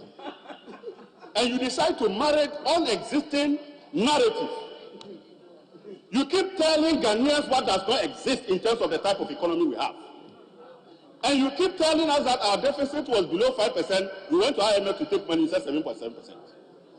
You kept telling us that you were running a positive primary balance. When you went to IMF, you said it was a negative 4%. Mr. Speaker, we have been managing the narrative for almost 5 years. Now the reality is facing us. And we are now asking us to allow the people of Ghana to suffer for your incompetence and your mess. We are not going to be part of that kind of incompetence. Mr. Speaker, even the banking sector that they told us they had reformed, these are the only people who reform a banking sector for it to collapse again. Mr. Speaker, the minister's own report is saying, and I want to quote you, that in paragraph 127, that money supply significantly declined, which is the reason in paragraph 128 we saw a drop in credit to the economy from 9% to 14.4%. So that physical expansion, when you borrowed almost 44 billion, where did that money go? Did it end up under your pillows? How could you spend 44 billion in deficit and yet the money disappears from the economy? That the money supply in the economy suddenly disappear, even though you had embarked on one of the most aggressive fiscal expansion. Did you put the monies under your pillows? No wonder the Auditor General is saying over the last 4 years, irregularities that we cannot account for is about 36 billion Ghana cedis. Mr. Speaker, this is the type of government we are dealing with. Mr. Speaker, we cannot trust this government. When this government came and said they were moving from taxation to production, and said that they had abolished a special import duty, Abosu Okai people rose and jubilated, not knowing they were waiting for them at the port to show them the difference. And when they arrive at the port, Mr. Speaker, people must understand what is benchmark values. Benchmark values are the exceptions and not the rule. So what you do is that when the commissioner is suspicious that a particular invoice has been under invoice, then he has a mandate to use his own valuation to determine the appropriate rate. After you remove that import duty of 1%, you went to the port and you gave all the items your own valuation. Now they'll go and pay, and they realize that they were paying 3-4% more than when you had the 1% there. Mr. Speaker, when you remove taxes, we suffer at the port. Mr. Speaker, when these people came and said a Jumapa budget, we ended up with unemployment, escalated unemployment. Mr. Speaker, when these people came and said the year of rose, we ended up being insulted that educated people shouldn't go on demonstration. Our roads were not fixed. Mr. Speaker, today they are saying that they want to do U-Start with 1 billion Ghana cedis. Mr. Speaker, if you use 1 billion Ghana cedis to create jobs of 1 million, that is 1,000 Ghana cedis per head. So it is because of 1,000 Ghana cedis our kids are unemployed. But Mr. Speaker, the Speaker says he wants to grow our revenue by an additional 7% of GDP. Our GDP is estimated at 502 billion for 2022. Mr. Speaker, 7% is 35 billion Ghana cedis you are seeking to remove from our pocket. And then you come and look at in the face because our children are unemployed and we are worried. You exploit our vulnerability to tell us that it is because of our children you are taking 35 billion to solve the unemployment problem. Now we ask you, how much are you using to solve the unemployment problem? You say 1 billion. You take 35 billion to give to 1 billion to unemployment. That is an insult to the intelligence of our children who are not unemployed. And this cannot be a government to be trusted. It is very clear that this government, anytime it wants to throw the bitter pill down our throat, they will find a sweetener that doesn't make sense. They will find a slogan that just manages the narrative, and they leave the economy to continue to falter. And when things have reached this end, they are unwilling to engage for us to assist them, do the right things to correct the challenges, and make sure that Ghanaians live a better life. They want us to assist them to break the back of Ghanaians, and we cannot be part of it. Mr. Speaker, in the banking sector again, they themselves indicate that assets in the banking sector declined from 22% to 16%. In fact, even in COVID, our banks were better. After COVID, our banks are now becoming koshoko. Mr. Speaker, they tell us investment in our banking sector declined from 36% to 30%. Mr. Speaker, they also tell us that deposit that was growing at about 16.6% is now, that was growing at 23.8%, is now declining to 16.4%. So the people who took all those 44 billion, they didn't spend it in the economy. What kind of economic managers spend billions and they disappear from the economy? Something must be happening to those monies. Mr. Speaker, they now say that we should allow them to impose e-money. Electronic levy. Mr. Speaker, no matter how you call that thing, it's a monster. Mr. Speaker, it doesn't matter the language that you use, that is a killer. Mr. Speaker, that will change the face of our families and our children and the entire business community if we allow this to pass. This is anti-poor, it is anti-business, it is the most regressive. Mr. Speaker, our role here is not to kill the hen that lays the golden egg. And that hen is the businessman we are taxing to death. That hen is the working community that worked very hard to break their back, only for you to take the money and go and pay for interest payment, but you are not fixing our road. Mr. Speaker, at this point in time, we need to tell this government in face that when they came to us last year, they said that revenues had dropped by 11 billion because of COVID. And then in addition to that, they spent 19 billion on COVID. Mr. Speaker, the two figures put together is 40 billion. In 2021, they spent only 2.3 billion on COVID. And yet, we still have expenditure in excess of the 40 billion. So if you are running a family as a family head, and there's disaster in your house, and you tell your family they should allow you to borrow to fix the problem, next year you continue to build to fix the problem that is already fixed. And you continue to keep asking the family to give you more money, even when the problem doesn't exist. Mr. Speaker, this government must cut the expenditures that were related to COVID to the tune of about 40 billion before you come to us for a compensation. You cannot be asking us to fund your inefficiency, fund the waste in the system, and in the end you think that that is what the people of Ghana want. The people of Ghana have asked us not to kill them further. But Mr. Speaker, I come from Bolgatanga Central constituency. And they came and deceived us that they were going to provide one of the multi-purpose dams that we have never seen. Mr. Speaker, to date, after 3 years, only $56 million they have to pay on mobilization, they can pay. Mr. Speaker, in this budget, under pay 252, they are projected to spend only 26 million Ghana cedis on a project that is worth approximately $1 billion. How can you scam us? How can you look us in the face and make us have hope that they will be done when you know that you are not going to provide for it? Mr. Speaker, on this note, I want to call my colleagues. Think about your constituency. Think about your constituents who are suffering. Don't think about your government, but think about the people that brought you here. And join me to kill the killer tax before it kills us. Thank you very much, Mr. Speaker.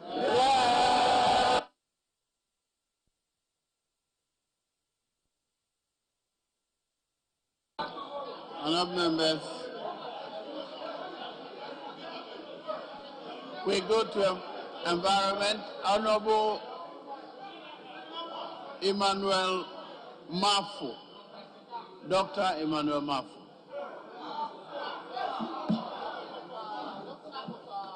Thank you very much, Mr. Speaker, for the opportunity to contribute to the motion to adopt the budget statement and economic policy of government for the year 2022. Mr. Speaker, before 1995, our understanding of development was that of economic growth. And so all the development efforts, budget statements, and economic policies of government were geared towards making sure that the economy grows using the indicators of GDP and so on. The Speaker, post-1995, the world agreed that the true meaning of development must be construed in a way that we must pursue economic development in a way that is socially acceptable and environmentally sustainable. And that is how come we came to the Millennium Development Goals, and subsequently we came to the Sustainable Development Goals. And indeed, if you look at the Sustainable Development Goals, Mr. Speaker, you realize that at least 9 of them speak to the issues of environmental sustainability. And therefore, there cannot be any serious budget of any government that does not speak to the issues of how we protect our environment, safeguard our environment, and make sure that we are building a resilient environment. And so, Mr. Speaker, I would like to dwell my contribution to the 2022 budget on the area of environment. In addition to, indeed, the impressive economic performance and the impressive economic proposals that government has presented to this Honorable House. Mr. Speaker, paragraph 249, in my view, summarizes the spirit of this budget. As far as the centrality of climate change to economic growth and prosperity is concerned, And if you may permit me, the Speaker, I would like to highlight that the economic policies that have been proposed by government, the overall effect is that we are closing the fiscal deficit, moving the primary deficit to a surplus, and also reducing the wage bill to tax revenue from 50 to 38% in just 1 year. This indeed is an impressive economic record. But in addition to that, if you look at paragraph 447 to 470, Mr. Speaker, this budget has a number of policy statements that is related to environmental sustainability and climate change in particular. And Mr. Speaker, I don't believe that there is any budget in the Fourth Republic that has paid much attention to the issue of environmental sustainability than the 2022 budget of Nana Dankwa Akufo-Addo. Mr. Speaker, I believe when you peruse page 447 to 470, you will see that a number of policy statements have been made to make sure that we are safeguarding and protecting and building a resilient environment. But my interest this morning, Mr. Speaker, is on the issue of how we are translating the policy commitments that we have made and the policy rhetoric into practice, and how government will be able to implement the various actions that we have proposed in this budget. Mr. Speaker, I would like to refer you to paragraph 471 of the budget statement. Mr. Speaker, 471 and 472 speak to an important intervention by government in respect of financing, making provision for the financing of our environmental programs. Mr. Speaker, there is a climate public expenditure institutional review, and this review was conducted by a joint team of UNDP ODA using public expenditure review methodology, which is a rigorous methodology that is used to investigate public financing of particular programs. And in this case, we are talking about how government has financed environment for the past 5 years. And Mr. Speaker, the interesting data is provided in paragraph 472 that we may have to avert our mind to. And it says, Mr. Speaker, if I may read, that, Mr. Speaker, the study indicated that over the last 5 years, that is between 2015 to 2020, Ghana has spent 14.5 billion on various climate change interventions. And this, Mr. Speaker, constitutes almost 4% of total expenditure.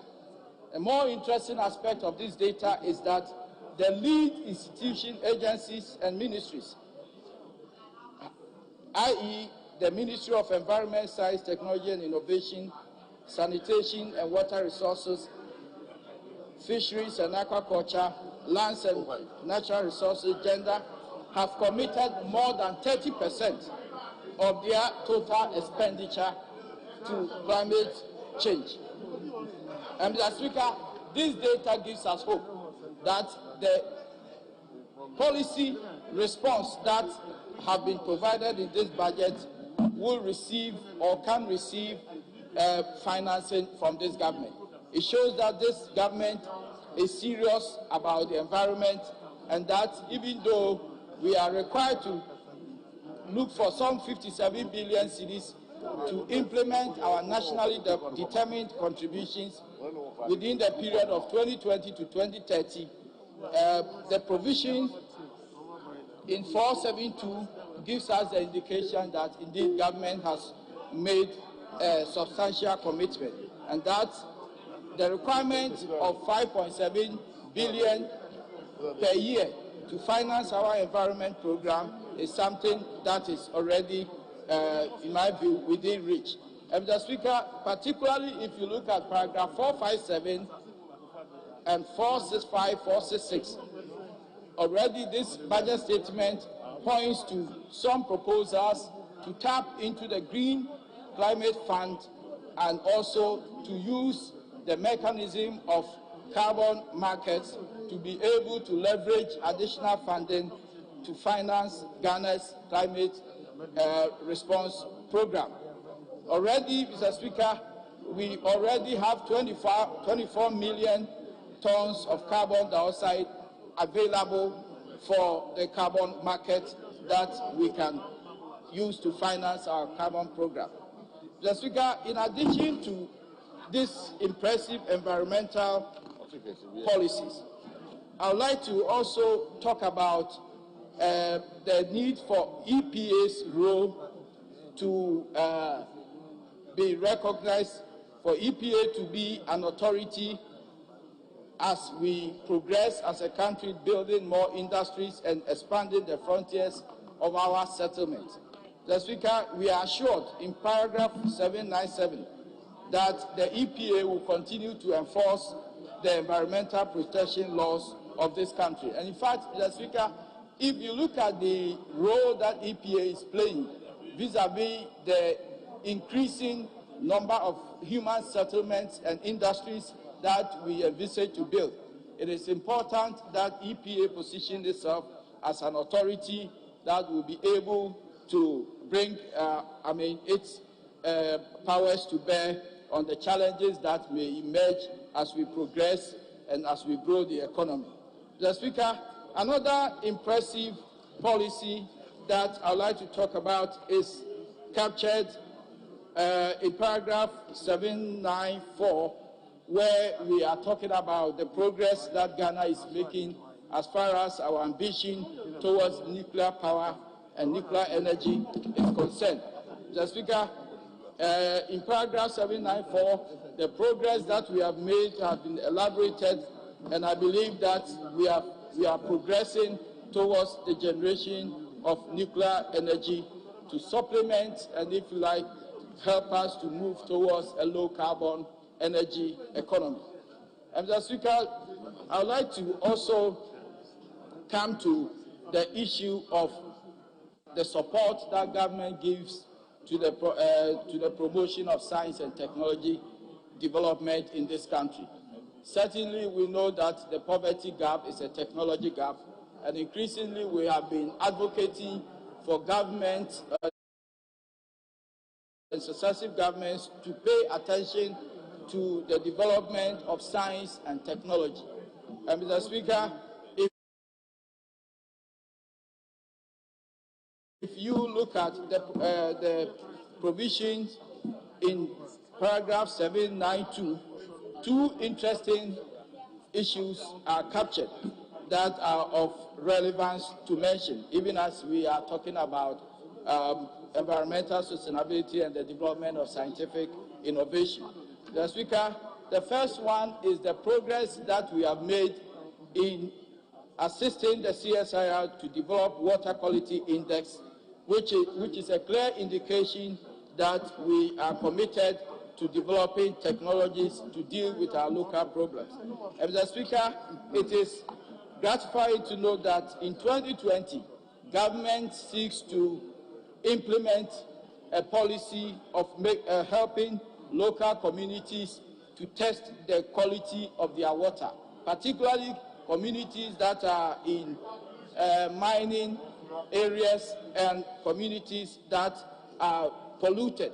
And Mr. Speaker, this is very important because, as we know, most of our freshwater bodies are polluted. Levels of turbidity are high, above the standard WHO levels.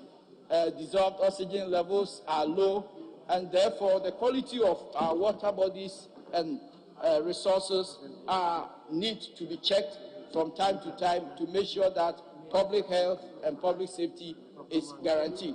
And that is why pursuing the policy that tests the quality of our water bodies and water resources is something that is very important to the development of our country.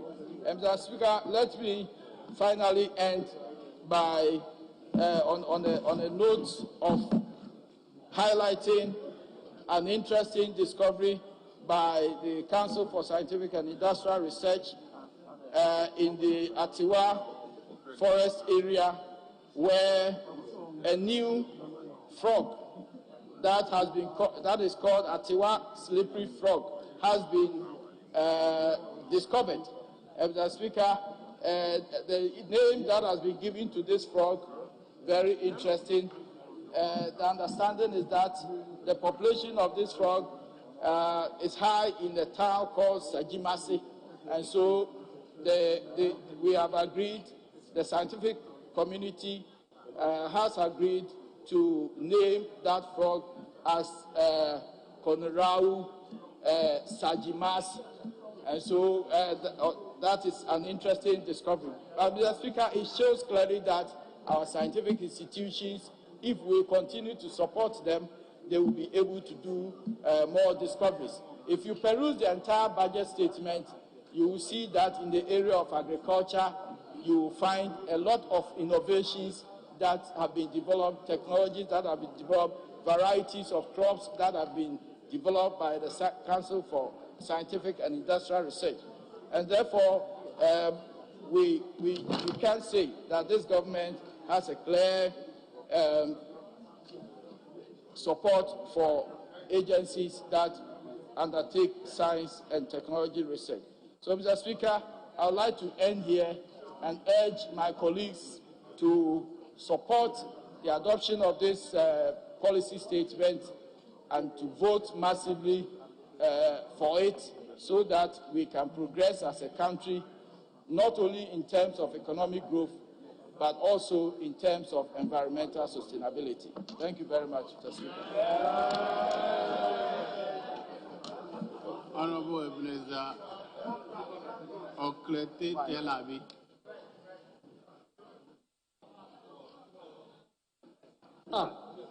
Thank you, Mr. Speaker, for the opportunity to contribute. No, draw his attention. You mentioned. Other members, the things are organized under finance, employment, environment. So I call environment. That's Honorable Telabi, please.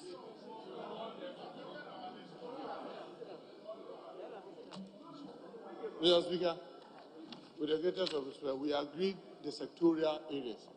By the sequencing, we have submitted our list. So we're grateful you go according to our list. Thank you very much, Mr. Speaker. Yes, Honorable. Mr. Speaker, I think that we must be very transparent to ourselves. We met, and then, quite apart from the sectors that we agreed on, we came with a structuring. Yes, please, yes.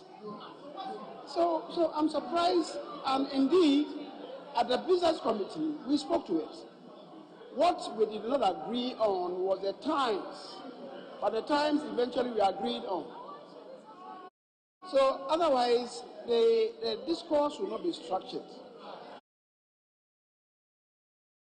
The discourse will not be properly structured because, like the Honorable John Jinapo rises up now, perhaps maybe to speak on energy, and then there's nobody prepared for that. But, Mr. Speaker, that is where the problem is. That is where the problem is. We said to ourselves that for finance, we're going to allow 2 speakers. And now, the chairman of the finance committee asked me, as I insisted. He brought 4 names, and I insisted no, that we had agreed on 2-2. And now, all of a sudden, we surface and say that, oh, we are going to have 3 speakers of finance. Mr. Speaker, we must be transparent with each other. It's not good the way we conduct matters. When we agree, we must go by the agreement. And yes, sir, where's the confusion? Yes. Mr.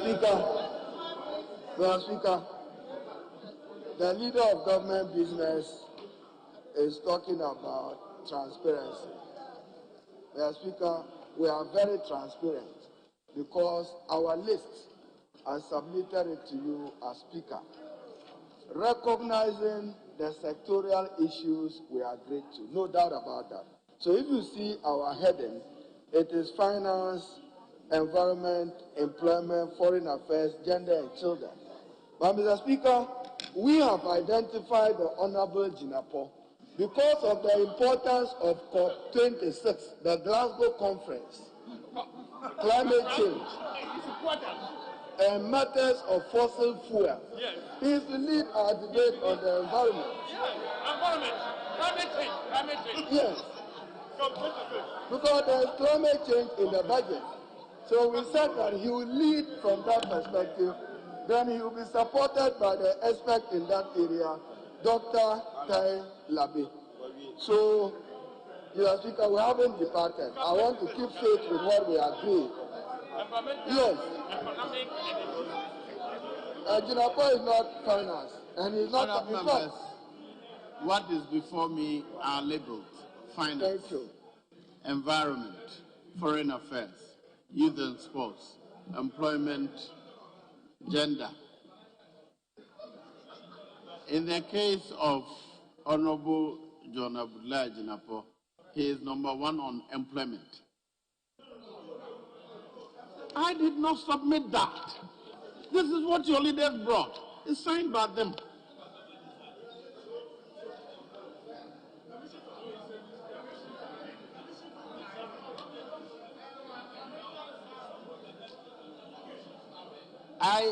I called environment, and so I'm calling environment. After that, it is foreign affairs. I'll call foreign affairs. Everybody on the list will be given the opportunity to contest. So, yes. Mr. Speaker, with the greatest of respect, at least you've been here for over a decade. We have never done what you are trying to do now. What we do is that we select the sectoral areas to be discussed for the day. As to the sequencing, you leave it to the various caucuses. Why are we trying to cocoon a caucus that, since the other side wants to speak environment, you must also speak environment? We will speak environment by the close of the day. But, Mr. Speaker, we have submitted our list in a sequential manner. That's how we've always done it. Please call the third person that we have on our list. Period. Number 2. Yes, leader. Mr. Speaker, this is a house of records. People should speak to the truth, not convenience. Mr. Speaker, we identify the sectors and mark the sectors with names. That's what you have always done. And that is the reason why you have done what you have done today. It's the reason why you have done what you have done today by submitting your names. So why are you walking away from the truth? I don't know what kind of pressure. What? Mr. Speaker. Mr. Speaker, you are very right. You are very right on what my signature is there. Honorable Abdullahi GhanaPo, I signed for employment instead of environment because when I arrived, the clerk actually drew my attention that you were looking for our list. So when Ahmed brought it, that I take responsibility. But sequentially, he is third on our list to speak on environment, not employment. But you are right. The paper I gave you is what you are referred to. Mr. Speaker, it's a debate on the budget. We've done it before. This is not the if you want to change your list, it's here. I'll give it back to you. Yes. Make any changes So you we want, and I'll go by. Mr. Speaker, we want the Honorable GhanaPo to take his turn now. That's a variation. Thank you. Only make the changes in your pen and bring it to me. Mr. Speaker, with yes. respect, I don't know if you where we are and what disagreement is ensuing. Because the leader of the minority just got up to say that the Honorable John Jinapor, is going to speak on energy, environment. And if it's for environment, what's the need to change anything again? What's the no? You're not saying that he's going to talk on environment. Glasgow and what else? Now you are saying that you're going to change. Change what again? If you are truthful to yourselves, you have said he's going to speak on environment. So what are you changing again? Yes, Honorable Deputy Leader. Mr. Speaker, clearly they submitted the list to you. Honorable Tel Abi, as it's happening now, it's like there's some discrimination. He's been embarrassed. The man is ready to debate. It's as if they don't have confidence in him. Mr. Speaker, the MP for Eurocop, Mr. Speaker, his constituents know that he's ready to debate, and some people want to deny him an opportunity that they don't have confidence in him. Mr. Speaker, no, you are choosing Honorable J.J. Jinapor over him. That's what we're trying to do now. The man is ready, and you're embarrassing him, Mr. Speaker. It is his right to speak. For right. They shall let him. Mr. Speaker, why? Why do you choose John Jinapor over Honorable Tel Abi? Why? What's happening? You are discriminating. You have to be fair. Mr. Speaker, this amounts to discrimination. You cannot be fair to your own colleagues. Why are you giving priority over some members over Honorable Tel Abi? Why? You've given his name and suddenly you are changing. Mr. Speaker, well, his constituents are seeing what you are doing to him. Yes, Leader. Thank you, Mr. Speaker. Mr. Speaker, I don't think that Honorable Akonyumake should be allowed to manage our caucus for us. We know how to manage our caucus. And Mr. Speaker, I don't know why you should allow him to do that. He is not the one to choose for us who speak on what topic. It is our duty to do that. And we are saying that Honorable Jinapor should speak. That is none of your business. That is none of your business. So by trying to point to Honorable Tel Abi and to say that his constituents are seeing what we are doing to him, you are not being fair to the member. And you are not being fair to the couple. We should not allow Akonyumake to behave the way he's been doing. It is not fair. Very well, honorable members. The leader has made changes and he has brought me a new list. And under the new list, John Abudulai Jinapor will now speak on the ballot. Yes.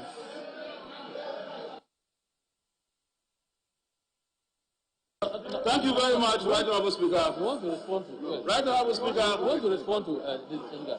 You want to respond to it. Right. Imagine his name.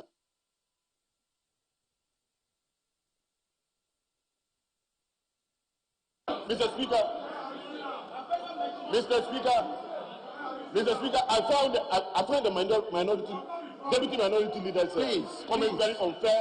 Please. No, he mentioned my name. I'm not giving you the floor. If the time is running against you, please go ahead. Thank you, Right Honourable Speaker. Right Honourable Speaker, it is true that climate change is a major issue as far as the socio-economic development of this world is concerned.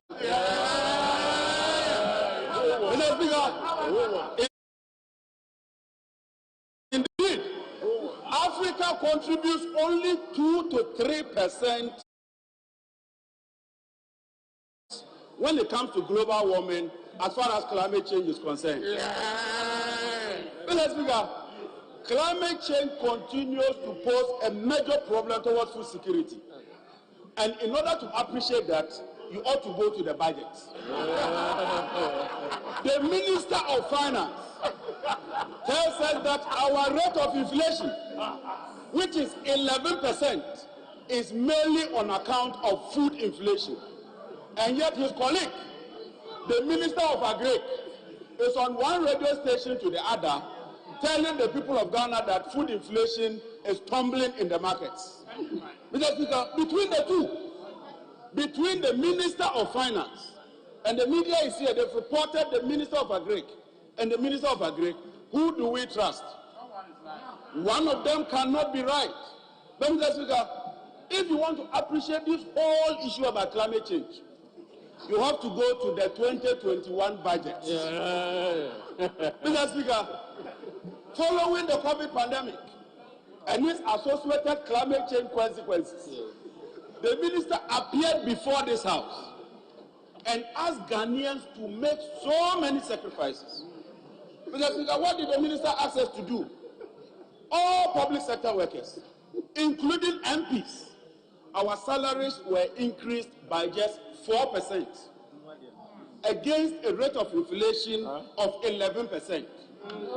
The minister went further to say that because of COVID, the national health insurance levy should be increased by 40% from 2.5% to 3.5%. He went further again and asked Ghanaians and their banks to pay a COVID financial sector recovery levy of 5%. The energy sector recovery levy was increased by 20 pesos on diesel and petrol. Mr. Speaker, the issue of climate change is very, very critical. Mr. Speaker, as a result of that, the minister has asked us to pay a sanitation and pollution levy of 10 pesos on diesel and on petrol. Mr. Speaker, he went further to ask us to pay a VAT flat rate of an increase of another 1%. All these taxes and levies, Mr. Speaker, led to a cumulative increase of 13% of fuel price at the pump instantly. That is the sacrifice Ghanaians have made, even in the midst of climate change, Mr. Speaker. Even in the midst of all these difficulties, Ghanaians have been asked to pay a whopping 13% increment at the pump. Mr. Speaker, as if this was not enough, as if this was not enough, Mr. Speaker, as if this was not enough, the price stabilization and recovery levy has been increased by 40%. The UPPF has been increased by 164%. The boost margin has been increased by 200%. Mr. Speaker, fuel marking has been increased by 164%. This is what this government has done in the year 2021 alone, even in the midst of the consequence of climate change, Mr. Speaker. Mr. Speaker, this is what this government has done. Honorable Speaker to take the chair.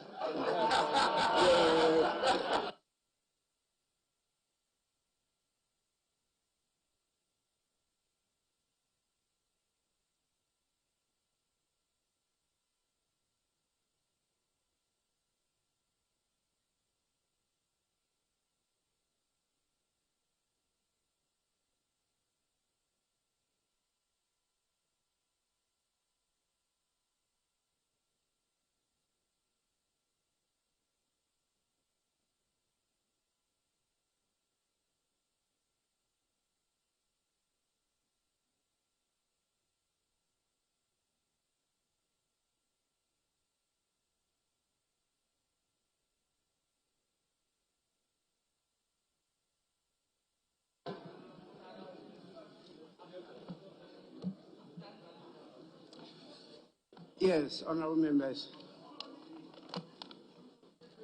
It's important to remind you that we are streaming live. And so the whole world is watching us. Just to remind you, so that how you want to be seen, viewed, and respected will be what will happen. I'm told that the minority side is on the floor. Honorable John Jinapo has 15 minutes. He's already used 4 minutes. That is the instructions I have. So we'll continue from here. In fact, 4 minutes, 17 seconds. That's what you've used. So continue on environment, I'm told. After that, I'll listen to the leaders to give me the ground rules which you've agreed upon, and I enforce them strictly. Yes, Honorable. Thank you very much, Right Honorable Speaker. Right Honorable Speaker, I was talking about the sacrifices the ordinary Ghanaian has had to make to ensure that in what the minister described, he wanted to achieve what he called completion, consolidation, and continuity. Ghanaians were asked to tighten our belts. Mr. Speaker, Ghanaians were asked to pay so many taxes. Even after complaining, we went ahead to do that. But something happened, Mr. Speaker. Something happened that we are not averting our minds to. Mr. Speaker, in the course of the year, aside these taxes, the Minister of Finance has accrued some other revenues that we are not even talking about. Mr. Speaker, if you take oil prices alone has increased by 60.4%. Ghana is a net exporter of oil. Indeed, the difference is about $1 billion. Mr. Speaker, cocoa prices increased by 3.8%. Cocoa volumes, because your revenue is a function of price and quantity. And so even as the price is increasing, the volumes increased by 32%. Gold increased by 4.4%. Even on the downward side, because of the taxes that we collect, finished products, that is imported fuel products, increased by 41.6%. Cumulatively, it means that the minister got 11 billion from exports. That is what this minister got. That is what this minister got in terms of revenues. Despite all these taxes and other revenues, today, Mr. Speaker, you have to look at the outturn when it comes to the 2021 budget. Because you cannot do an analysis of the budget if you don't look at what we achieved in 2021. He's reported up to Q3, because that is where the data is available. Mr. Speaker, the minister told us that if we were to pay all those taxes, he would have achieved 51 billion as total revenue. At the end of the third quarter, he managed to achieve only 47 billion, meaning that there was a deficit of 4 billion. We are all talking of the deficit. If you look at the deficit, and I refer to paragraph 46, the minister is projecting that overall deficit by the end of the year will be in double digit of 12.1%. In just 9 months, despite all these revenues, just 9 months, the public debt has increased by 50 billion cedis. Mr. Speaker, today when we collect our tax revenues, it can't even satisfy debt servicing and then wages and salaries. That is the true state of the Ghanaian economy. Mr. Speaker, wallahi, Mr. Speaker, wallahi. Wallahi, Mr. Speaker, wallahi. The people of Ghana are suffering. Mr. Speaker, the people of Ghana, they are suffering, Mr. Speaker. I'm saying it, that the people of Ghana are suffering. Today, how families would even put 3 square meals on the table, it's a major issue. And as members of parliament, Mr. Speaker, I think that we should show concern, we should show empathy. I just came from the constituency.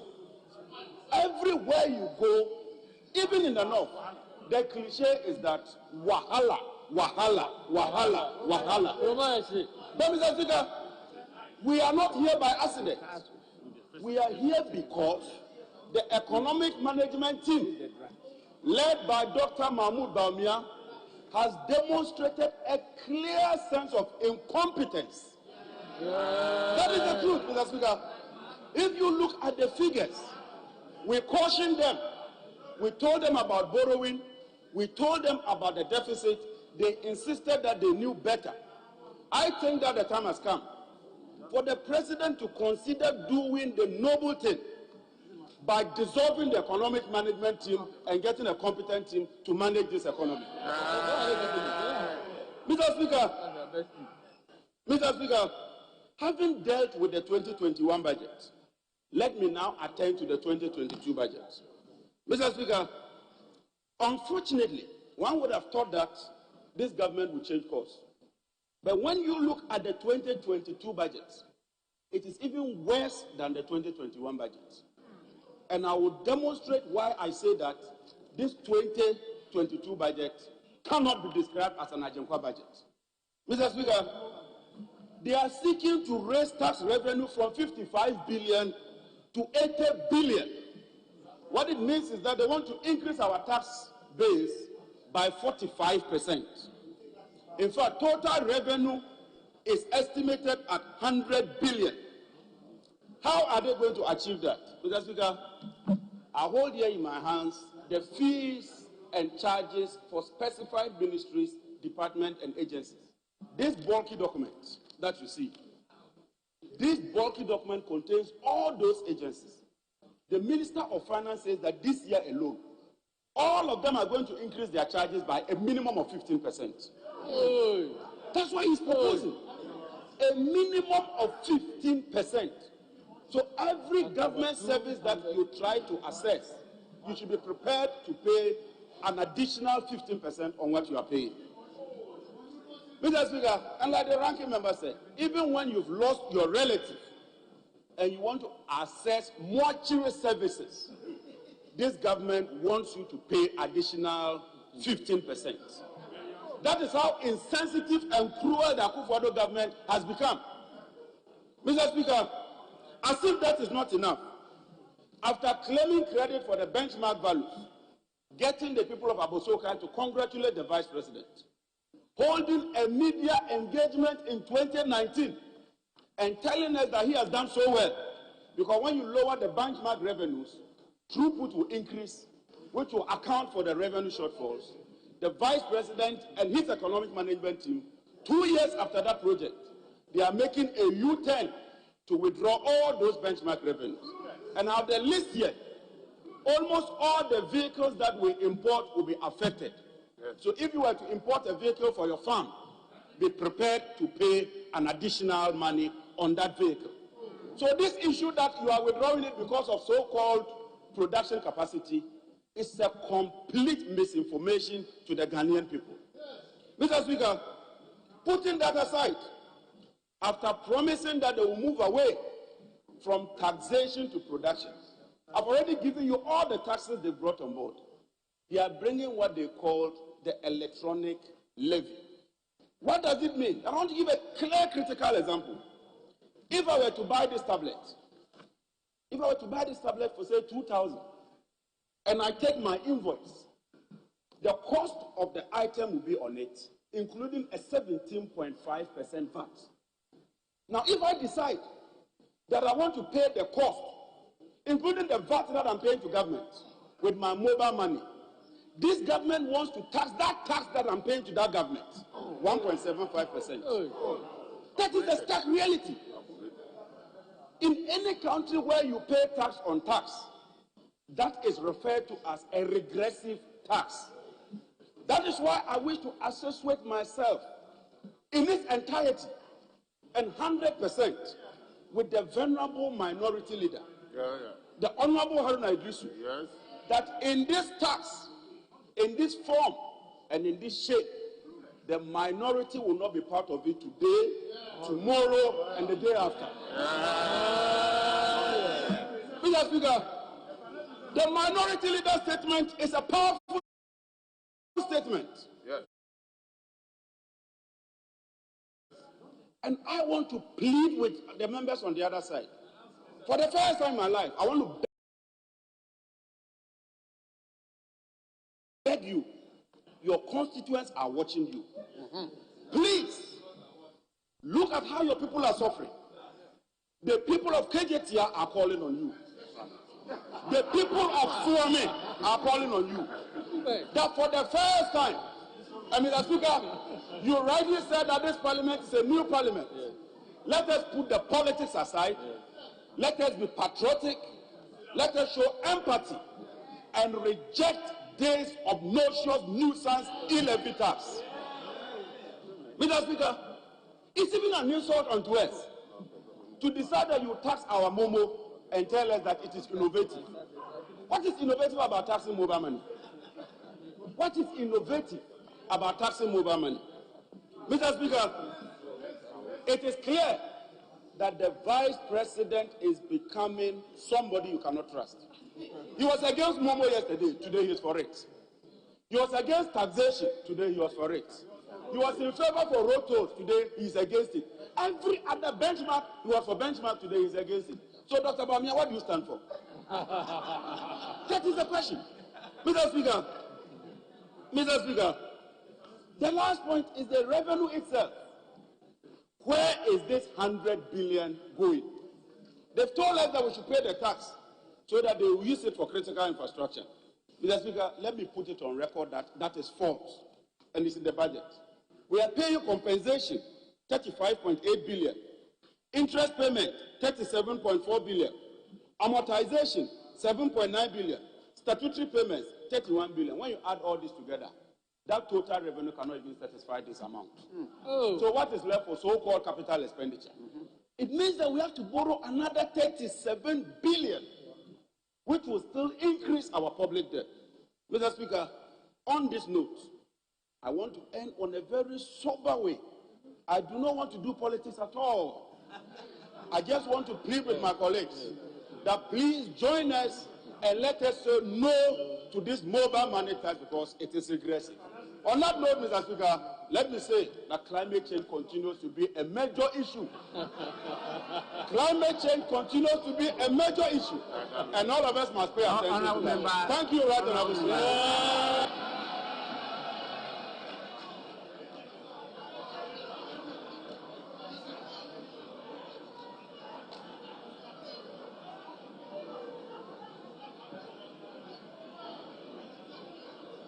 Honorable leaders, are there any ground rules that you want me to know so that I can enforce?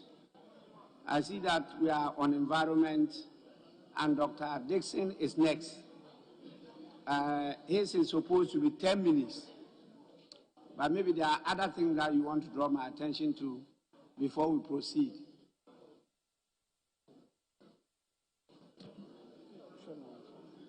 Mr. Speaker, yes, I think we are on course. We started with finance, and the lead speakers are 20 minutes, and the supporting cast are 15 minutes each. Now we are zeroing in onto the various sectors, and we're beginning with environment. The lead speakers have had 15 minutes each, and those supporting them will have 10 minutes. And then we come to the other sectors, where the lead speakers will have 15 minutes, and those supporting will have 10 minutes.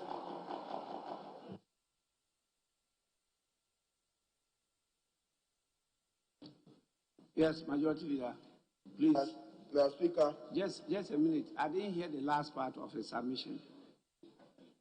Mr. Speaker, I said that we began with finance, and the agreement was that the lead speakers will have 20 minutes, and the supporting cast will have 15 minutes each.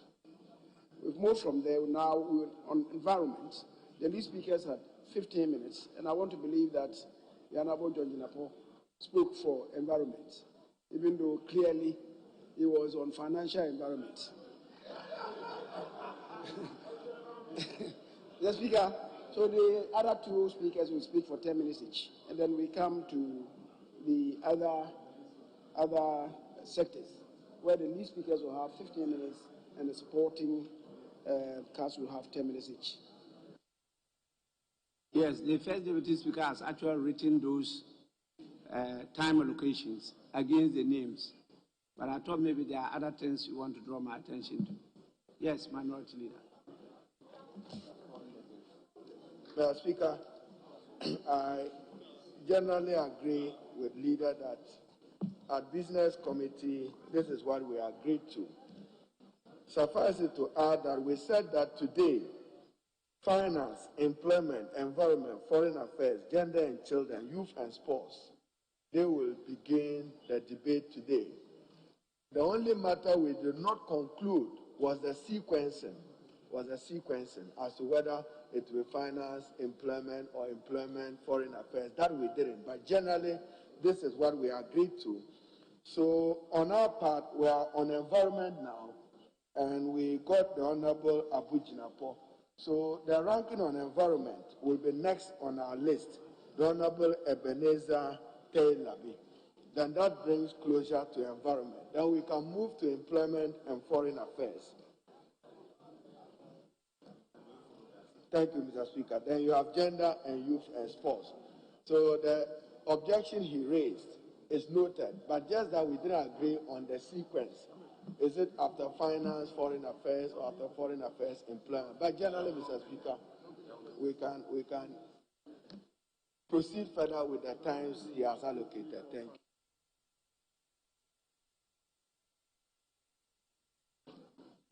All right, so we move to the majority caucus, and then it's now the turn of Honorable Dr. Dixon Adumaku Kisi, and the topic is on the environment. You have 10 minutes. Thank you, Mr. Speaker. I'm very grateful for this opportunity. Sorry, you are at the seat of Honorable Kweku Ajimamenu.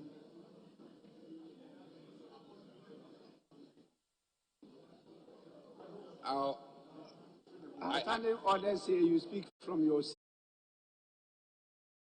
seat. I will go to my seat, Mr. Speaker. Sorry.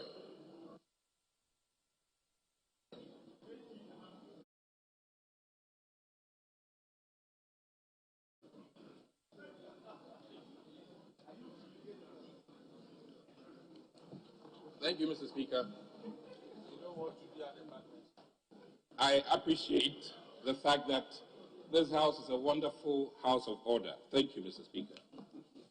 I'm here today, privileged to talk about this brilliant budget, which I think is at a period where we're facing quite severe financial restraints.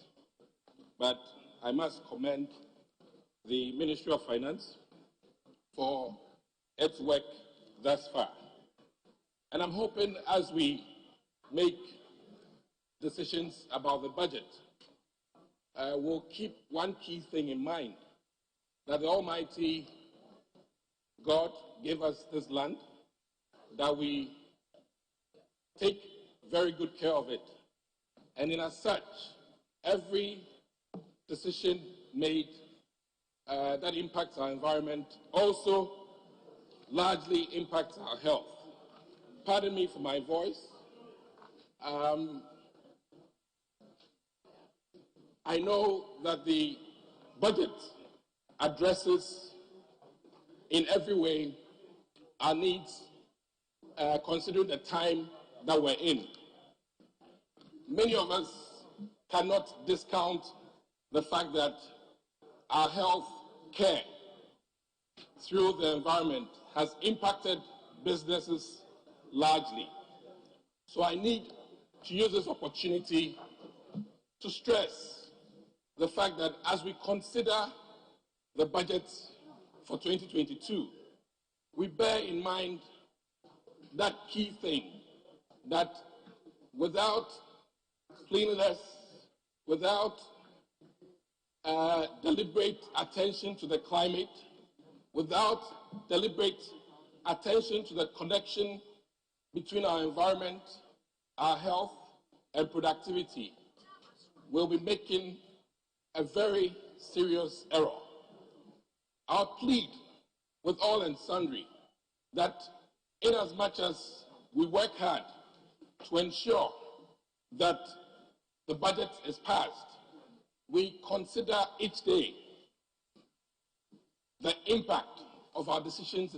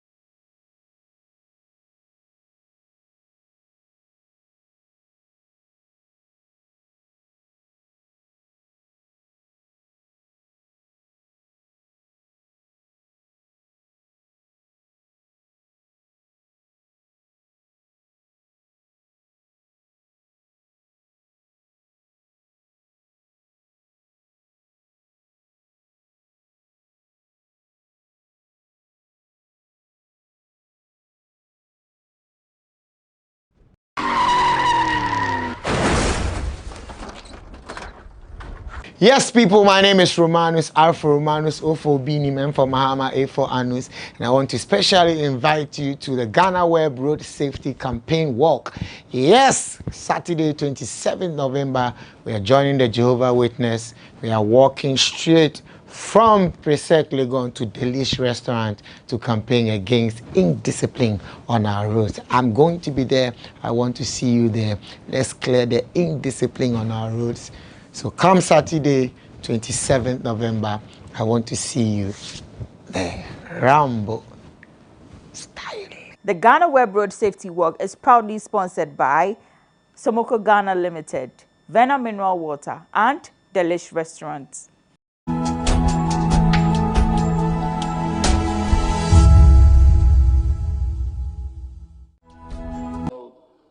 Has upended and exposed the weaknesses in some of the critical structures and systems in education, health, economic life, communities, and everyday family life.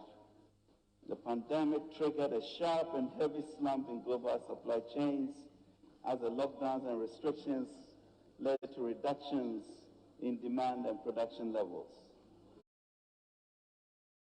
The pickup in demand for goods this year has also created a new inflationary problem with a consequential rise in the cost of shipping, disruption of the global supply chain, and exacerbated by increase in world fuel prices. Mr. Speaker, the spiraling cost of shipping have hit businesses hard, particularly small and medium-scale enterprises. SMEs have had to struggle with economic fallout from the pandemic, and furthermore, they are now being forced to cope with the rising cost of shipping. This is making the lives of traders and consumers very difficult. The hardship Ghanaians have experienced due to COVID-19 is not lost on the government. We have been there with the people playing the difficult but necessary balancing act of managing an economy put under extreme distress by the pandemic, and at the same time supporting households and businesses to cope. Our response to COVID-19 thus far has earned domestic and worldwide acclaim, as our President and his fellow Ghanaians will attest to. Mr. Speaker, it has not been easy, and I know that from personal experience. The government has tried its best to save lives and cushion the impact on Ghanaians. It has been tough, but we thank God for his grace and mercy towards us. We empathize with families who lost loved ones during the pandemic, private school teachers who lost income for 12 months, business owners who lost earnings, the thousands of hospitality and tourism sector workers who were laid off, the slump in businesses built around our traditional and other social events, the jobless young people whose strenuous efforts to find work have been further compromised by the pandemic, and the impact on our mental health and well-being, which has also been profound. Mr. Speaker, His Excellency the President has asked me to deliver a special message to our fellow Ghanaians. He says to thank you, the Ghanaian people, for your resilience, to thank you for keeping faith with him and responding to all the measures that were needed to contain the spread of the virus. He wants to assure you that together we are fighting this, and we are fighting this to win together. Mr. Speaker, at the beginning of the pandemic, we had to address both the immediate as well as persistent health and economic impacts of the pandemic. Our response was bold, decisive, and compassionate, but also costly. As a responsible government, alive to the concerns of the people, we have had no choice but to implement critical interventions to take lives and to save lives and jobs, including feeding nearly 2.8 million people with hot meals. We also collaborated with our faith-based organizations to provide 470,000 families with food packages. Mr. Speaker, to mitigate the health impacts of the pandemic, government also employed additional 38,000 nurses. Tax exemptions worth 36.8 million Ghana cedis were also granted to our frontline staff, while 10.1 million and 4.78 million households were provided with free water and electricity, respectively. To facilitate the mass reopening of schools, government provided 11 million students and staff with essential supplies such as face masks, paper towels, liquid soap, and sanitizers, all at great cost. Cooked meals were also provided to final year GHS students in both public and private schools. Mr. Speaker, these have been expensive, but we knew that the cost of doing nothing and disrupting the education of our children for an entire academic year would have been even greater. I'm proud to announce that not a single Ghanaian public sector worker was laid off as a result of the impact of the pandemic on our public finances, and we have managed to pay them monthly, and we are grateful to the unions for their cooperation in this regard. Under the Coronavirus Alleviation Program Business Support Scheme, CAPBAX, Ghana Enterprises Agency provided 302,000 successful applicants across various sectors and regions with loans amounting to 523.11 million Ghana cedis. Mr. Speaker, we also ensured payments of our obligations to contractors and provided payroll support to some state-owned enterprises to guarantee jobs. Thankfully, our president led and acted decisively and wisely, and his leadership paved the way for many other countries in Africa and beyond. Mr. Speaker, let me assure the House that we are working hard to get back quickly to the pre-pandemic fiscal and debt trajectory. The fiscal policies implemented to provide relief during the pandemic has led to an increase in total public debt. The situation was made worse by the big drop in revenue collections last year. Total revenues in 2020 fell by 11.93 billion, equivalent to 3.1% of GDP, while total expenditures increased by 14.08 billion, equivalent to 3.7% of GDP. As a result, a budget deficit of 11.7% of GDP was recorded against a target of 4.7% of GDP, including the financial sector and energy sector related expenditure. The budget deficit was 15.0% of GDP. GDP growth also dropped to 0.4% compared to a projected growth rate of 6.8% before the pandemic. This growth, however, compares favorably with the sub-Saharan African average of negative 1.7%.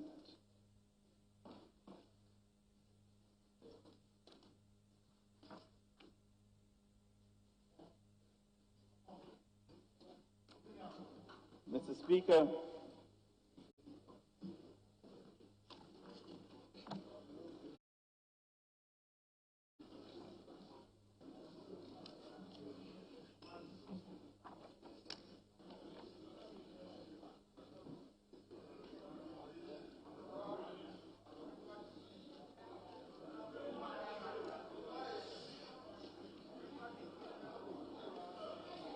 Mr. Speaker, Honorable members, we are under no illusion. Just a bit. The first Deputy Speaker to take the chair. Beg your pardon? Shall I continue? Thank you very much, Mr. Speaker. Mr. Speaker, we are under no illusion as to the economic challenges facing our country today, how to ease the suffering of Ghanaians, transform the economy, how to ease the suffering of Ghanaians, transform the economy to create jobs, and share the expected wealth across all households, such as providing security and education, I would keep the President awake at night. how to broaden the revenue base, keep a grip on expenditure, protect the public purse, and at the same time build with urgency the needed infrastructure, collecting revenue, managing our debt and expenditure commitments, and paying the bills to stimulate economic activity are the orders he has given to us, his ministers, and other appointees to carry out over the next 3 years. Mr. Speaker, we know we can get the job done. It is well known that prior to the pandemic, we had stabilized and turned around the economy between January 2017 and March 2020. We had been able to reverse the worrying economic trends we inherited and place the country on a path of fiscal sustainability and growth. We doubled the economic growth rate from 3.4 percentage points to an average of 7% between the period. It is undisputed, Mr. Speaker, that we brought down the fiscal deficit below the 5% threshold. We improved our gross international reserves from 4.9 billion to 9.9 billion, 4.7 months of imports. We provided free SHS for 1.2 million Ghanaian students. We provided free hot meals for 3.4 million public pupils in basic schools. We supported 1.9 million farmers with improved seedlings and fertilizers through our Planting for Food and Jobs program. We provided temporary employment to 100,000 of young people through the NAPCO program. We abolished several Newton taxes. We set the nation on its biggest private sector-owned industrialization program in the history of Ghana with the 1D1F program, and we registered the biggest foreign exchange. Earnings from tourists during our historic 2019 year of return program. By March 2020, Mr. Speaker, our first quarter macro fiscal indicators reflected the turnaround we had accomplished over the 3.5 years. Indeed, we have just experienced an oversubscription of our 3 billion bond issuance and set a record of the longest sovereign Africa bond of 41 years on the international capital markets as a result of strong investor confidence. Mr. Speaker, then COVID struck. This derailed our transformation agenda and eroded the program we had attained the previous year. The focus on the 2021 budget statement and policy presented on 12 March 2021 was therefore anchored on debt sustainability and consolidation while providing some fiscal stimulus. We set out to complete ongoing programs and projects, consolidate the gains from the recovery efforts, and continue our agenda towards the revitalization and transformation of the economy. Today, 17th November 2021, I'm here on behalf of His Excellency the President to provide this august House with an update on progress we have made towards post-pandemic economic recovery following the confidence Ghanaians repose in him with a renewed mandate on 7 December 2020. I'll also share with you the plan to get us back to pre-pandemic macro stability and growth levels. More importantly, Mr. Speaker, I'll share the President's strategy to improve the living standards of Ghanaians and address the central challenge that confronts us today, unemployment. Mr. Speaker, we have no doubt in our capacity as a government to turn things around. We turned around the economic crisis we inherited in 2017. We are turning around the economic crisis.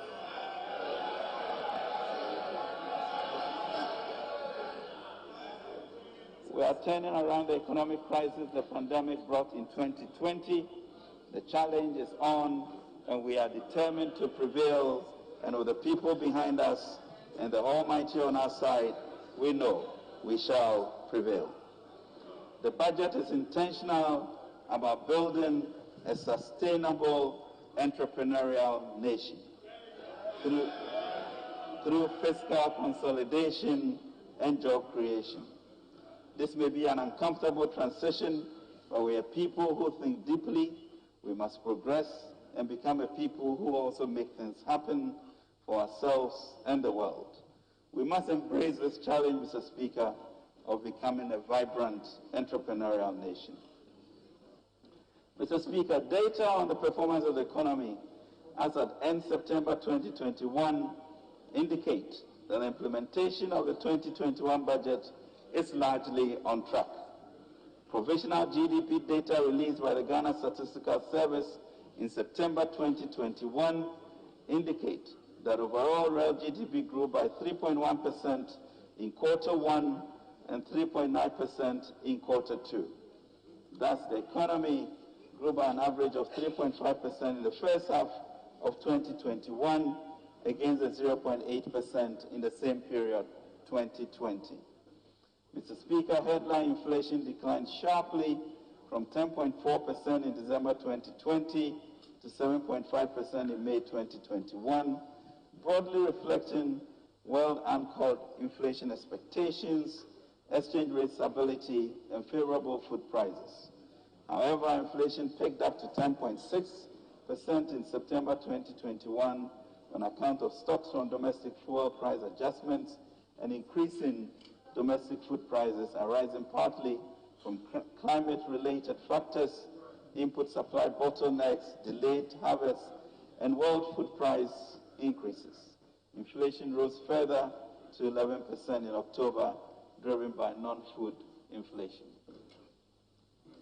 Mr. Speaker, preliminary data for the first 9 months of the year indicate that government's fiscal operations resulted in a cash deficit of 33.9 billion, equivalent to 7.7% of GDP, compared to the revised target of 32.6 billion, equivalent to 7.4% of GDP. The fiscal adjustments to save lives and preserve livelihoods during the pandemic, although well-intentioned, have elevated global debt levels. The situation in Ghana is no different. The provisional nominal debt stock, including financial sector bailout costs and energy sector IPP payments, stood at 341.76 billion, equivalent to 77.5% of GDP as at end September 2021, up from 291.63 billion, equivalent to 76.1% in December 2020.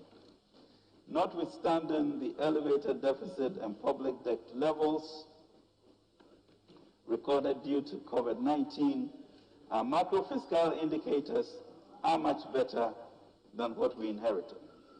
Inflation reduced from 15.4% at the end of 2016 to 7.9% at the end of 2019 and stood at 11% at end October 2021.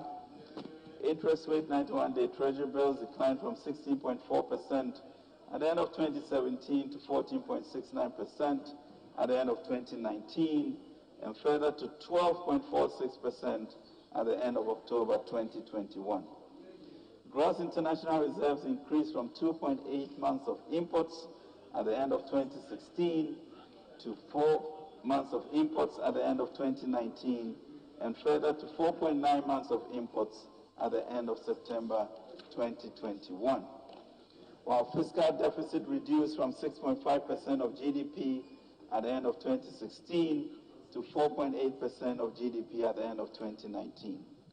Primary balance, Mr. Speaker, improved from a deficit of dues from 1.1% of GDP at the end of 2017 to a primary surplus of 0.8% of GDP at the end of 2019. GDP grew from 3.4% at the end of 2016 to 6.5% at the end of 2019. Mr. Speaker, I now turn to the medium-term macroeconomic targets. A new medium-term National Development Policy Framework 2022 to 2025 has been drafted to guide the medium-term economic recovery and transformation for the country. This is consistent with the Ghana Beyond Aid agenda and is informed by our COVID-19 response strategy outlined in the Ghana Cares Obatampa program to enable us build forward better. Mr. Speaker, the broad macroeconomic goals to support the medium-term objectives include: 1, restoration of macroeconomic stability with a focus on fiscal consolidation and debt sustainability. 2, maintaining a healthy balance between the implementation of the Revitalization Transformation Program and fiscal consolidation to promote growth within a stable macroeconomic environment. 3, providing an environment that is supportive of private sector, including promoting entrepreneurship for domestic businesses and for FDI to thrive. 4, building a robust financial sector to support growth and development. 5, deepening structural reforms to make the machinery of government work more efficiently and effectively to support socio-economic transformation. 6, implementing reforms to increase revenue mobilization and the efficiency of public expenditure. And 7, plugging leakages and prosecution of offenders. Mr. Speaker, guided by the medium-term policy objectives, the following macroeconomic targets are set for the medium term, 2022 to 2025.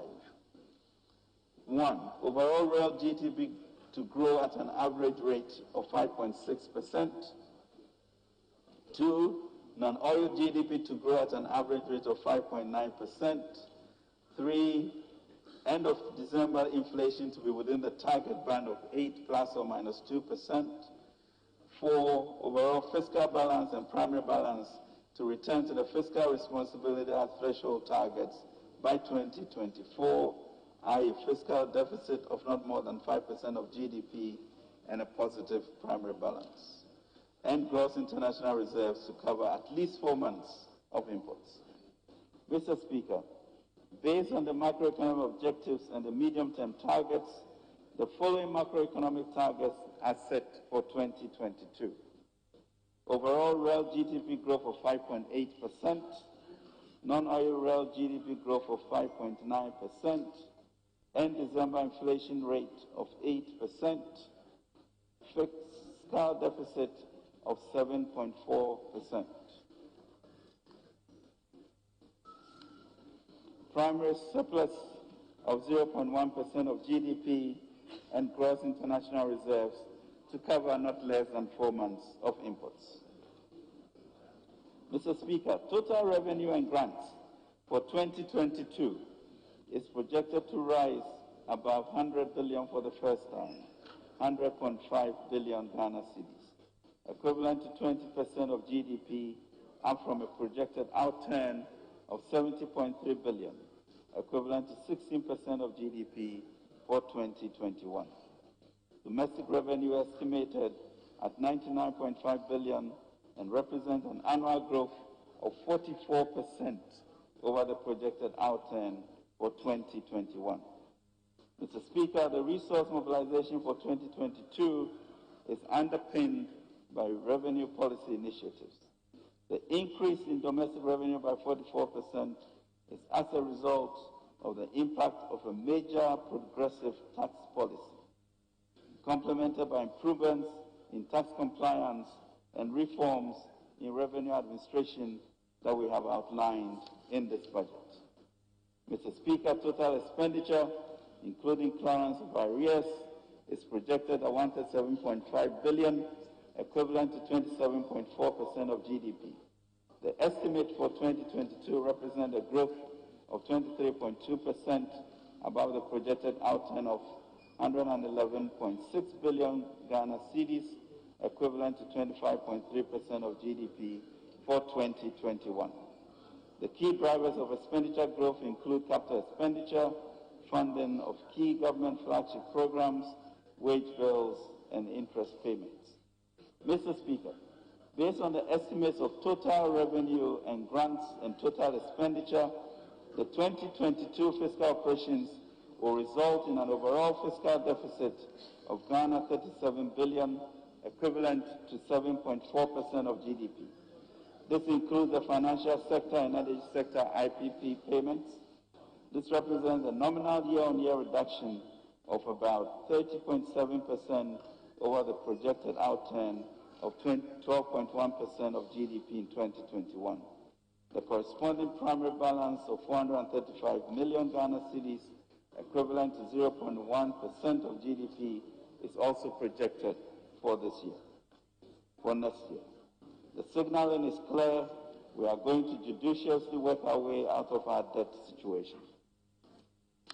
Mr. Speaker, total foreign financing of the deficit, as well as exceptional financing, namely the IMF special drawing rights, would amount to 9.1 billion, equivalent to 1.8% of GDP, and will include a planned international financing program of 750 billion for liability management and budget support, particularly capital expenditure. On the other hand, financing of the deficit from domestic sources, including net issuances from debt, will amount to 27.9 billion, equivalent to 5.6% of GDP. The additional exceptional financing from the utilization of the newly allocated SDRs by the IMF will augment and reduce domestic borrowing needs. Mr. Speaker, as a country, we still rely heavily on debt financing to meet a significant portion of our expenditures compared to our peers. It is instructive to note that on the expenditure side, for instance, interest payments and compensation payments alone amounted to 48.7 billion, which is 103.3% of total revenue and grants for January to September 2021.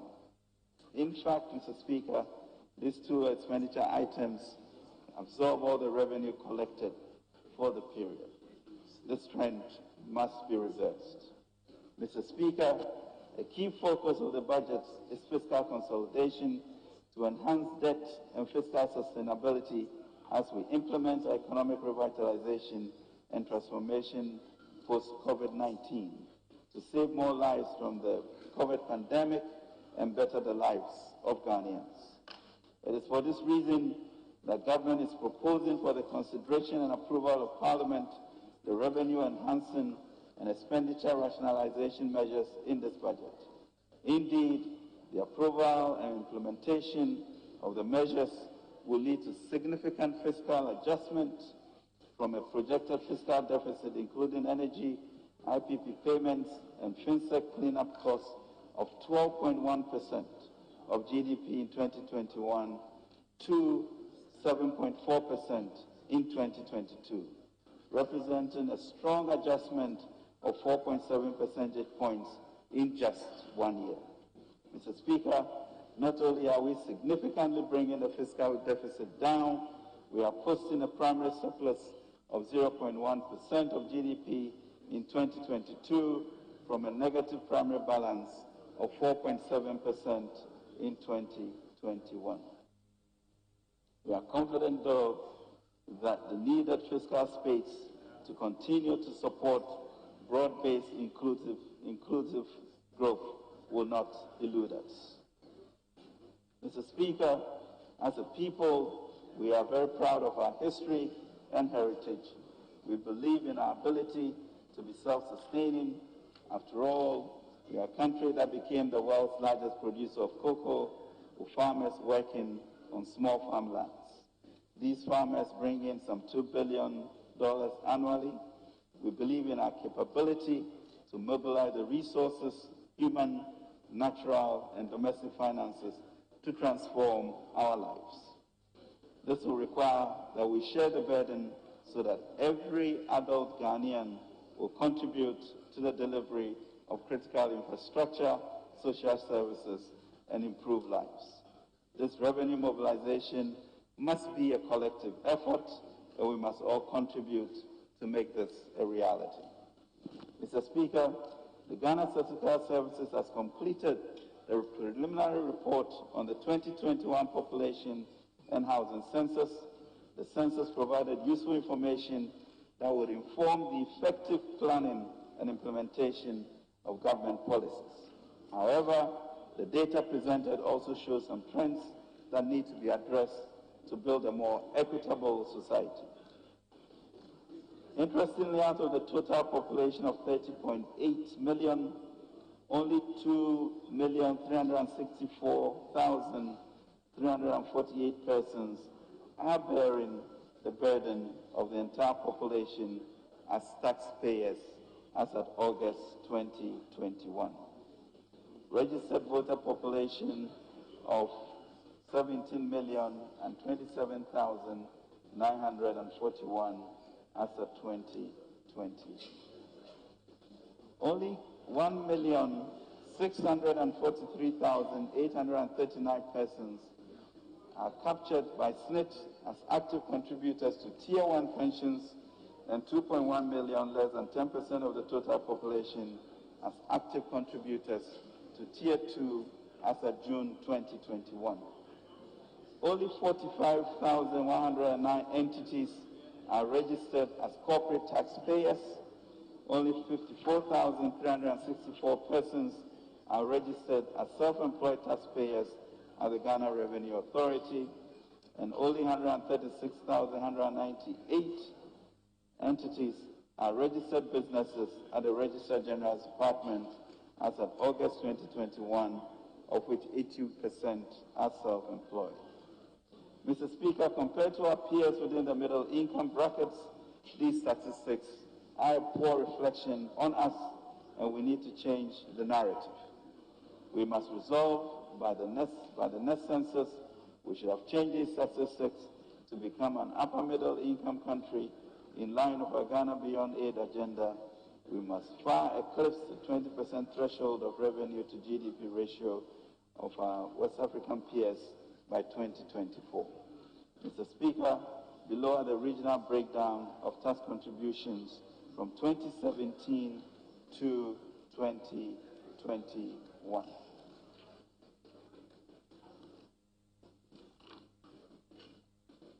Mr. Speaker, Greater Accra contributes almost 90% of our domestic tax, and Ashanti, Western, and Eastern regions together contribute barely 3% of domestic taxes. Mr. Speaker, domestic revenue mobilization is the key to making the vision of Ghana Beyond Aid a reality. We cannot, therefore, as a nation, continue to depend on only 8.2% of our citizens to carry the burden of 30.8 million people. This is unsustainable and defeats all the tenets of economic prudence and moral justice. Our resolve to use revenue policy to support local industry and generate the desired environment for growth has not waned. In the coming year, government will introduce measures that will revamp the industry and make their products competitive in both the local and international markets. In this respect, it has become increasingly necessary to make some policy changes. Mr. Speaker, in 2019, VAT relief was provided on African prints for textile manufacturers to enable them resuscitate their operations and provide affordable textiles on the market. The policy has succeeded in stabilizing the industry and formed the basis for a modest increase in production. The companies have also maintained their prices over the period, making the cost of local prints affordable. Additionally, they've been able to keep their employees and made some investment in the industry as a result of this policy. To consolidate the gains and expand production in the industry, government has decided to extend the relief for a further 2 years. Mr. Speaker, the VAT flat rate of 3% of the sale price of goods was introduced in 2017 on the supply of goods by wholesalers and retailers. Subsequent reforms to the taxes on the supply of goods and services have made local goods with imported substitutes uncompetitive. Government is correcting this anomaly by limiting the flat rate to only retailers. All other supply of goods and services will attract the standard rate. The object of the flat rate is to provide a simplified system for small-scale enterprises. To ensure that this objective is achieved, the rate will be applied to retailers with annual turnover not exceeding 500,000 Ghana cedis. All other retailers and wholesalers will be charged the standard rate. After 2.5 years of operation, the temporary benchmark discount policy on imports introduced as a stopgap measure has been reviewed to make it more efficient and better targeted. This is consistent with government policy to promote local industry and improve foreign exchange earnings. We are committed to a program of turning our enterprising traders into manufacturers of widgets, tools, and other machinery necessary as inputs for our industrial growth. Mr. Speaker, revenue compliance and enforcement sits at the heart of domestic revenue mobilization. The Ghana Revenue Authority, buoyed by the Revenue Assurance and Compliance Enforcement, will continue race with its enhanced compliance measures to expand coverage and plug revenue leakages. The modified taxation system introduced in 2015 through the Income Tax Act 2015, Act 896, is to provide a simplified system of tax compliance for the informal sector and small-scale individuals in business. This law will be amended to increase the threshold from 200,000 to 500,000 Ghana cedis per annum.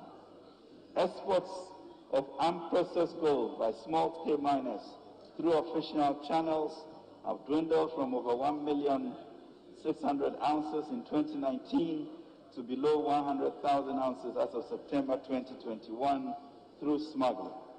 To stem this tide, government, in consultation with the stakeholders in the industry, has decided to reduce the withholding tax rate for sale of unprocessed gold by small-scale miners on whom the incidence of the tax is from 3% to 1.5%. Government is committed to working with the relevant agencies and stakeholders in the industry to ensure compliance at a reduced rate of 1.5%. Mr. Speaker, property rates have the potential to increase revenue mobilization for MMDAs and release resources for provision of basic infrastructure as well as the needs of our localities. Property rate assessment and collection pose a challenge to most MMDAs and are fraught with inefficiencies. Government, through GRA, will from January 2022 assist the MMDAs to implement a common platform for property rate administration to enhance property rate collections and its accountability. To ensure cost recovery by government in providing infrastructure for the collection of the rate, a sharing ratio will be agreed with the assemblies. Fees and charges. Government will complete its work of this House to pass the fees and charges bill for implementation in 2022. These fees and charges will be subject to automatic adjustment consistent with the annual average inflation as announced by the Ghana Statistical Service. A comprehensive review will be conducted after every 5th year, taking into consideration other factors besides inflation, including improvement in quality of service, delivery, and prioritization of some of the services where feasible. Mr. Speaker, our roads need fixing and building. Our roads are being fixed. It is true that more roads have been fixed and are being fixed over the last 5 years than any relative period in the entire history of our nation. We even want to do a lot more, and this budget will cater for this.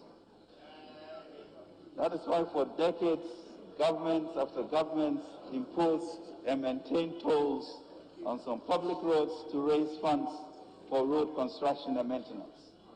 This is the situation in many countries. However, over the years, the tolling points have become unhealthy market centers, led to heavy traffic on our roads, lengthened travel time from one place to the other, and impacted negatively on productivity. The congestion generated at the tolling points, besides creating these inconveniences, also leads to pollution in and around the vicinities. To address these challenges, government has abolished all tolls on public roads and bridges. This takes effect immediately the budget is approved on appropriation. The toll collection personnel will be reassigned. The expected impact on productivity and reduce environmental pollution will more than offset the revenue foregone by removing the tolls. Tolls, Mr. Speaker, would be abolished on all public roads. Mr. Speaker, over the past 18 months, it has become clear that if the African continent is to be globally competitive, it must embrace the common vision of creating an integrated and inclusive digital society that improves the quality of life of citizens, strengthens the development of the private sector, and advances Africa's quest to attain the Sustainable Development Goals. Mr. Speaker, digitization is empowering. It has catalyzed financial inclusion. It mobilizes resources and directs it where it is needed. Tens of billions of Ghanaian cedis are mobilized every month by people previously presumed too poor to open and keep a traditional bank account or even operate a mobile phone. With millions of Ghanaians tapping into the convenience of simplified online paying systems, transactions that used to take place on the blind side of the central bank is now fully visible. It is contributing to the formalization of our economy, a subject about which so much had been said for years, but which so little had been actually done. With digitization, state institutions are more able to plug revenue leakages and thus increase internally generated funds. That gives them the capacity to potentially pay their workers better wages and reduce borrowing by central government for capital expenditure because they can go to a bank on the strength of their own books and so reduce the country's debt overhang over time. Mr. Speaker, the Ghana.gov initiative and its performance also indicate the opportunity to harness increases in captured economic actors from 4% to 84%, which creates a real chance to achieve the intended expansion of the tax net. Currently, we have 49 institutions of transactions through Ghana.gov. However, the number of institutions expected to go live by end November 2021 is 165. The total value of transactions from May 2021 to October 2021 amounted to 34 billion. We believe this initiative will be truly transformative of our revenue mobilization and service delivery agenda. Mr. Speaker, COVID-19 contributed to the acceleration of the digitalization of Africa. Data from the Bank of Ghana confirms a growing trend in online trade.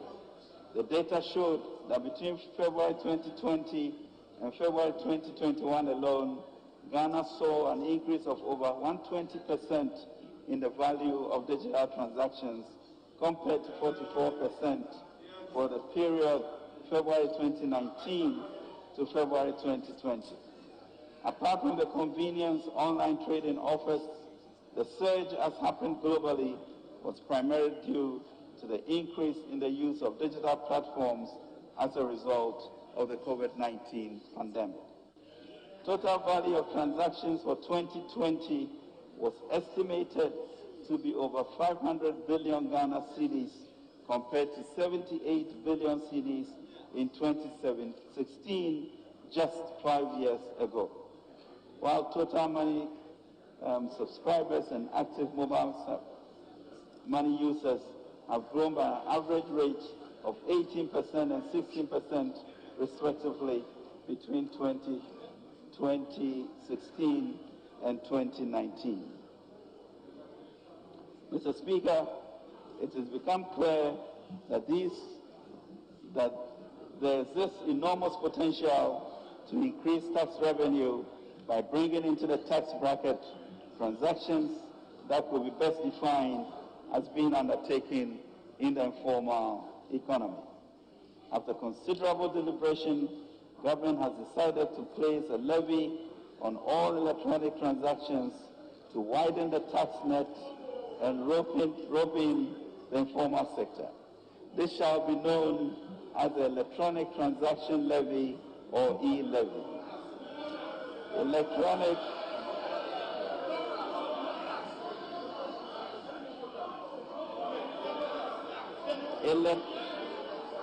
Mr. Speaker, electronic transactions covering mobile money payments.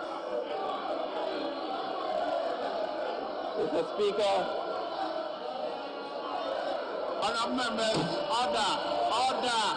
Electronic mobile money payments, bank transfers, merchant payments, and e-mode remittances will be charged at an applicable rate of 1.75%, which shall be borne by the sender, except e-mode remittances, which will be borne by the recipient. Mr. Speaker, to safeguard efforts be made to enhance financial inclusion and protect the vulnerable, all transactions that add up to 100 Ghana cedis or less per day, which is approximately 3,000 Ghana cedis per month, will be exempt from this levy. A portion of the proceeds from the e-levy will be used to support entrepreneurship, youth employment, cybersecurity, digital and road infrastructure, among others. Mr. Speaker, taxi eyabako yinyina betia. This tax is one, and we shall all pay. Mr. Speaker, this new policy also comes into effect once appropriation is passed on 1st January 2022. Government will work with all industry partners to ensure that their systems and payment platforms are configured to implement this policy. And they will make money from there. Mr. Speaker, burden sharing. The good people of Ghana have given us a mandate to get things done. For us as a government, this is a clarion call for a new deal, a chance to renew the social contract of our democracy. As Rainbow Neighbor once said, and I quote, "Nothing worth doing is completed in our lifetime, therefore we must be saved by hope. Nothing true or beautiful or good makes complete sense in any immediate context of history, therefore we must be saved by faith. Nothing we do, however virtuous, can be accomplished alone, therefore we are saved by love. Therefore we need to act together as each other's keeper after the unprecedented shock that the pandemic was for the world and for Ghana. We owe each other to share the burden of the recovery. Citizens that have not suffered as much a loss of income during the pandemic ought to sacrifice for the rest. Citizens should be called upon to look beyond their own self-interest and work for a great common interest. Our country needs this sacrifice. This budget calls upon the wealthy and the middle class to do their part through property taxes, through streamlined exemptions bills, through the removal of benchmark values as selected imported goods, and through targeted digital tax. In doing so, they will also look after future generations by limiting debt accumulation. Mr. Speaker, after undergoing several reviews, the exemption bill has been completed and laid before Parliament. We will work with this House for final passage and implementation in 2022. Mr. Speaker, we wish to reiterate that we are in challenging times which require radical measures, so let us embrace these new policies to enable government to address the fundamental issues affecting the economy, to ensure that our nation continues to maintain its position as the black star of the continent. The good people of Ghana has given us a mandate to get things done. For us As a government, this is a clarion call for a new deal, a chance to renew the social contract.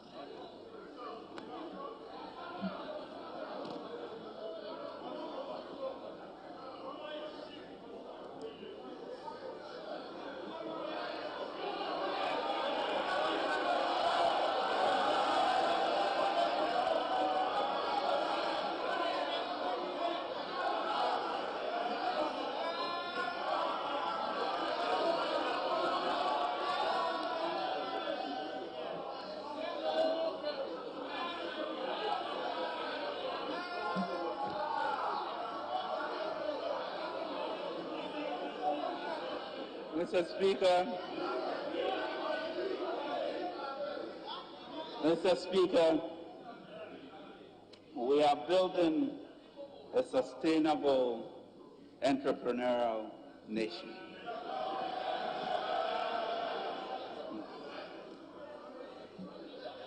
The census results put Ghana's population figure at 30.8 million.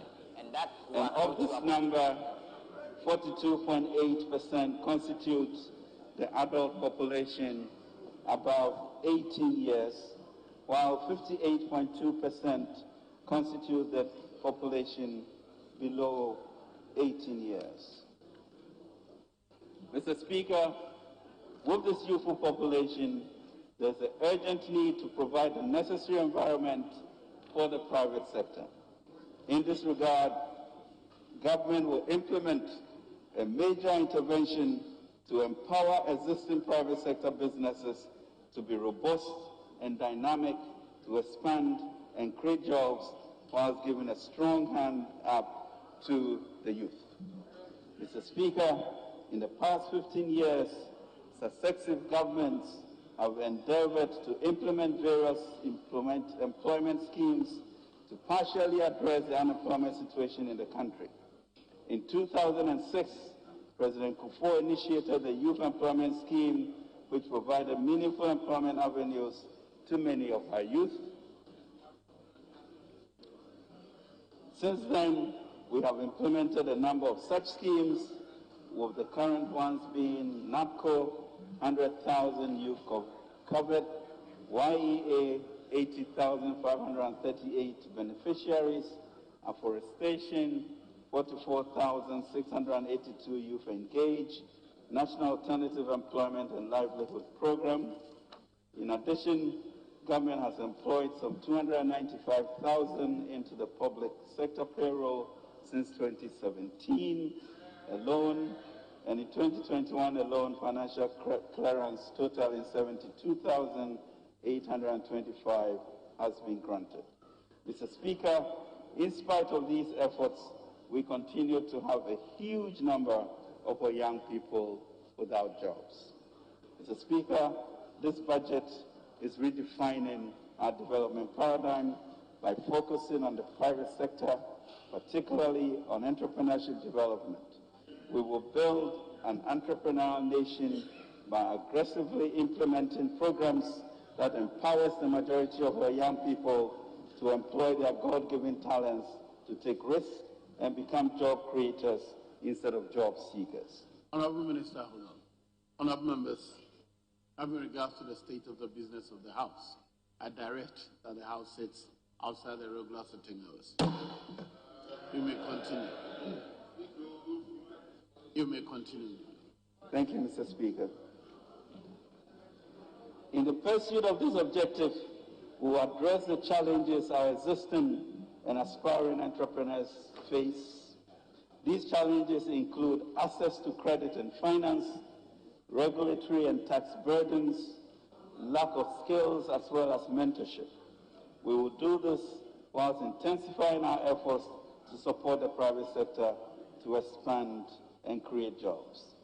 Mr. Speaker, this understanding of the youth employment challenge, as well as extensive consultations of stakeholders, including youth associations and educational institutions across the country have led to the development of what we call the You Start Initiative. You Start Initiative, which proposes to use 1 billion Ghana cedis each year.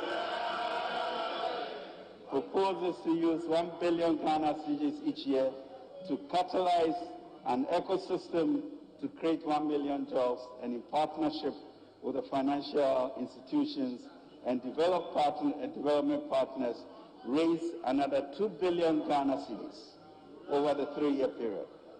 In addition, Mr. Speaker, our local banks have agreed to a package that will result in increasing their SME portfolio up to 5 billion Ghana cedis over the next 3 years. This, Mr. Speaker, results in an unprecedented, historic 10 billion cedi commitment in the next 3 years to the private sector and the You Start program over the next 3 years. Mr. Speaker, implementing partners of the You Start.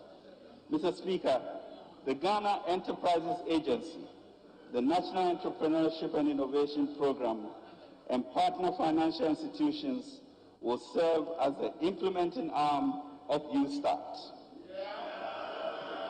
Entrepreneurs will be able to apply for support through a dedicated You Start online portal. NEIP will also engage our faith-based organizations as partners for the delivery of essential artisanal skills, business competitions, and feasibility studies, and introduction to financing institutions with a commitment of up to 10% of GOG's contribution to the You Start program. Mr. Speaker, You Start will provide our youth with the following: training, skills development, entrepreneurial support, and business advisory services, funding, access to competitive credit and startup packs, enterprise promotion, mentoring, and access to markets, including portals to facilitate digital linkages between youth-led enterprises and other businesses and relevant government agencies. You Start products, Mr. Speaker. You Start will support youth-led enterprises with the following products: district-level loans under 10,000 Ghana cedis after 2 to 3 months of training, soft loans of up to 50,000 Ghana cedis to help startups, in particular by young graduates and school leavers, and small businesses to expand. Startup packs, soft loans tied to equipment acquisition of up to 50,000 cedis for individuals and 100,000 for associations and groups. A standardized loan package of between 100,000 to 400,000 at concessional rates for SMEs through financial institutions. Mr. Speaker, the You Start initiative aims to support our youth to develop commercially viable businesses. To this end, You Start is designed to instill proper commercial orientation in the beneficiaries. This will include financial institutions determining the credit matrix, and GEA and NEIP providing training support, especially for the standardized SME loans You Start will operationalize by March 2022. Mr. Speaker, it is well known that ours is a pro-private sector government. We strongly believe in the private sector leading in growing the economy and creating jobs. We have demonstrated, Mr. Speaker, this commitment over the past 5 years through policy actions and investments that created macro stability, built our human capacity, and strengthened our financial architecture, and will continue to do more in the coming year. Government will continue to streamline the policy and regulatory environment for doing business in the country. I would like to acknowledge our businesses and employers for their resilience and for pulling through the last year and a half despite the severe challenges of COVID-19. Most of you went to great lengths to find innovative ways to keep your businesses going, and to hold on and preserve jobs. Government greatly appreciates your efforts.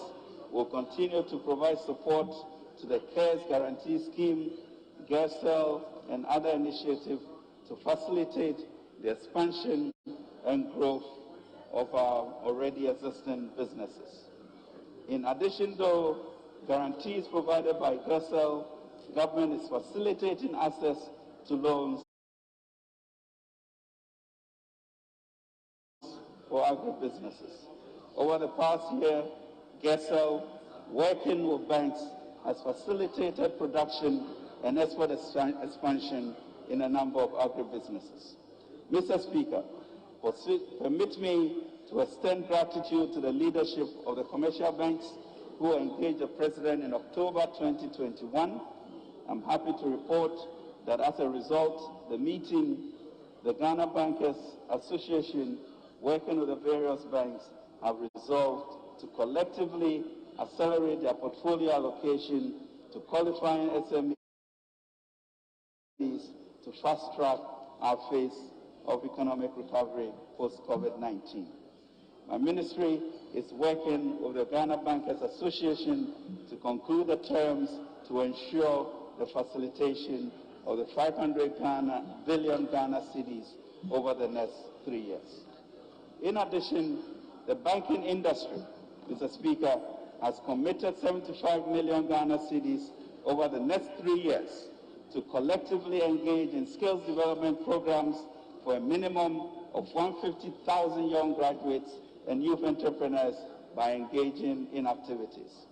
To achieve this, the banks have pledged to review the internal processes and procedures to facilitate easier access to credit by SMEs. Mr. Speaker, a 10 billion facility for 3 years will completely revamp the state of our SMEs and will ensure that our youth have jobs and youth become job creators and not only job seekers, even as the private sector expands to be able to absorb more of them. Mr. Speaker, I have great news. On Friday, November 12, 2021, the good governor of the Bank of Ghana formally handed over the license for the Development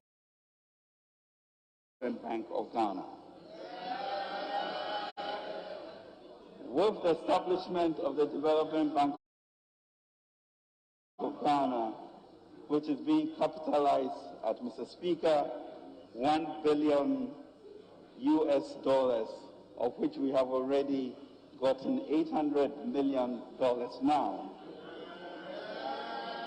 With the establishment of the Development Bank of Ghana, government will provide a powerful response to a long-standing desire of our businesses to easier access to medium and long-term loans at affordable interest rates.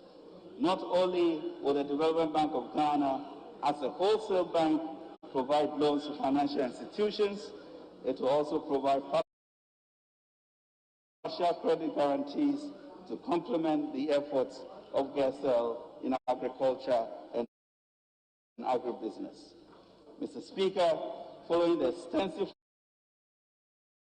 financial sector reforms, coupled with the establishment of the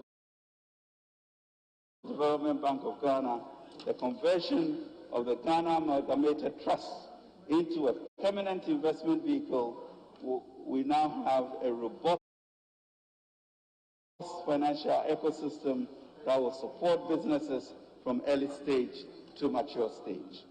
Mr. Speaker, the NABCO program was designed as a temporary stepping stone for young graduates for a period of 3 years. In the last 3 years, 100,000 young graduates have benefited from the NABCO program. With over 33,000 trainees already securing jobs, government will work to ensure that the remaining NABCO trainees are effectively supported to take advantage of the opportunities USAS presents. Mr. Speaker, in response to the COVID-19 pandemic, government under the able leadership of His Excellency President Akufo-Addo, quickly developed a 100 billion COVID-19 alleviation and revitalization enterprise program, what we call the Ghana Cares Obatampe program. This blueprint, which brought instant and significant relief to our people, is revitalizing our nation by improving the business climate, supporting the private sector, and providing job opportunities for the youth.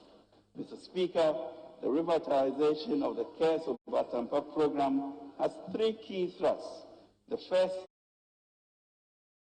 is to support the private sector, particularly in agribusiness and manufacturing, ICT, and digitization. The second thrust is to aggressively support entrepreneurship in order to create job opportunities for our growing and increasing educated youth. The third thrust is to optimize implementation of government transformation agenda for greater results. Since its launch in November 2020, the Obatampe program has targeted strategic management and technical interventions in the agriculture, manufacturing, trade, and export sectors. The urgent and transformative vision of the CARES program implied that we could not proceed with a business-as-usual approach. We therefore swiftly adopted the compact framework to strongly link resources to results. As at the end of July 2021, 8 implementation compacts were signed between the Ministry of Finance and participating MDAs. Mr. Speaker, our priority is to facilitate investment and development of communication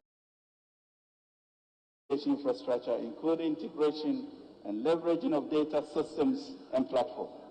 Government is working towards enhancing the capacity of key institutions and strengthening coordination with the private sector.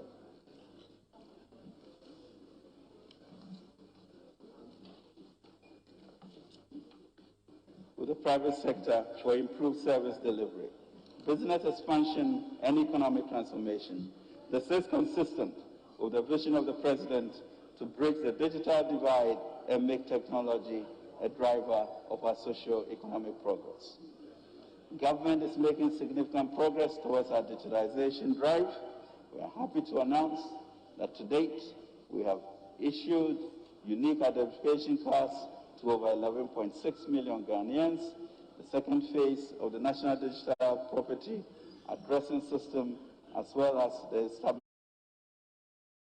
establishment of a National Digital Property Register, are complete. Mr. Speaker, with the expansion of digital financial platforms, including mobile money and its interoperability with the banking system, we are increasing financial inclusion. We are also in the process of digitizing the health records of Ghanaians and creating a national digital platform for the sale of pharmaceutical products to improve the efficiency of our healthcare. Mr. Speaker, I plan to establish a comprehensive government-wide database and register as a reference platform a management system for all government digital assets was set in motion with stakeholder engagements.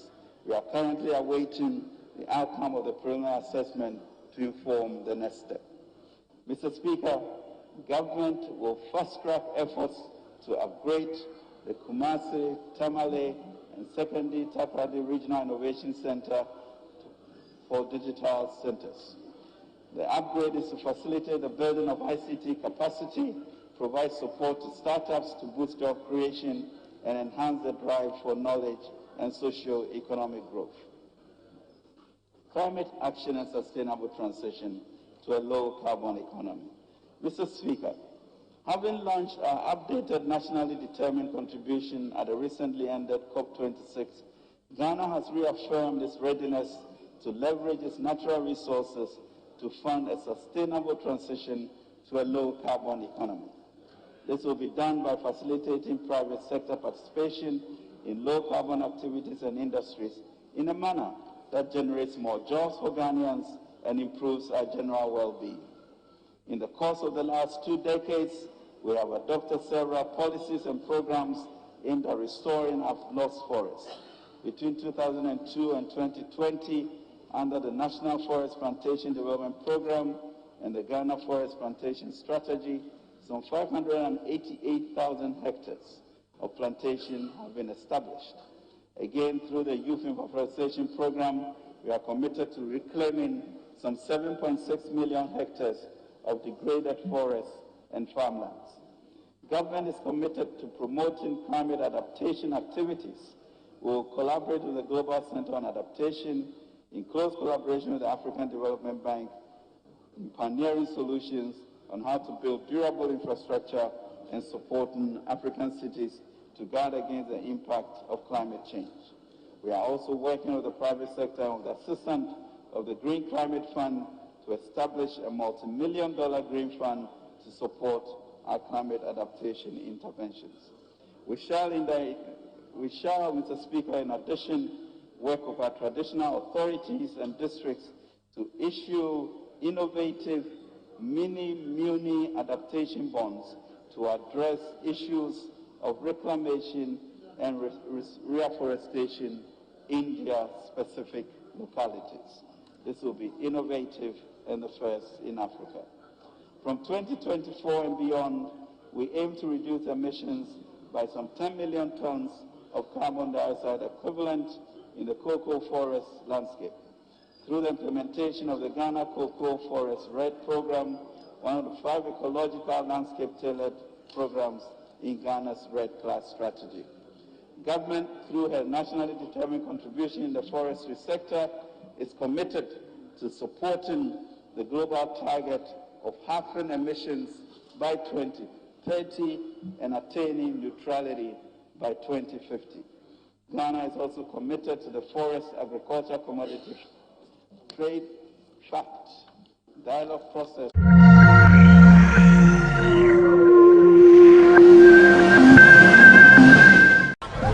The minister to brief me. Should I ignore them and come to preside because I suspended sitting for 30 minutes?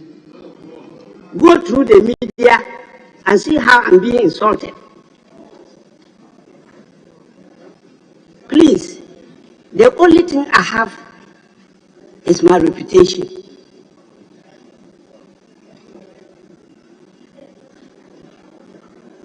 I apologize for keeping you waiting. And I will do that because there was no communication to you. And so you are right to have taken the position you've taken. But please, let's be honorable members of Parliament. We are going to continue with the debate on the budget. And today is for your leaders to wind up. The question will be put, the decision will be taken. And so I will start by giving the opportunity to the minority leader to wind up the position taken by the minority, and then after that, the majority will do so. That is the decision that was communicated to me since yesterday. Yes, minority leader. Majority leader, is the speaker out of order? The Speaker, you certainly have not said anything that puts you out of order.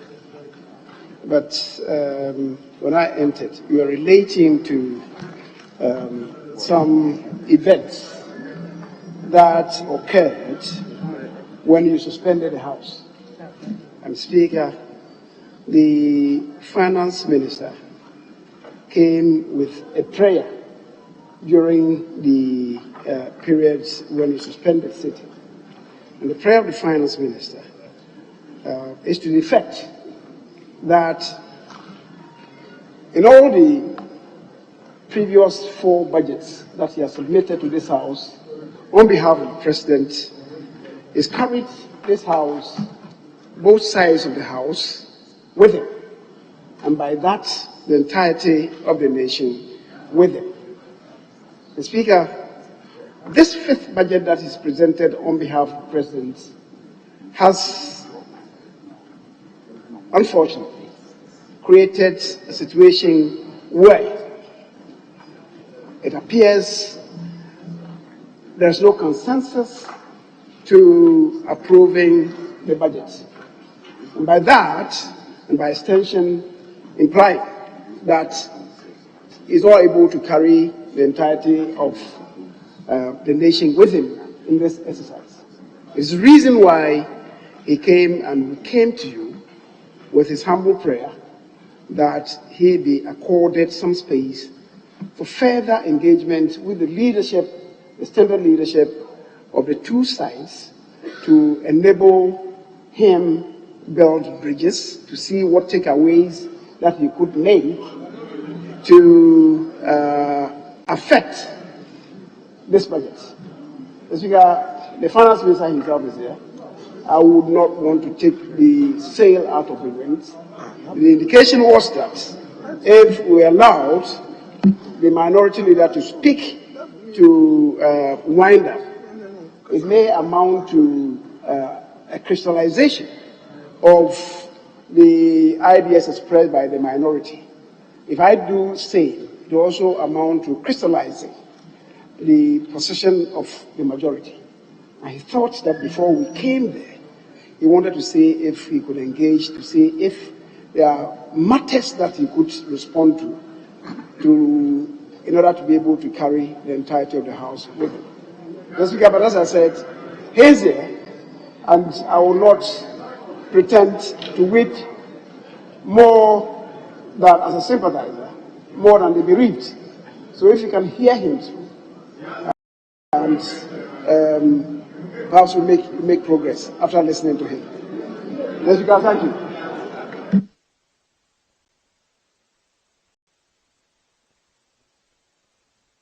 Yes, Minority Leader. Mr. Speaker, I'm aware that you have met with the leadership and the Minister for Finance and the Minister of State to discuss further how these matters relating to the approval of the budget will be done in a matter serving the interests of our country and our people. I would suggest that I'm here to conclude on the budget. We had the Minister of Finance on the 17th, so we know what his thoughts are. And he laid a paper before us. After he has heard me, if he has interventions, we'll be happy to hear him before the leader or after the leader. But we haven't been heard. Mr. Speaker, we are serving the people of Ghana. Let them know where we stand and why we stand there and why we think some policy actions must be taken. So fairly, if my colleague has no objection, he should allow me to proceed, to contribute, to conclude on it. Then after that, he or the finance minister may want to respond to the issues that are likely to be raised by us, Mr. Speaker. That is my thinking.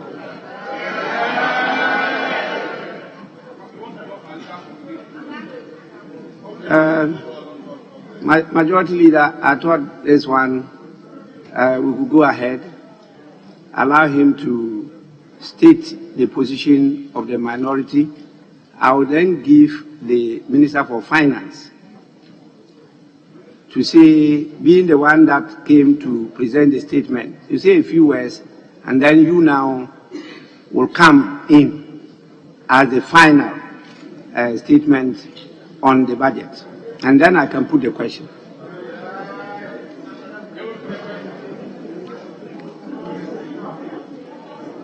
The Speaker, as I indicated,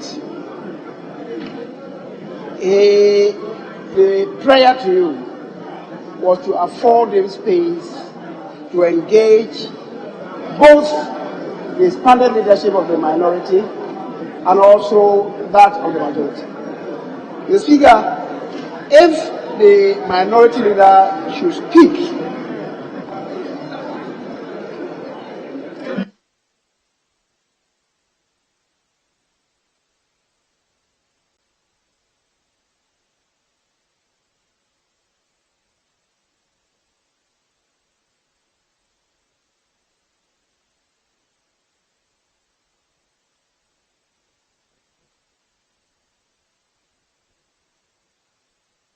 Honorable Majority Leader, I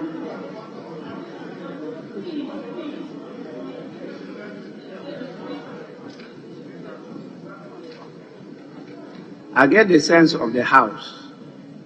That is why I said I will get the Minority Leader to present his side of the House, the position they've taken. I'll give the Minister the opportunity to say a few words before you come in. I think it's important that we hear the minority before we hear the Minister for Finance, because the Minister of Finance presented the statement. We've all heard it. The nation has heard it. Let's finish with the response from the minority, then we come back. If the Minister has something to add or take away, he will now tell us. I'll give you the opportunity to conclude the debate, and then we can put the question. Mr. Speaker, it will appear to me that maybe you missed the import of the application that I was making to you. The Minister, by his prayer, is beseeching you to afford him space to engage both sides of the House before the minority leader. Mr. Speaker, my little worry is, anytime my colleagues speak, we listen to them in silence. But they have no patience to listen to some of us. And that is not good enough. It's not helping our democracy. Look, you speak, you expect the majority to listen to you in silence. But you never have the patience to listen to the majority. How do you want to build parliamentary democracy? Or is it the case that you come with a steely determination, this opposition will not listen to anybody? Is that the case? That cannot be good for us. So, Mr. Speaker, I was saying that his appeal to you is to afford him space to engage further. Because if, upon meeting the leadership, he has to maybe amend certain portions of his presentation, it will render obtuse what the minority leader wants to put before this House. And that is why I said, if it's possible, but if it's not possible at this stage, and you want to listen to the minority leader, and before you listen to the prayer of the minister, it will mean that I will have to hold my own concluding remarks in abeyance for him to do the engagement before, after that, I come to do and the sequence will not flow. That's the reason why I was coming back with this appeal. I think the chronology of events then will be better.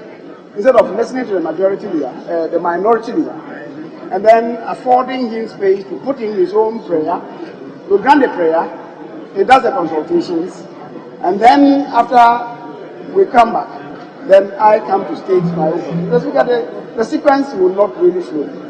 And that is why I'm coming back. But we are Majority Leader, the issue here is not one of sequence. You have listened to individual members of the minority, and we've also listened to individual members of the majority. The leaders are now going to articulate the positions taken by the various groups. So what the minority leader is now going to state will be the position of the minority. And so we would have heard the minority's response to the statement of the Minister for Finance. Then he can bring his prayer. And then you also state, after listening to his prayer and listening to your members, the position that you have taken. My work is very simple. I put the question, and then we vote. And so, minority leader, you have the opportunity now to put before the House and the country the position of the minority.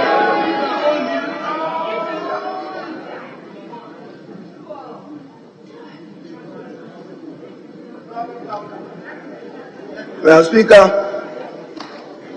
let me thank you for the opportunity to contribute to the motion that this Honorable House approves the financial policy of the government for the year ending 31st December 2022, which was moved on Tuesday by the Honorable Minister for Finance, Mr. Ken Ofori-Atta.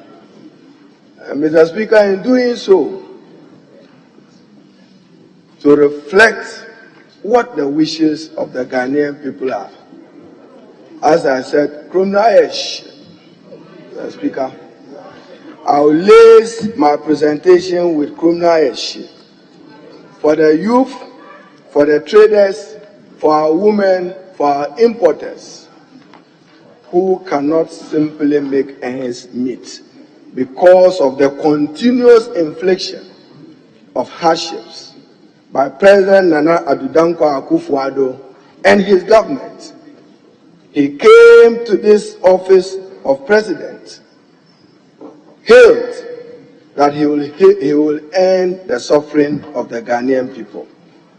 Mr. Speaker, let me also use this opportunity to commend you for your effort and to assure you that we will stand with you in demanding that equality is equity, and that the other co-equal organs of state, not just parliament, the judiciary, is adequately resourced and financed by this budget and future budgets as a rule of thumb to deepen governance and democracy in our country. Mr. Speaker, let me begin. Charity, they say, begins at home.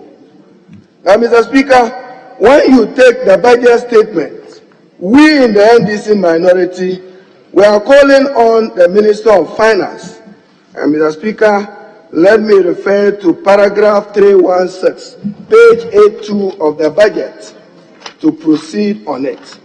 One of the major decisions, as we are told, Mr. Speaker, in paragraph 315, this is what the minister said. After considerable deliberation, government has decided to place a levy on all electronic transactions to widen the tax net and rope in the informal sector. This shall be known as the electronic transaction levy or the e-levy. Mr. Speaker, he goes further to say that the electronic transactions covering mobile money payments, bank transfer, merchants payments, and inward remittances will be charged as an applicable rate of 1.7%. Mr. Speaker, we demand that the Minister of Finance shelves this. Is estimated to bring him, if you go to page 231 of the budget, some 6.9 billion. Assuming that his deficit number of 37 billion is right. If you add another 7 billion, that only brings it to 44 billion. I'm just assuming. Therefore, Mr. Speaker, the e-levy, Mr. Speaker, is going to turn our country's progress backwards. Our effort at establishing a digital economy and encouraging a cashless economy will be hampered by this initiative. And therefore, Mr. Speaker, even when he says 100 Ghana cedis, Mr. Speaker, the Vice President, I understand, chairs the economic management team. In one of the regional conferences of the new patriotic party, he courageously and boldly said that Momo affects poor ordinary people. Mr. Speaker, I am at the game with him. Momo will affect poor ordinary Ghanaians, and therefore it should be suspended and shelved. Mr. Speaker, particularly so that the Minister of Finance is simply being exploitative of COVID. Mr. Speaker, let me read paragraph 313. Yes.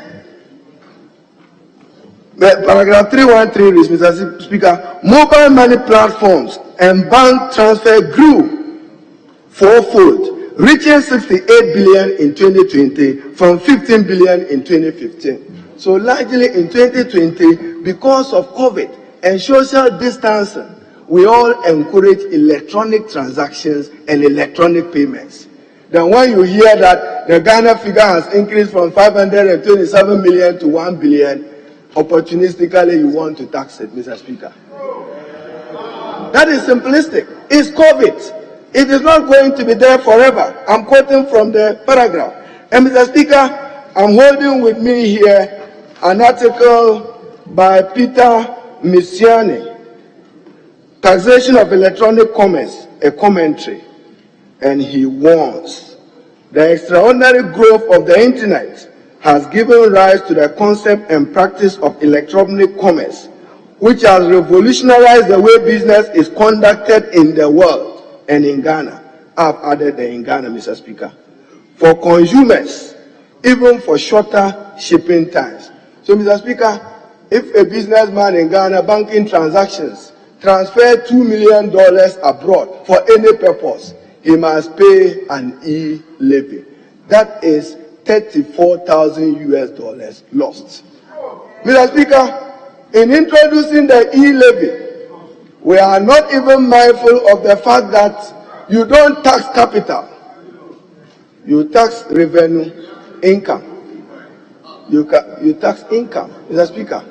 Mr. Speaker, that tomato seller or onion seller, if he chooses and decides that he doesn't want to travel to Navrongo, he wants a tomato brought in by road and does a memo transaction, Minister of Finance wants to eat from that pie. That is unfair to that ordinary tomato seller and to the onion seller. Mr. Speaker, so e-levy, we on this side, we have served you notice that this budget should not be with the policy approval of the e-levy. Mr. Speaker, in fact, this morning, myself and the majority leader had to receive a petition on your behalf on the matter relating to the e-levy. And Mr. Speaker, the Ghanaian people are strong in saying that we should reject the e-levy, and we will reject the e-levy because it does not serve our collective quest to build a digital economy.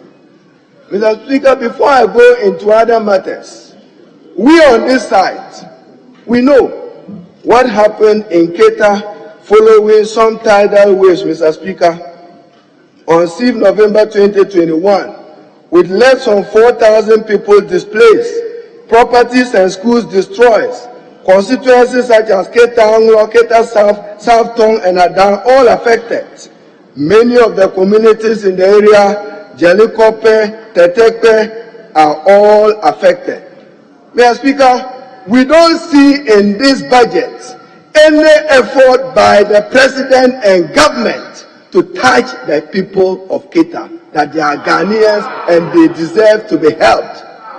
We know the effort the Honorable Atachia made in getting sea defense bill. Probably Keita was in your contemplation. You were not successful. Mr. Speaker, I'm again serving notice that we on this side will not support these budget policy principles until we see resource allocation to the Minister for Works and Housing, adequately assuring the people of Keita that they are Ghanaians and they deserve to be supported. Mr. Speaker, Vice President Mahmoud Bawumia, on behalf of the President, was in Sierra Leone with $1 million to donate to disaster victims. But in Keita, he has to be reminded. Mr. Speaker, let me go on. And Mr. Speaker, may I now refer you to paragraph 442 and 443, but in particular, I want to deal with paragraph 829 of the budget, which is also a matter that the minority, we are particularly concerned. Paragraph 829, Mr. Speaker. And it reads, 829, Mr. Speaker. It reads, Aka Energy can progress in the concept selection for the development of the Pecan field and is expected to submit the plan of development POD by end of 2021. Mr. Speaker, these words are worth highlighting. Parliament granted approval to GMPC to acquire 37% stake in the deep water tunnel Cape 3 Point. The rest continue, 70%, the rest continue. Hazard to capture it. Mr. Speaker, Parliament never granted approval. Parliament granted approval for the Minister for Energy and Finance to negotiate and report back to Parliament. Capture the sense accurately.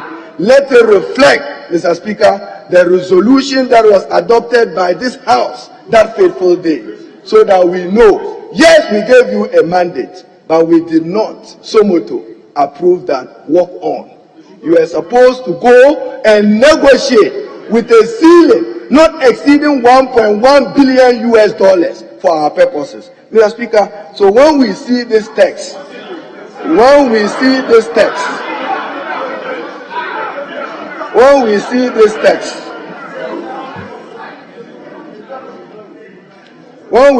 text, Mr. Speaker, then we are concerned and we think that it must be rectified for the record.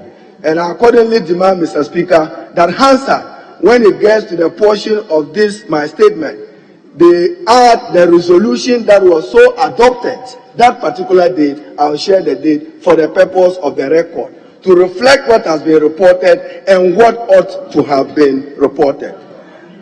Mr. Speaker, now we were told, as part of the policy measures of this budget, that road tolls, and Mr. Speaker, let me refer you to paragraph 247, page 68, paragraph V, it reads, zero rate tolls, removal toll charges on all public roads, and reassign the current workforce collecting road tolls effective immediately the budget is approved by Parliament. So, Mr. Speaker, Haruna Idrisu may not be right. The Speaker may not be right, but at least Ken Ufuriata must be right. And these are his words. Mr. Speaker, I quote, immediately the budget is approved. Yet, my colleague, the Honorable Minister for Roads and Highways, proceeded to issue his announcement on the cessation of road tolls in the country. Mr. Speaker, road tolls in future will be reintroduced. I'm very optimistic about it. Who pays road tolls? The rich. Therefore, you don't introduce what we call regressive taxes. Well, yes, I stand by it. Those who own vehicles, road tolls, they pay it. Yeah, trotro drivers, they pay road tolls on behalf of the owners of the cars. They pay road tolls on behalf of the owners of the cars.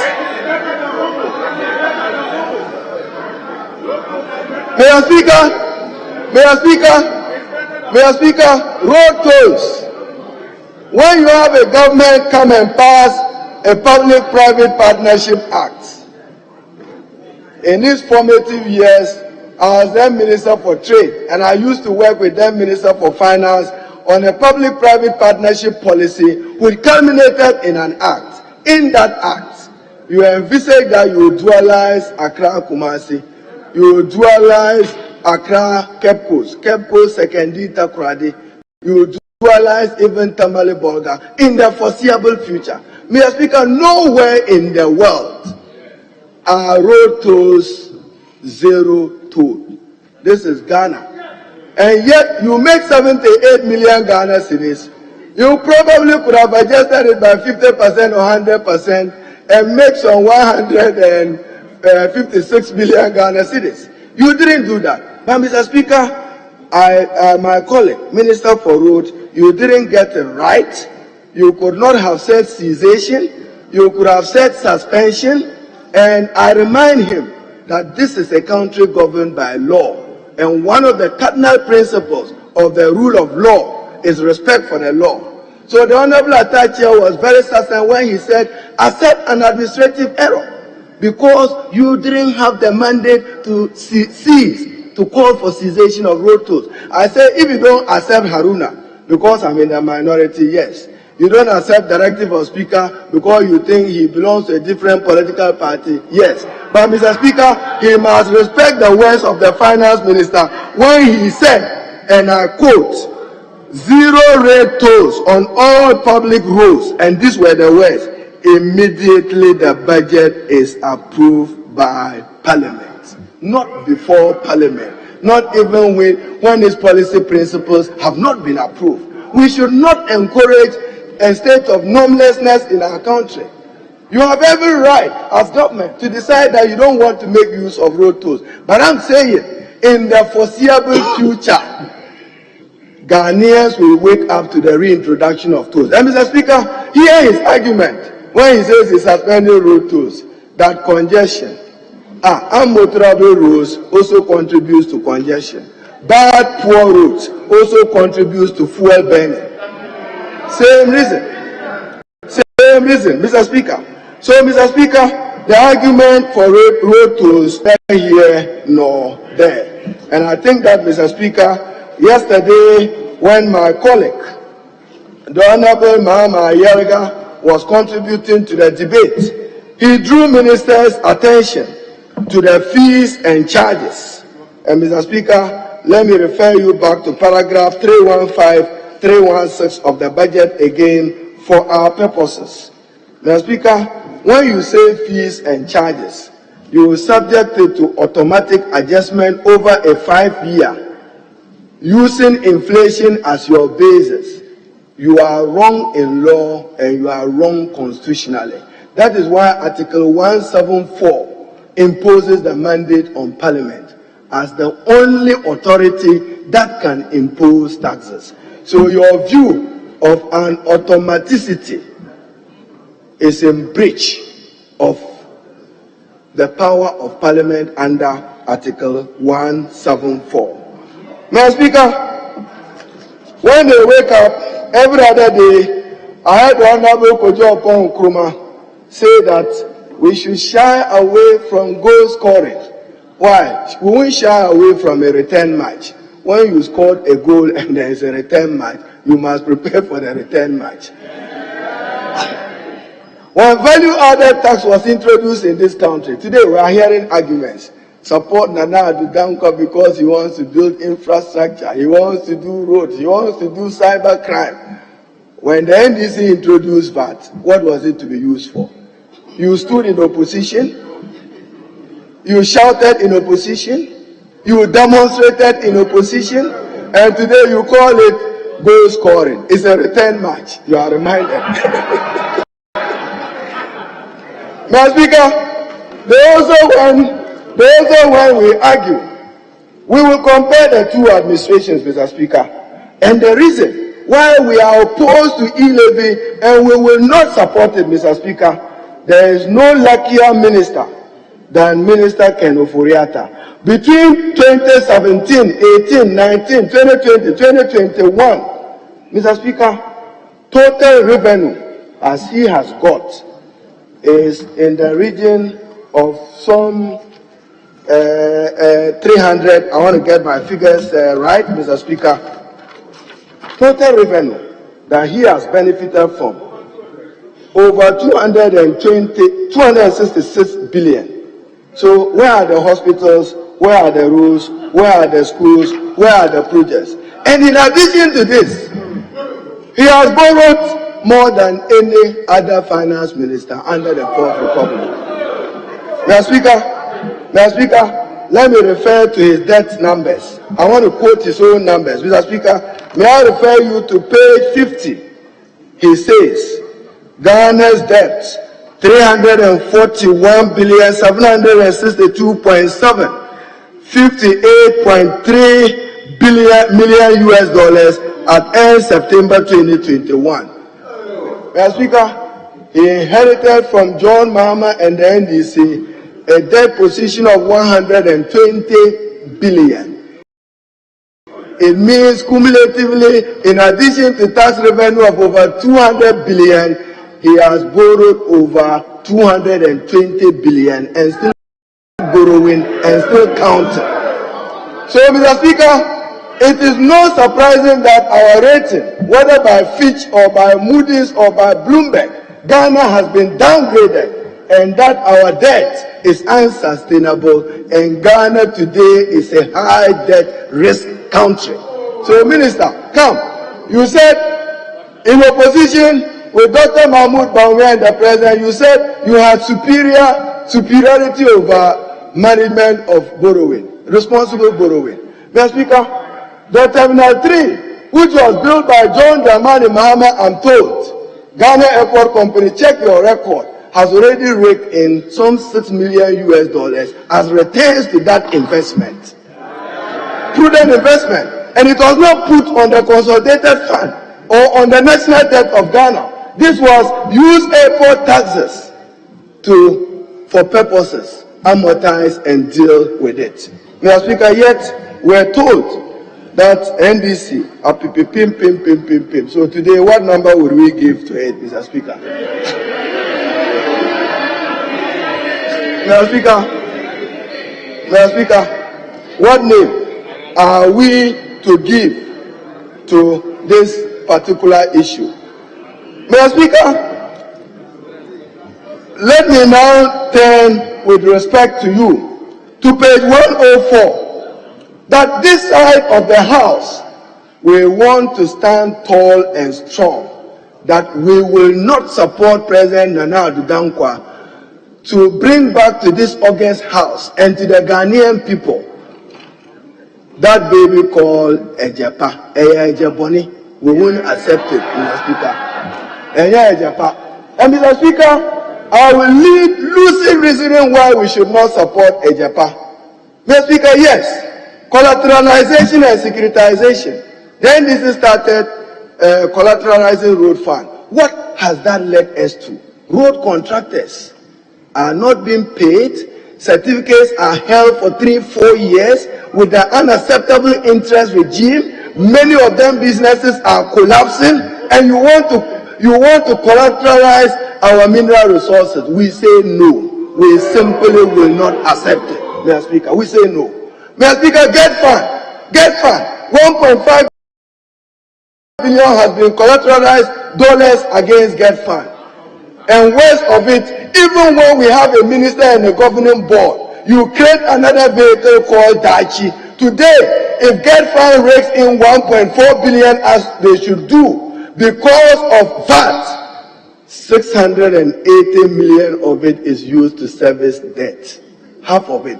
So in 2-3 years, get fund may as well be only taking the VAT to service debt, not to complement infrastructure or the purchase of teaching and learning materials. Collateralization. Minister Ken Ofori-Atta, Ghana exit as one of its principal architects with Minister Setekpe and the Honorable Atuforsen to help expand exports. It is the only bank that has a legitimate, reliable source of revenue, because we set a certain CIF value, 0.50% of imports is dedicated to Ghana exim. Rightly, I'm not disputing that. But you have borrowed against even that one. You have borrowed against even that one. Mr. Speaker, they have taken $100 million Swiss facility against Ghana exim. And Mr. Speaker, I'm calling on the Minister for Finance to take immediate steps to investigate the way the monies are being given. Legitimate Ghanaian entrepreneurs. You want to develop a new culture of entrepreneurs. That new culture should not know NDC businesses and MPP businesses. It should know Ghanaian businesses who can do well, who genuinely and legitimately must be supported to grow this economy. Not a dole out to political favorites.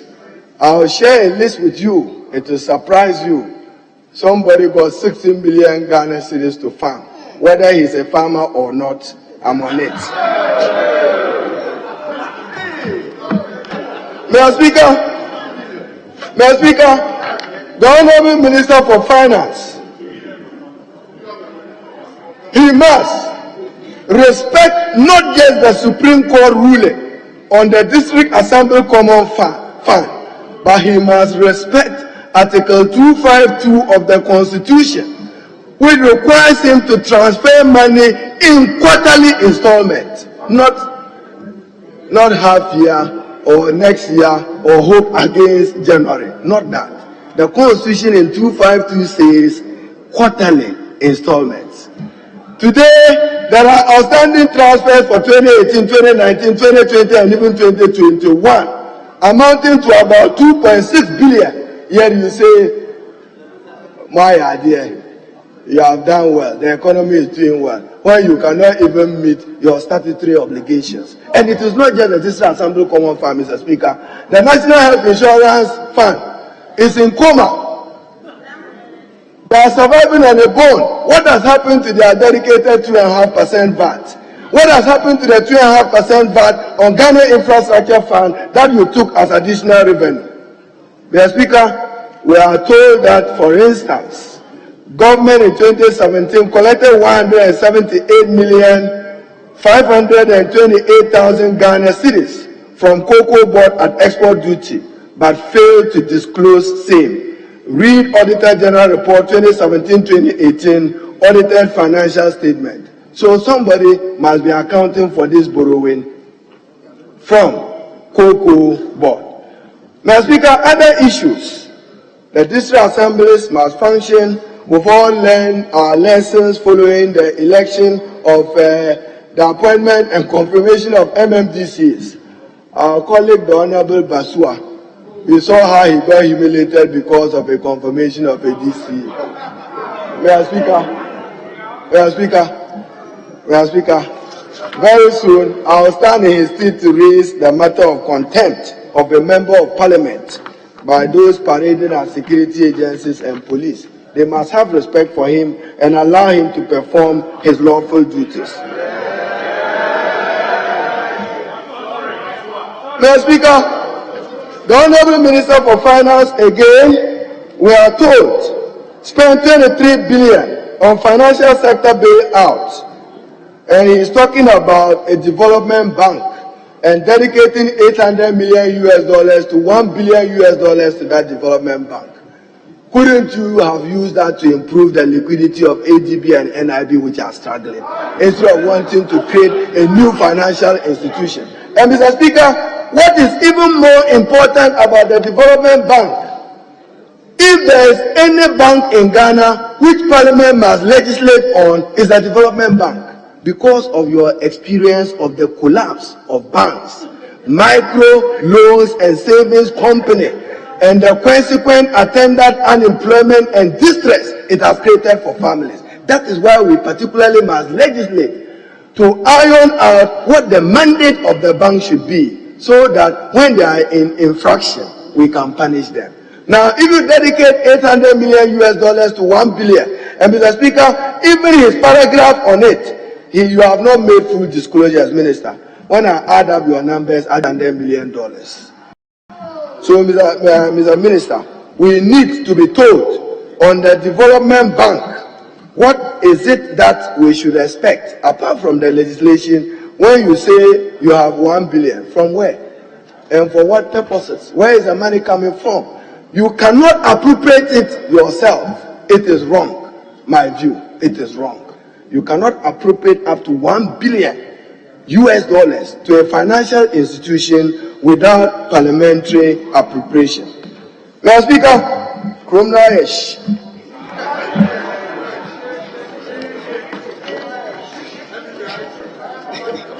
So, Mr. Speaker, my tree is not too good, but it means that to wait, the heat is on. So, Mr. Speaker, we on this side, we are also told, as I dilated on it, review of fees and charges. And Mr. Speaker, to quote the minister in paragraph 247 and paragraph 304, government will increase fees and charges on MDAs by 15% effective January. At least that one we are hopeful you come to Parliament and will do the needful. But over 29,000 entities will be affected.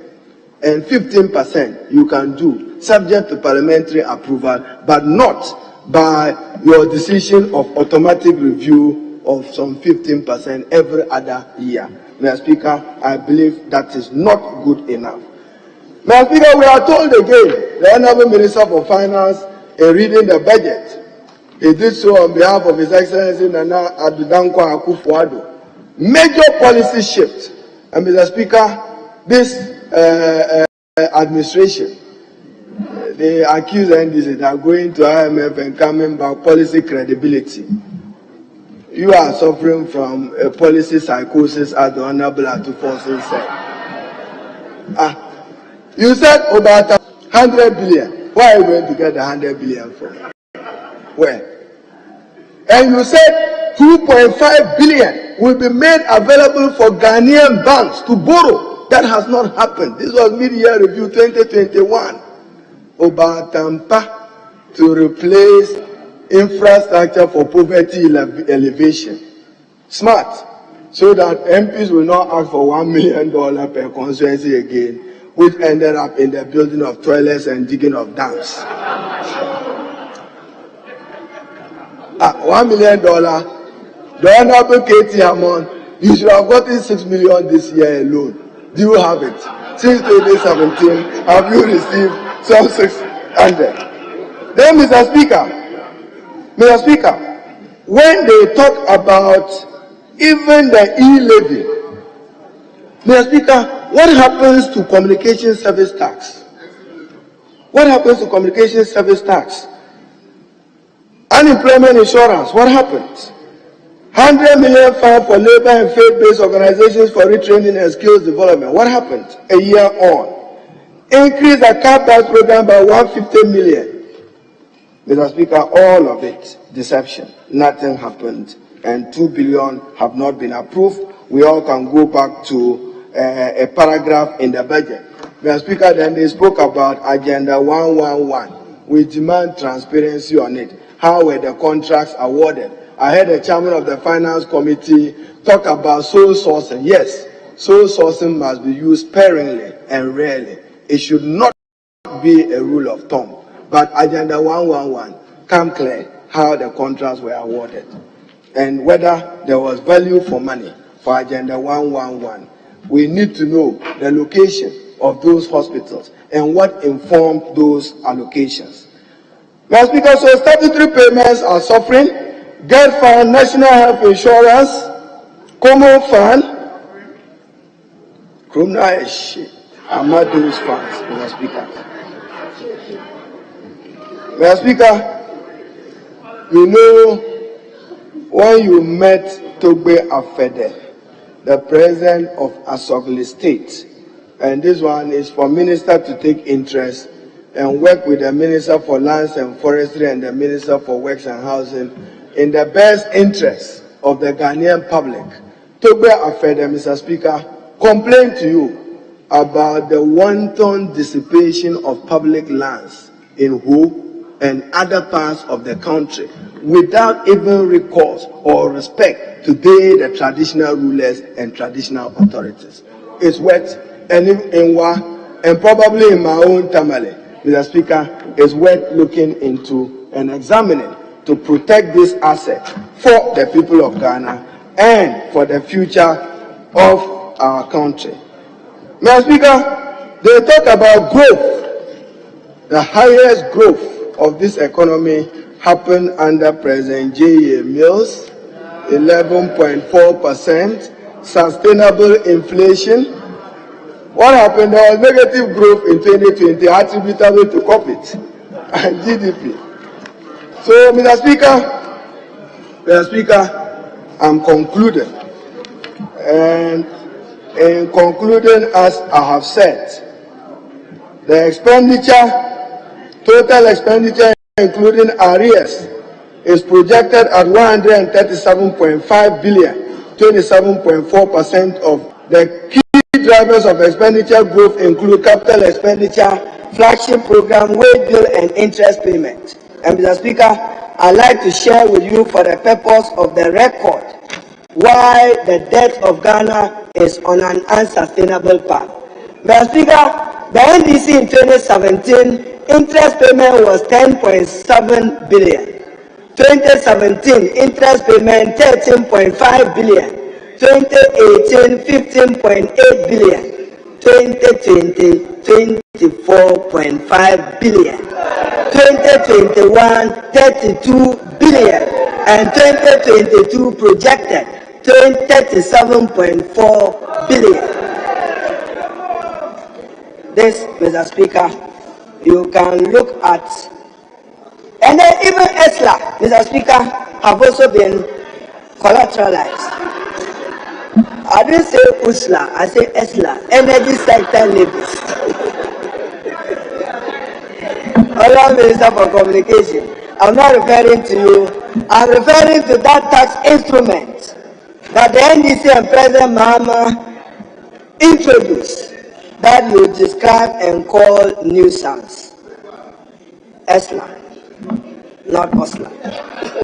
Mr. Speaker, today you know how much OSLA is contributing to the management of your effort at fiscal consolidation. But Mr. Speaker, what is worrying is that even that has been collateralized. So it means a law which had a sunset clause for 5 years has now been extended upwards to 9 years.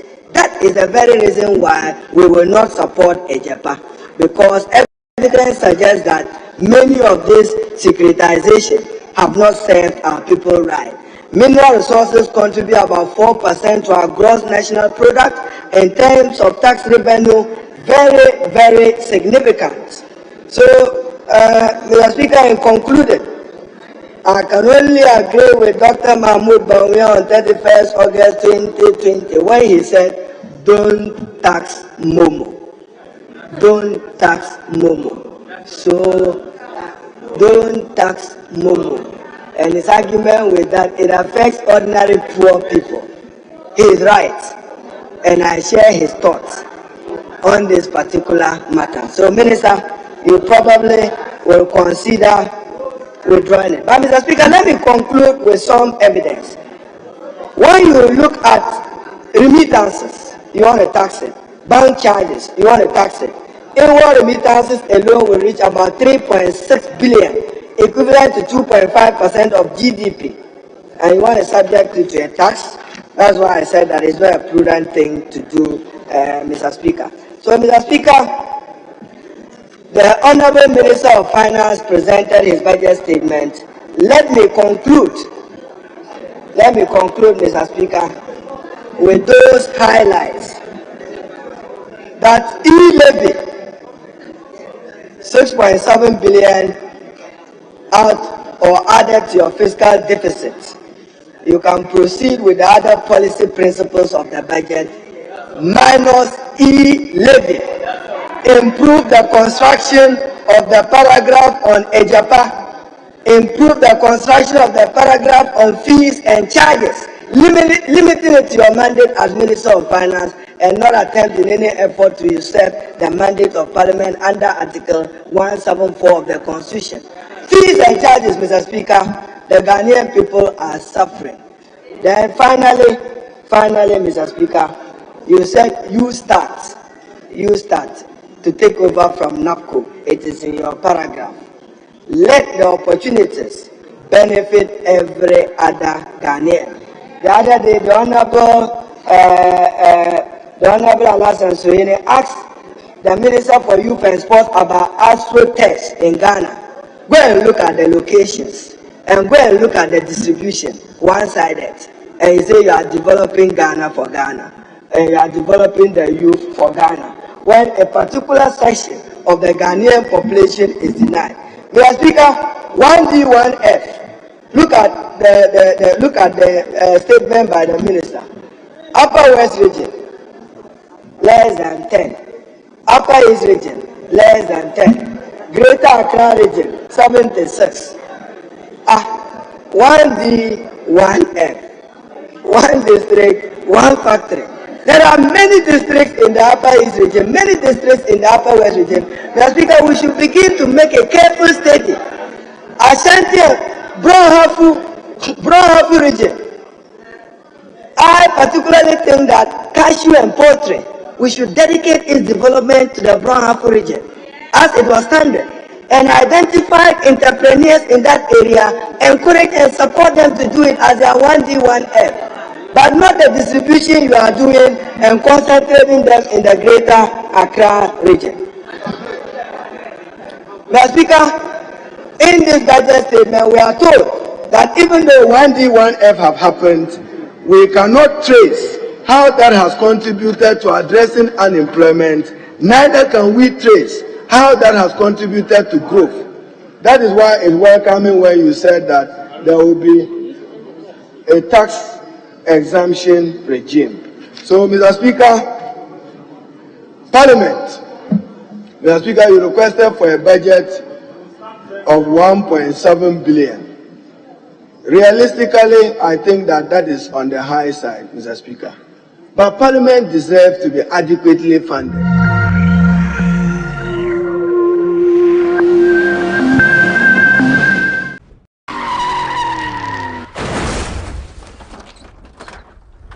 Yes, people, my name is Romanus, Alpha Romanus, O4 Binim, M for Mahama, A for Anus, and I want to specially invite you to the GhanaWeb Road Safety Campaign Walk.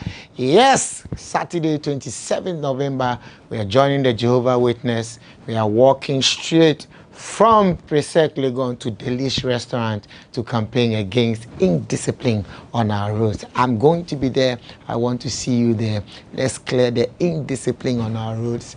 So come Saturday, 27th November, I want to see you there. Rambo style.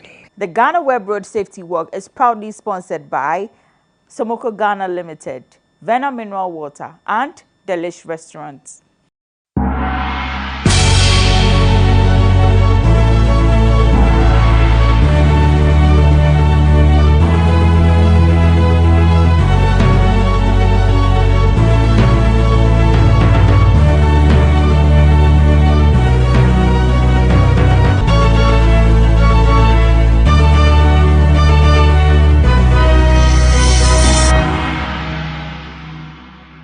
Hello and thanks for joining us on BizTech on GhanaWeb TV with me, Ernestina Sewa Asante. For the final edition of BizTech in 2021, we take a look at some students of Academic City University College who are doing amazingly well in the world of technology. And my colleague Mauli Aholumega had an interaction with these students who have designed electronic wheelchairs, bicycles, and a unique ventilator. Let's take a look at the full report.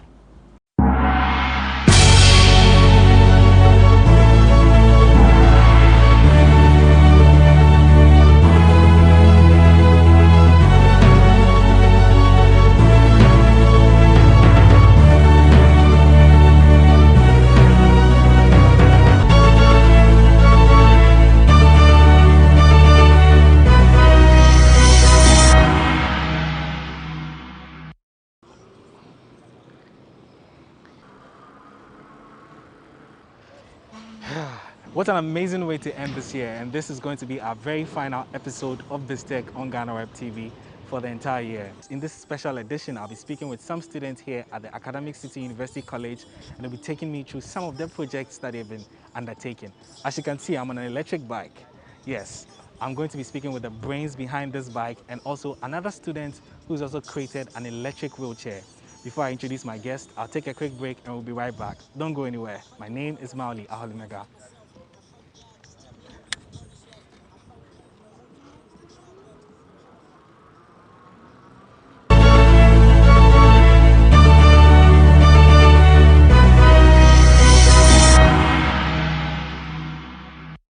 Welcome up on our break. My guest on this week's edition of BizTech is Barnabas Nomo, and he's a student here at the Academic City University College, and he's also a computer science student here. Barnabas, welcome to BizTech. How are you?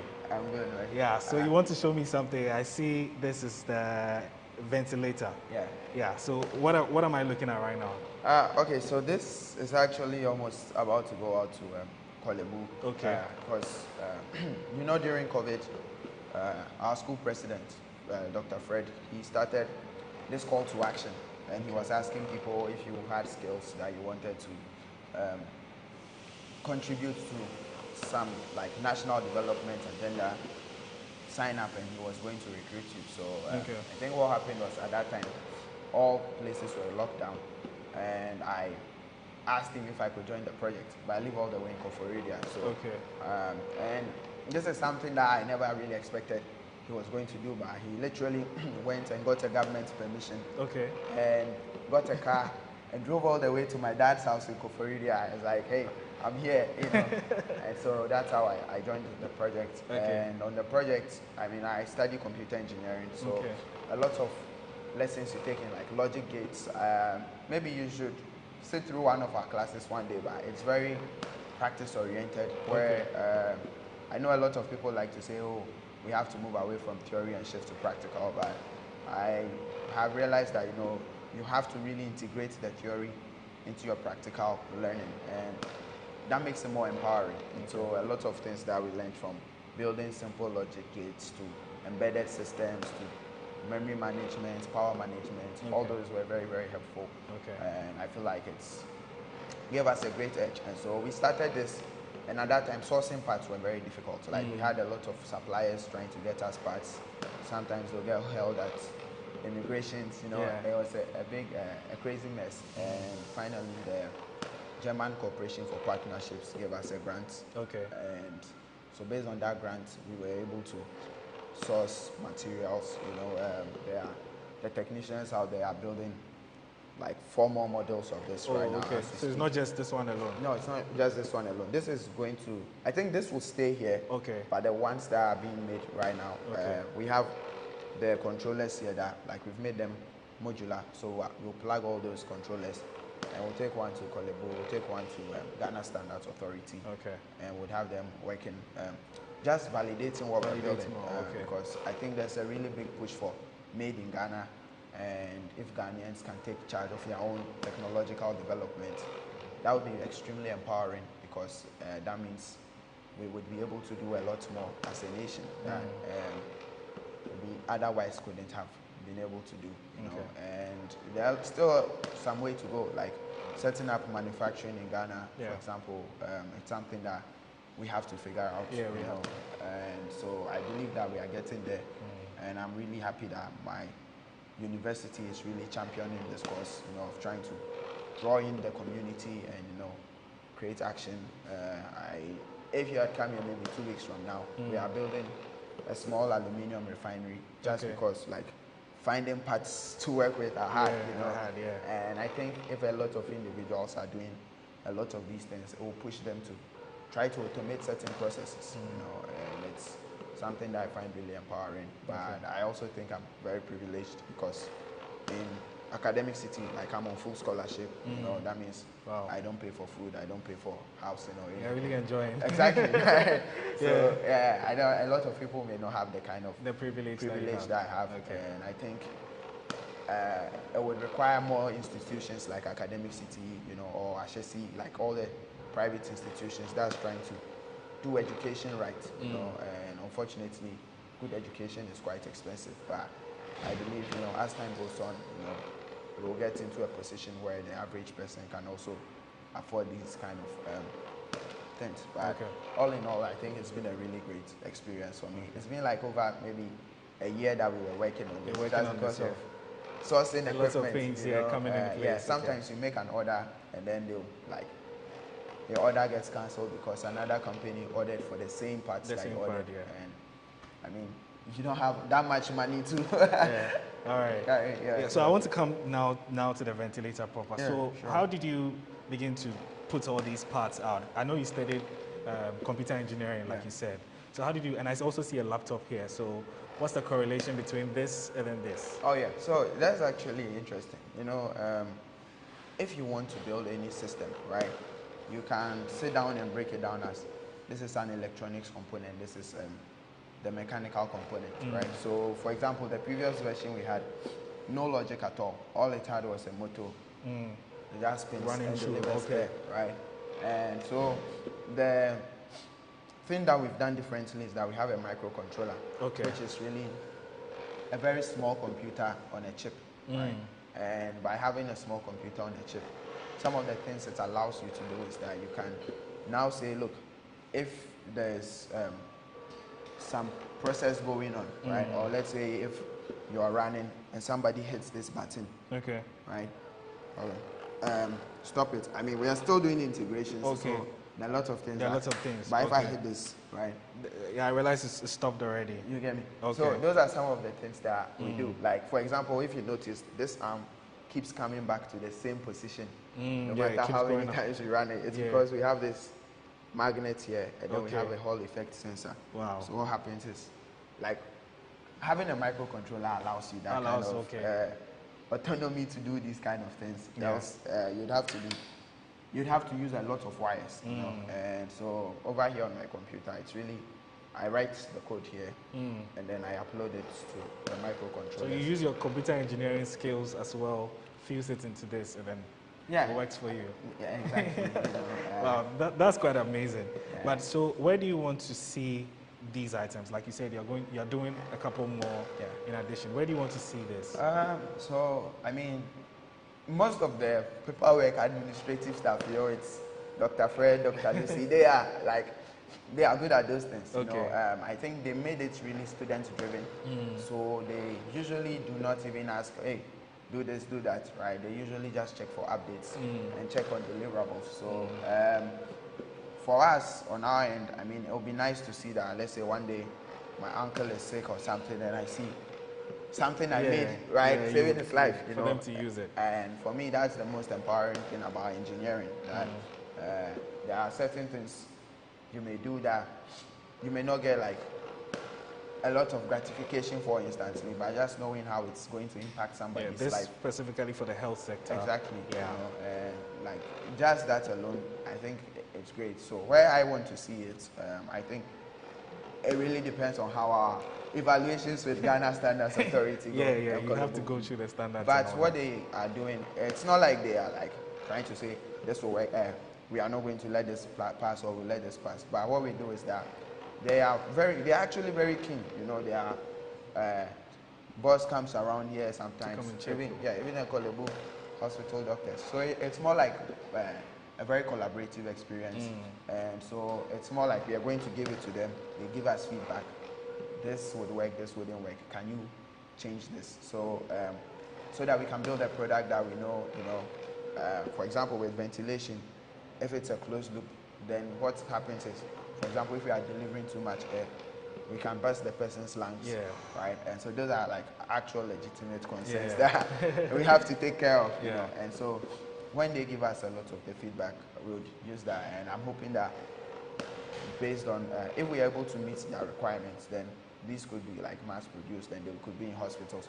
They could even be in ambulances, you know. Like we have a battery bank on top of it, and these batteries can last about 7 hours. Like when this thing is running fully, you know, we have emergency modes where, I mean, because today we are doing testing, I cannot show a lot of it. That's fine. But we have emergency modes where, let's say, if there was a power outage, you could put it in low power mode, so the screen would be off. Okay. Right? Like, and this thing will just keep running. You know? Even without the power? Yes, because we have batteries on board. Okay. Right? So if this is, like this green light is on right now because I have the AC power connected. If I unplug it, you realize that it goes off. Okay, it's completely gone off. Okay. Exactly. So it's stable, and you notice that it didn't have an effect on any the way this was running at all. It was still working. And so there's a lot of engineering that has gone into it. Usually when people see that, like, oh, this is just a box. They don't realize there's a lot more that goes into it. All right. You know. Okay. All right, Barnabas. It's been a very interesting conversation. I know you have some other things to show us as well. So I'll take a quick break and then we'll be right back. Sure. Barnabas Nomo is my guest on this week's edition of BizTech, and he's a student here at Academic City University College. And he's also a computer engineering student. And he's created this ventilator, which is right here. It's a team project. So yes, which is a project he's undertaking as well. We'll take a quick break and we'll be right back.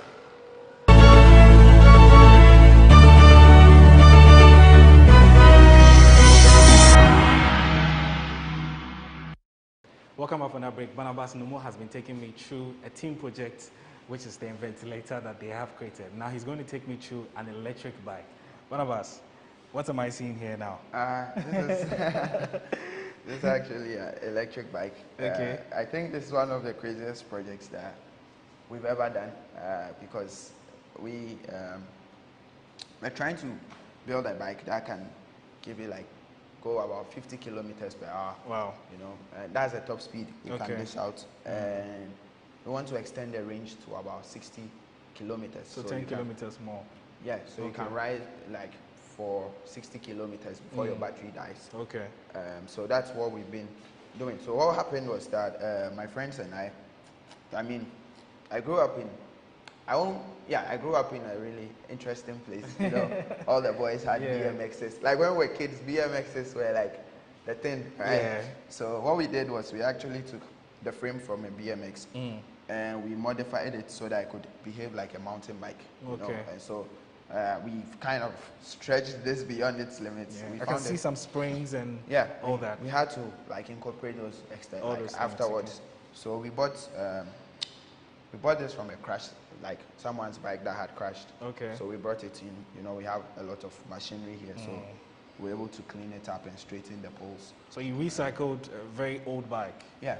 Okay. And we even widened the rear so that we could fit the motors and gears in it. Okay. You know, so currently where we are at, we just finished building the charge controller. Yeah. So you can see that it's charging. So in the past, what we used to do is we'll have to take the battery out and charge. We didn't even have a battery case, but now that we've built the charge controller, we are going to have it closed up. Yeah. Right? So you made this yourself, or you had some help since it was a team project? Yeah, it's a team project. Okay. So for me, I do computer engineering. Okay. Sometimes I lead the team, but most of my job ends where, right? Exactly.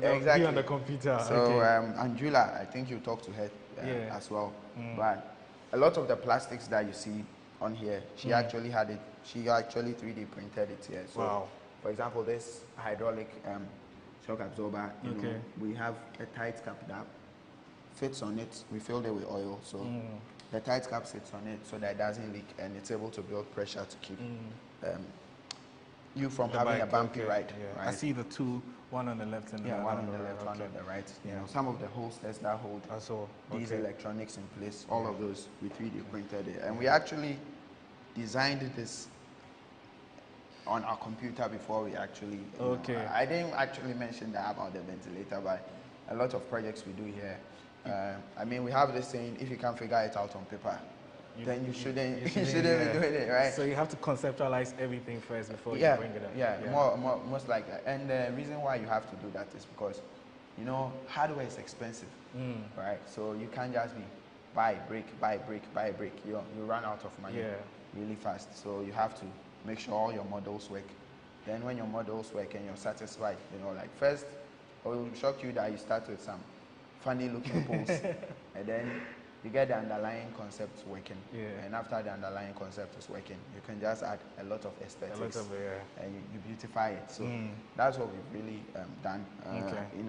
In a week or two, you wouldn't see this host when you come by because we are printing covers all over it. So you design it as well?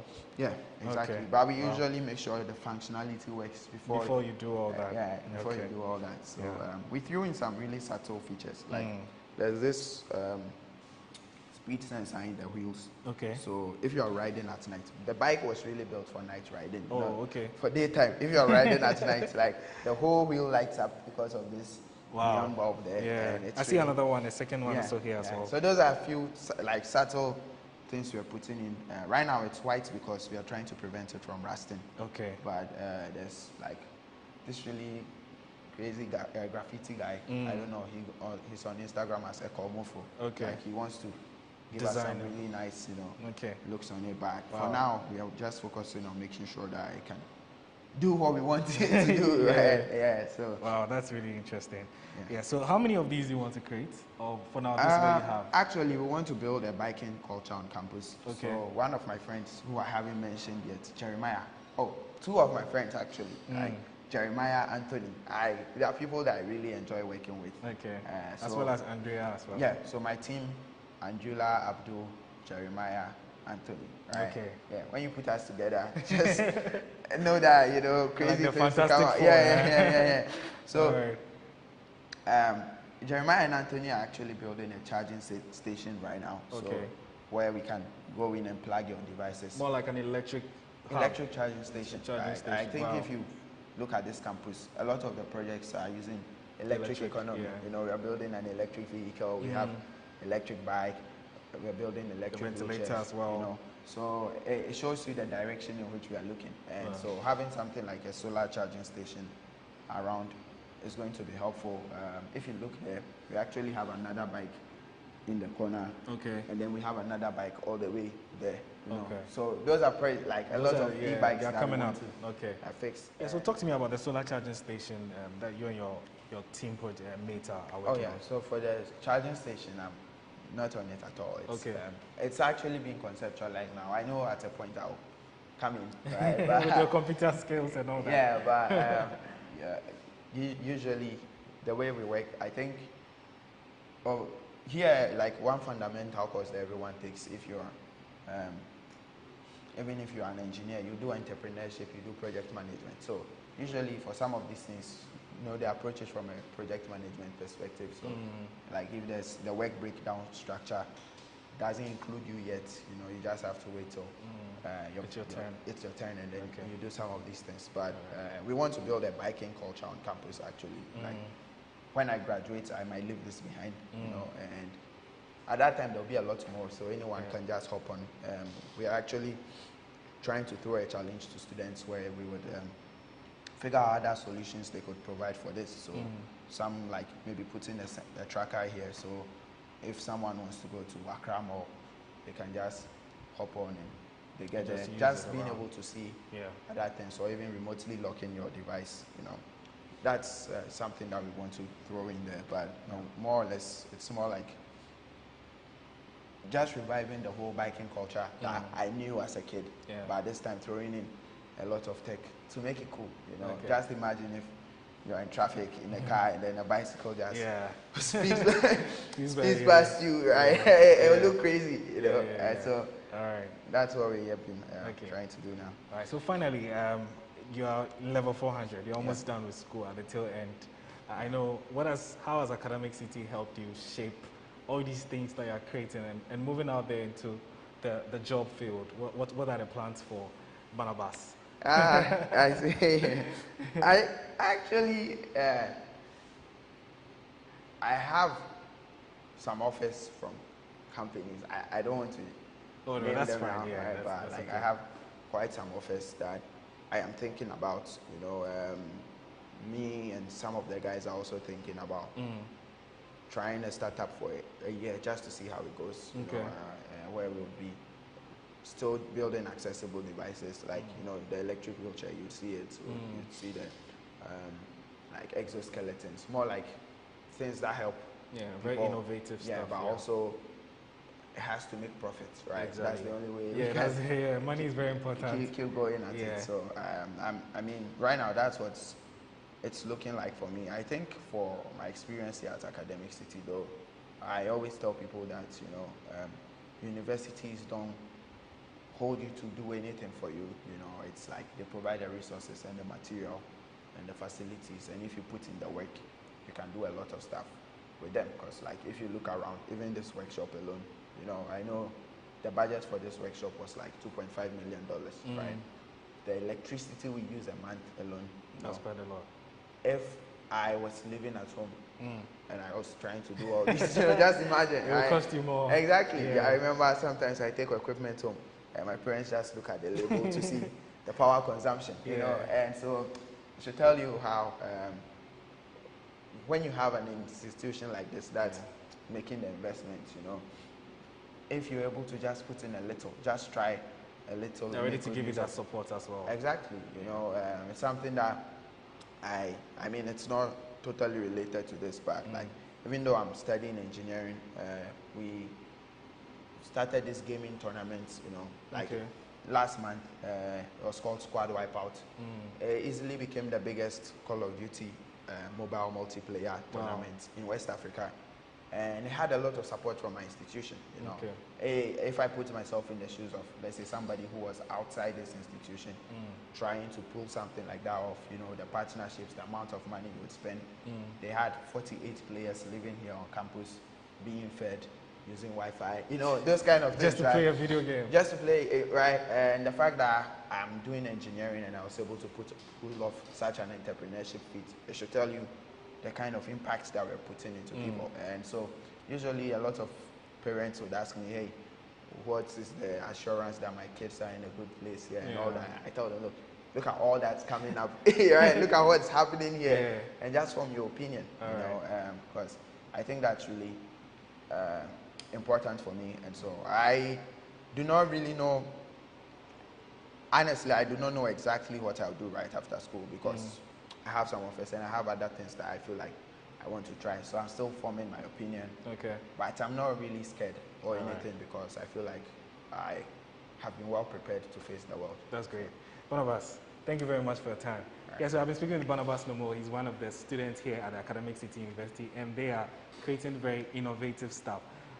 Don't go anywhere, we'll be right back. I'll be speaking to another student. Her name is Andrela, and she'll be taking me through the electric chair that she has also created. Don't go anywhere, we'll be right back.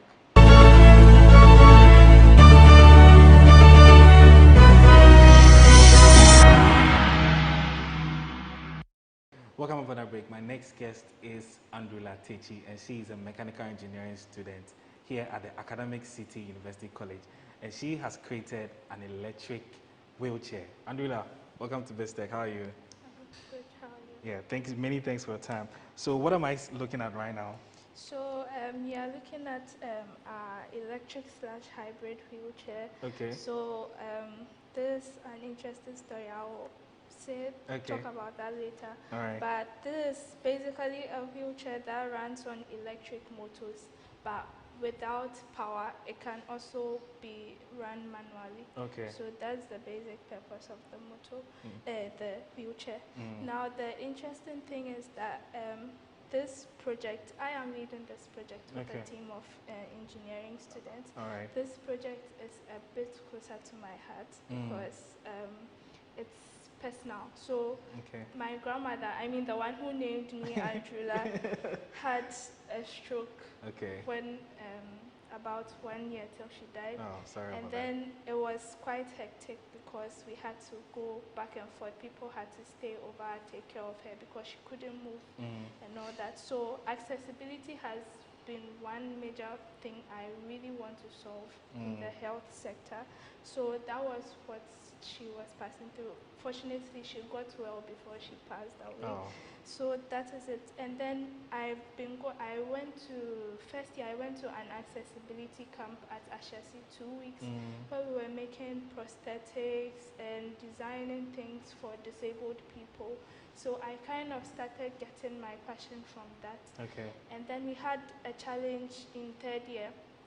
So basically, we're supposed to go to Agbaboloshi, the biggest e-waste site, and then help them with their businesses. So my team and I were going through the place, and then we were looking at the scraps, and then we saw a wheelchair from the scrap, and we were like, I talked to Barnabas, and I was like, why don't we just take the scrap and then see what we can do out of it? So we bought it from the scrapsman, and then we took it out. And then one day he was also out in town. We were trying to note that it was very manual. Okay. The one we got from scraps, it didn't have any motor attached or something. So it was our mission to make it motorized. So Barnabas was also in town one time, and then he found some old hoverboards, and he called me and he was like, what if we harvest these motors to actually build the wheelchair? Wow. So we were like, yeah, let's just get the old hoverboards. So that is it. So he brought the hoverboards, and then we took this whole thing apart. Wow. So what we did was that we totally removed everything from the wheels, the spokes and everything. So you actually dismantled the entire thing? We dismantled the entire thing. And then what we did was we redesigned the whole thing, because first it was running manually, and now it has to be run by electric motors. So we designed, with the team, we designed it in SolidWorks, where everything is supposed to go to. SolidWorks is like a software that we use to design the wheelchair. Okay. So after we designed everything, then it was time to fix everything back. So what you don't know is that these are the motors, actually. Wow. I actually thought that was like some design or something. Yeah. So these are the motors that are built in the wheelchair. So one thing we did was we had to drill several holes in the wheelchair, in the motors, just to make sure that the spokes will go inside. I mean, we got a craftsman, a bicycle repairer, to be able to fix the spokes for us. So that is what we did. And then we redesigned everything, the whole thing, everything holding the motor. Wow. And then we came back. I mean, when we designed this, we had the opportunity to present it at an IDEON conference, which was organized by the school. Okay. So that was the first time I talked about. But wait, how long did it take for you to dismantle, reassemble it all over? It took less than a month. Wow. Let me just say that. Okay. Yeah. When we got everything, because when we got the scrap, it took a while till we got the motors. But immediately we got the motors and we redesigned everything. I remember we were meeting here every night, or every Friday night. Wow. My team and I will come, and then we'll distribute rolls to everyone just here outside the workshop. And we can work till like 2 a.m. Wow. I remember the final thing, we even finished at 8 a.m., which means we didn't sleep. Yeah, you didn't sleep at all. So that is it. So what we did it in less than a month, the assembling and everything. And then we presented it at our first IDEON conference. And then with that, we got a lot of interest, where we had some lecturers even push in money for buying some things like the batteries. And a student also donated some money for buying some of the electrical components. Wow. Because everything was out of our pockets. So our sole purpose is to sell these electric wheelchairs at very affordable prices, because currently the ones that are being sold are over $2,000. That's quite expensive. Yeah, which is quite expensive. And then we want a situation whereby middle class and low income families can just access the wheelchair by just moving around, and then not needing anyone to be pushing them in the manual wheelchair. So that is our sole purpose. And then with the budget and everything, we really didn't need a lot of money, so which meant that we were actually on course. We could actually sell a product for about $1,000 or even less. Right now we are targeting about 2,500 Ghana cedis to about 3,000 Ghana cedis per product, which actually beats the market, right? So we got a bit of people to put in money and then get some things, and then finally during the vacation we were able to purchase some of the controllers and then bring them on board. So that is it right now. And right now what we basically do is that it uses a joystick. We'll do the demo later. So it is basically controlled by a joystick. So the user will just have to be moving it. Just be moving the joystick. And it moves automatically on its own. And it moves automatically on its own. Wow, this is so nice. It's a really great thing you guys are doing. I know you have it's personal for you, but aside this project, are there some other things that you're working on, if you can share with us? Yes, so basically all the projects Barnabas talked about, I worked on it. I was also here during the lockdown for the ventilator. You don't sleep, huh? Not really. Not really. Yeah, that's good. Yeah. So one thing I'm really passionate about, apart from accessibility, one of the things I really like doing is designing and manufacturing. So right here in the school, I design things like the ventilator. I actually designed it in the software. I helped with the analysis of the whole structure and provide manufacturing some of the parts. So with some of the parts, I'll give the technicians the drawings and then they'll produce the parts. I also work with a 3D printer, which is at that place. So I work with a 3D printer. If they need something to be printed, just a minimal design, I can print it for them. If they want to also use the CNC machine to machine some features, I help them code it where the machine can automatically fabricate the metals or the materials used. So that is basically what I do. So I've helped in the ventilator, I've helped in the bicycle.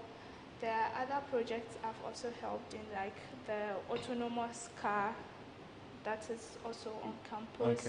I've helped other people work out their projects, and then also class projects. Basically, I'm the one designing and then prototyping. So you're basically the engine. You're already an engineer, so yeah, that's great. Yeah, so finally, you've been at Academic City for 4 years. Yes. You're in your final year, right? Yes. How has the school shaped the person you are now and the things that you guys are doing here? Okay, so when I came in here, I didn't really know which direction I was heading in. I know when I came here, I really wanted to be an aerospace engineer. I was so interested in space. Then I started doing mechanical. But working with people on certain projects, I think I've developed passion in robotics more. So it has actually developed my passion into what I really want to go in. And then one thing is that it has provided me with like a lot of people to work with. Like now I know the team I usually work with, they are really helpful. And then what I like about the friends I made here is that they are not afraid to take risks.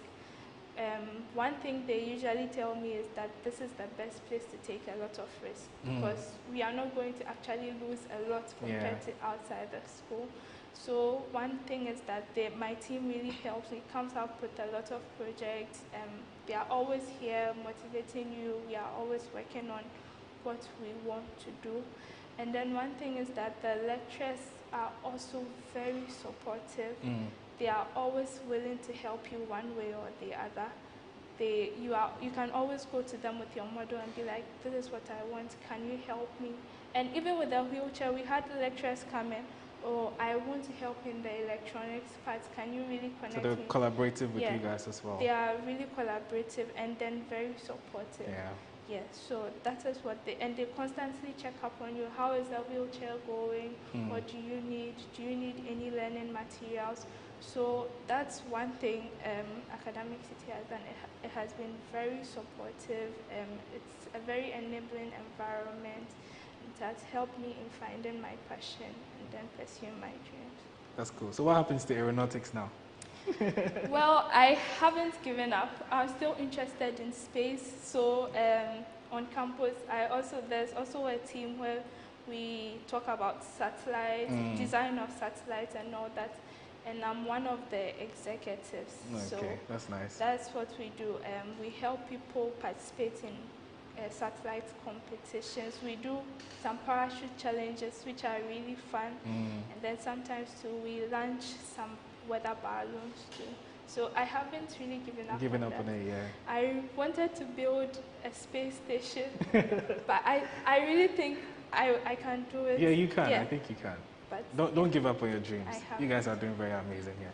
Andrila, thank you very much. So I've been speaking with Andrila Techi and also Barnabas Nomo, and they've been showing me some of their very innovative projects that they've been creating, which is the electric wheelchair, the electric bike, and also the ventilator. And they've been very insightful conversation that they've been sharing me. They've also been sharing with me their journey right here at the Academic City University, and also the things that they want to do when they leave the school.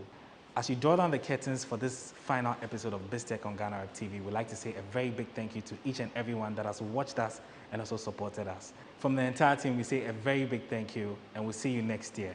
My name is Maoli Aholemega. Over to you, Ernestina, in studio.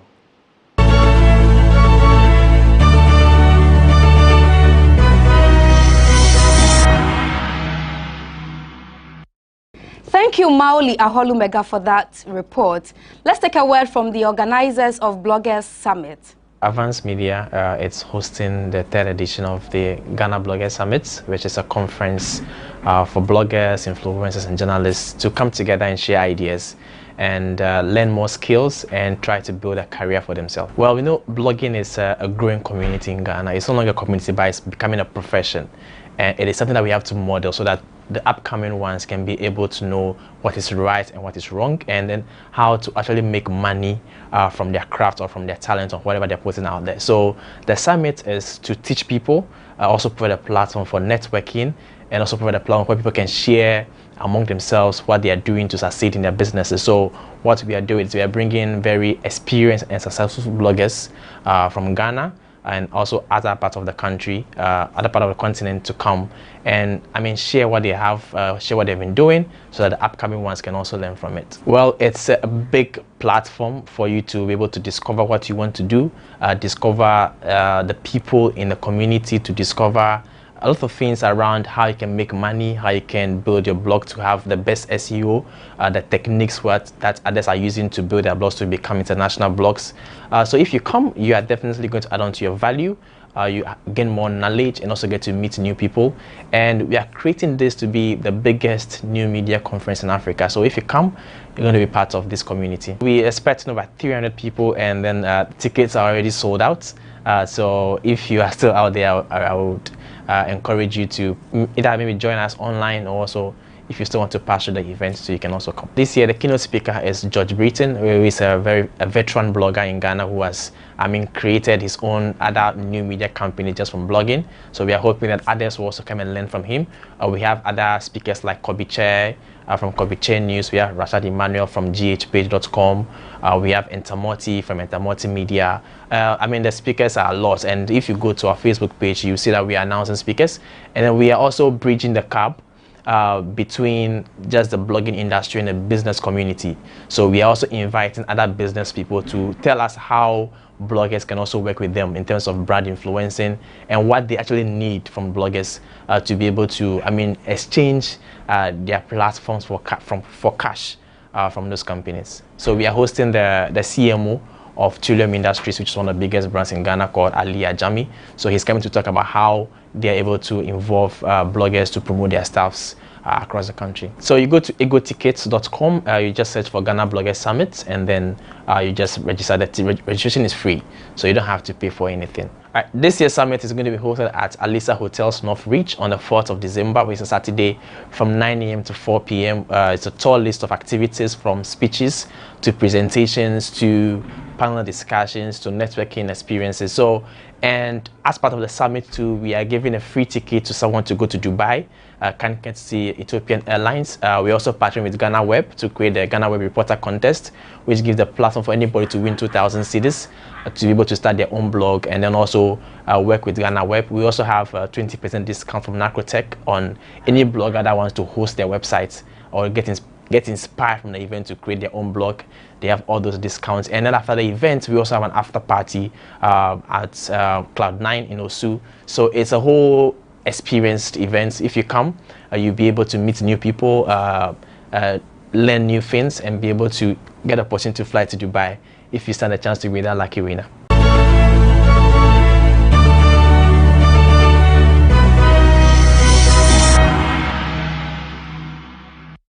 Up next is Biz Headlines.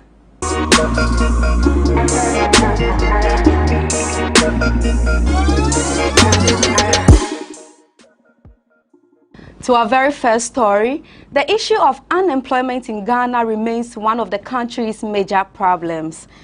And to help curb this menace, the Director of Research at the Institute of Economic Affairs, Dr. John Kwachi, has advised government to support the private sector to grow.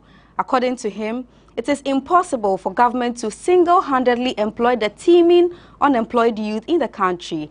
Hence, the need to address the challenges in the private sector for them to support government with employment. Speaking at a press conference in Accra, Dr. John Kwachi said these youth, when enrolled into the private sector, will be equipped with entrepreneurial skills. The problem with this country is that everybody that finishes university is looking for somebody to employ them. And that's a big problem.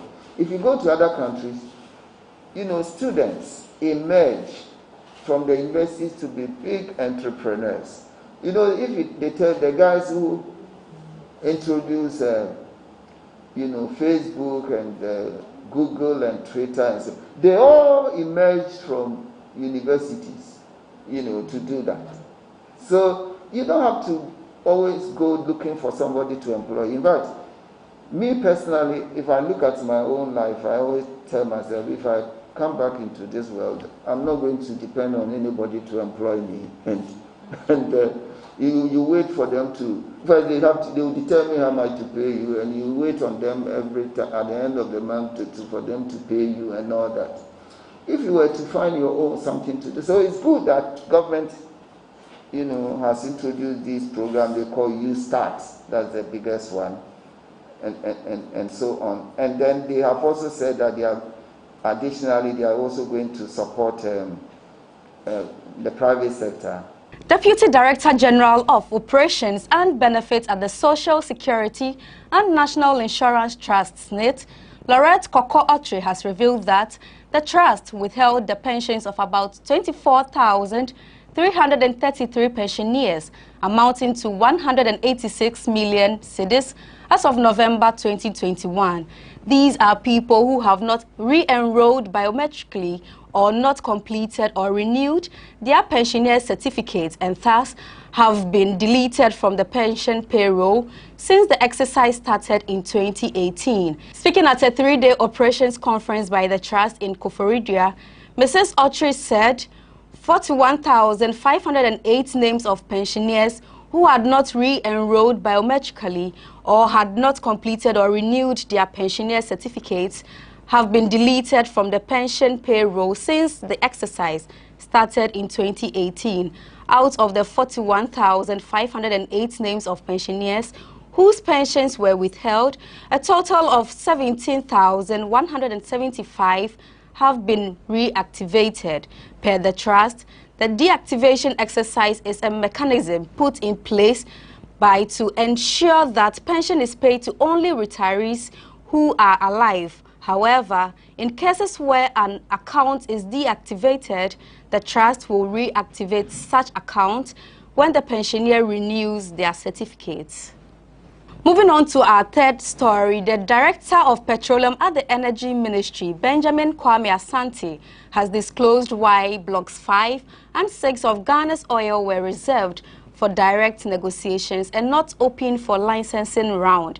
According to him, these blocks are in deep water, hence requires people who have experience in deep water exploration to negotiate for its bidding.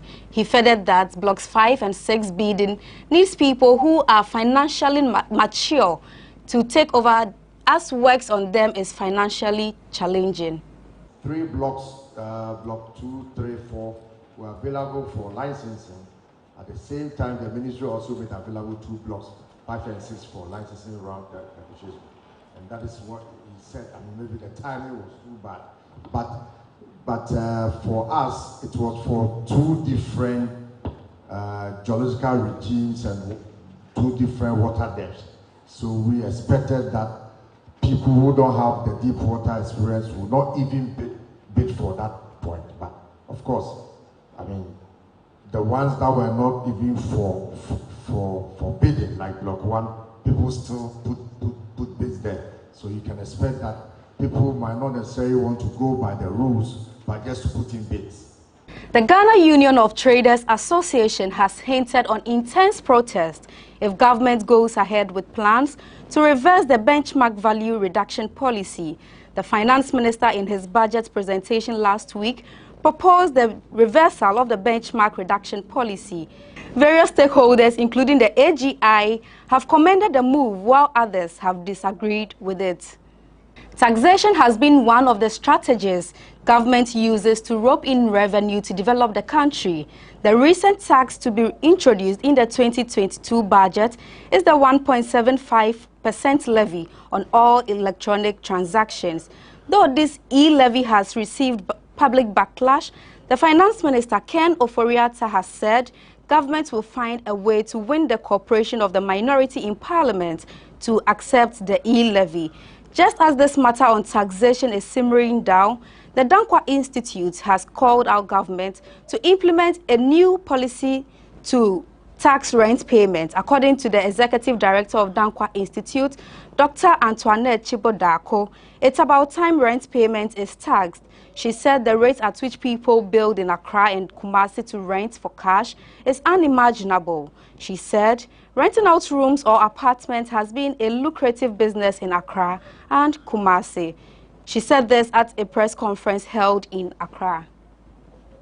The Social Security and National Trust has said it is running at a loss and may be unable to pay remittances if its debtors do not pay them. As of the end of 2017, the total indebtedness to the Social Security and National Trust stood at 908 million cedis. Out of this amount, government's debt alone stood at 75% of the total debt of the trust. This almost doubled by the end of 2018. Government indebtedness to the trust continues to hurt the scheme's compliance rates and its long-term sustainability.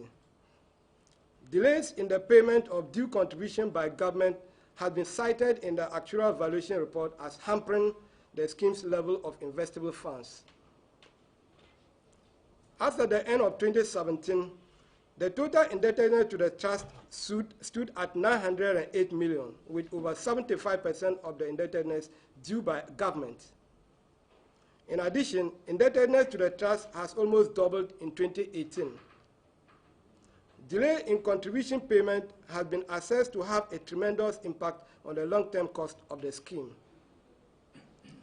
Recent reports in the media by the Social Security Administration estimated that the total indebtedness to the trust by private employers stood at 230 million Ghana cedis as of September 2021. Nothing was mentioned about the level of government indebtedness to the trust as at the same period. It is imperative that government settles its outstanding indebtedness to the trust and stick to the payment schedule as stipulated in Section 63 of the Act 766. As well, that will represent a good example for private sector employers to follow.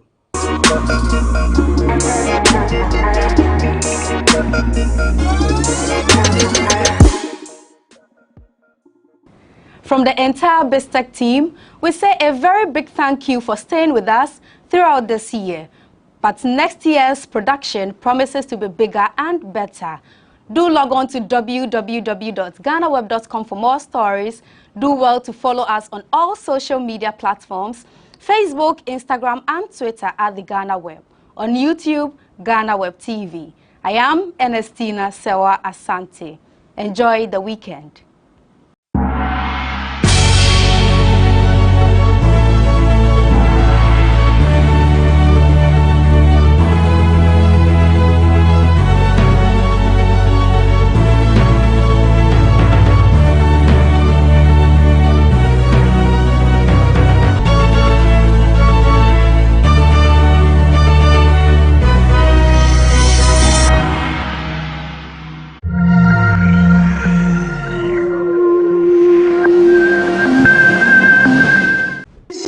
And increase the allocation from 11 million to 96 million.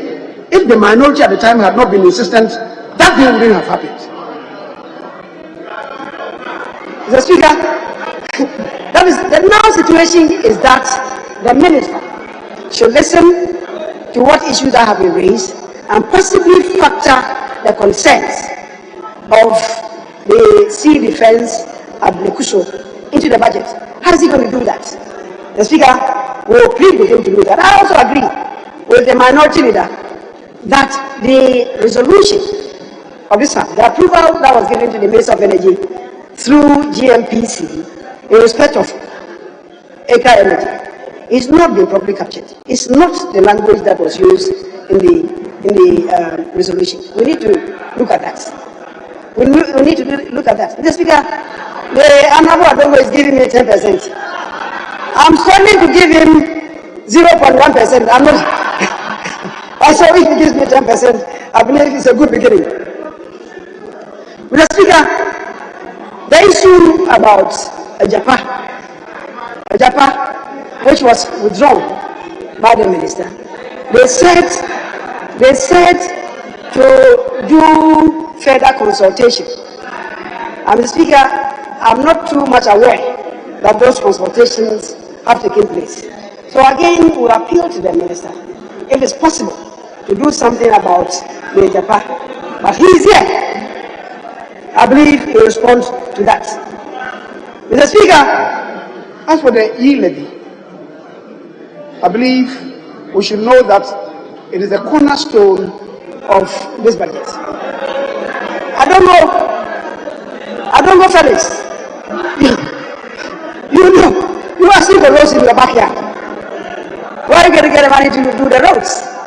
Or should we tell the people that you don't want the roads to be done for you? Or are you saying that you have enough roads in your constituency, you don't need roads? Thank you very much. Thank you very much. If that is your clarion call. Mr. Speaker, I think that all of us, to the fact that Ghana is moving in the right direction, we should all rally behind the minister. And as the minister is saying, the Speaker, when we had a meeting, he gave a strong indication that in all his years as the finance minister, he's always had the entire house, in spite of some criticisms or some strands contained in the budget, he's always had consensus about him for the approval of the budget. So, Mr. Speaker, in conclusion, I would want to appeal that the minister is granted space to do this further consultation, maybe for a brief while. Let's see what he can do, what surgery he can do to the budget, and then we will come to take the vote on the policy and principle of the budget. But, Mr. Speaker, to conclude, I believe the future of this country is bright. It's bright in the hands of the MPP. As I see the profuse nodding of head of the Honorable Ablakwa, your head will never be lost on the radar. So, you are nodding profusely. I know that the country is in bright hands whenever it goes into the hands of the MPP. It dims and plunges into darkness, literally into doomsday in the hands of the NDC. As we got, by what I've said, governance is not about propaganda. It's about facts and figures. Governance is about facts and figures. The facts and figures speak for themselves. The Speaker, and I believe, as I've always said, that Ghanaians are very discerning. When the harvest time dawns, they know how to set wheat from other produces. They know where their bread is buttered. They know under which regime this country grows in leaps and bounds. Mr. Speaker, God should bless our homeland Ghana and make the people bold and strong and thrive in a resilient economy that only the MPP offers. Mr. Speaker, I thank you very much.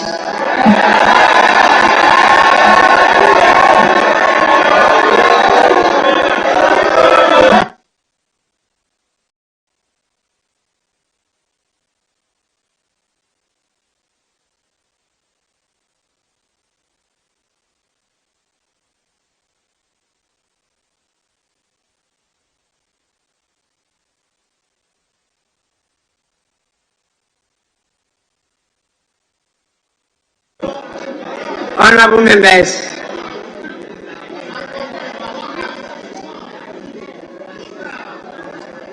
the majority leader has used 49 minutes, 11 seconds.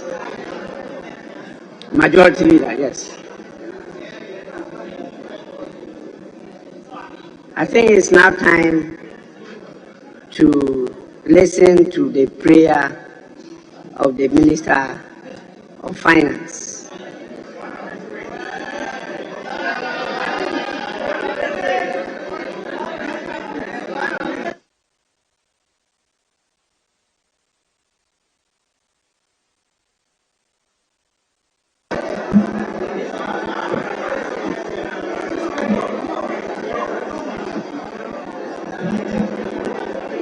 Mr. Speaker,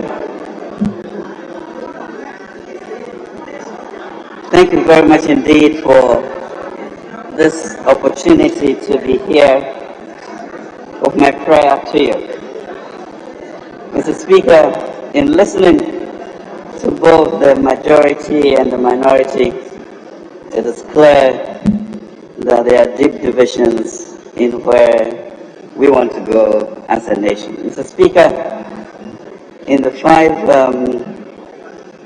budgets that we brought for the year, we have, as a House and as a nation, been able to put a budget to the people of Ghana by consensus.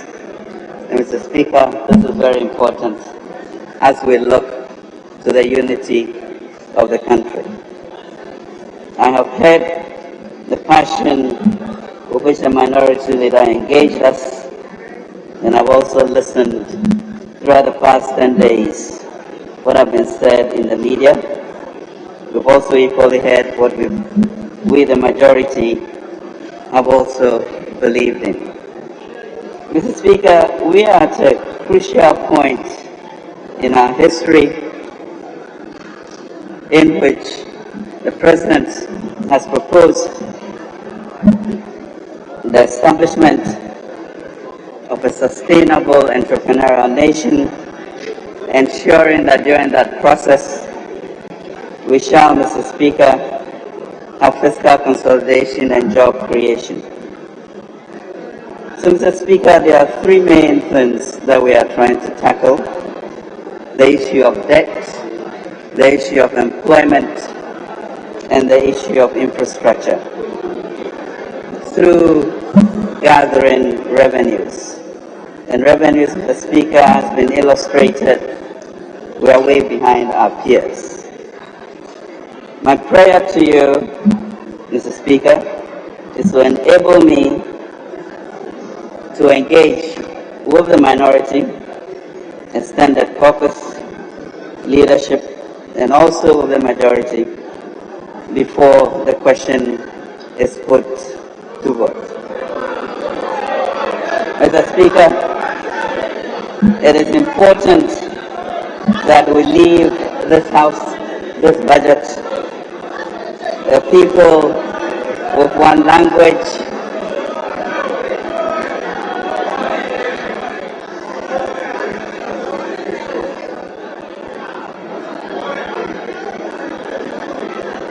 Mr. Speaker, we must recognize the times that we are in, Mr. Speaker. And like the sons of Issachar in First Chronicles, we have to understand our times and to know what we must do as a nation.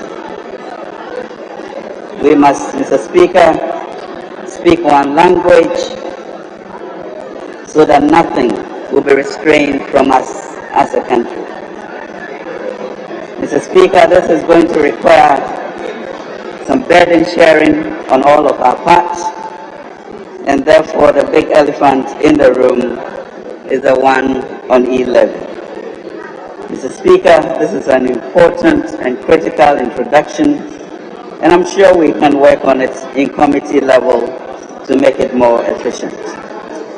But we cannot be afraid of it. We have nothing to fear but fear itself if we don't make a decision. So I implore you, Mr. Speaker, that you give me the opportunity to further engage our people and the minority, as Ghanaians always do, so that we'll go forth in tandem together with language. We are a united country. We are a unique country. We must protect that sociology. Mr. Speaker, I beg for that prayer to be agreed to. Thank you, Mr. Speaker.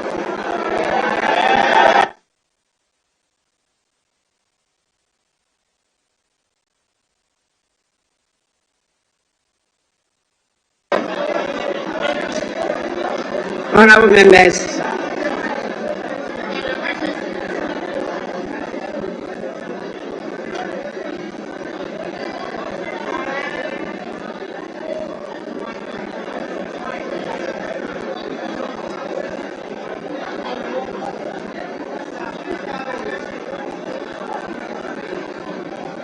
Honorable members, as a house,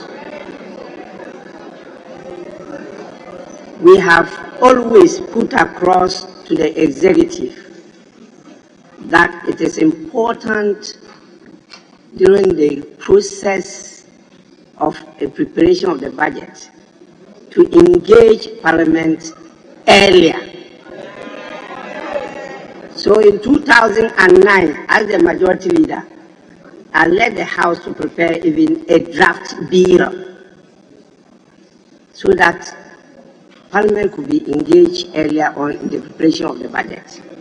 Because as representatives of the people, we need to make inputs at that level and make sure that the policy priorities of the country, particularly looking at our development paradigm, are complied with.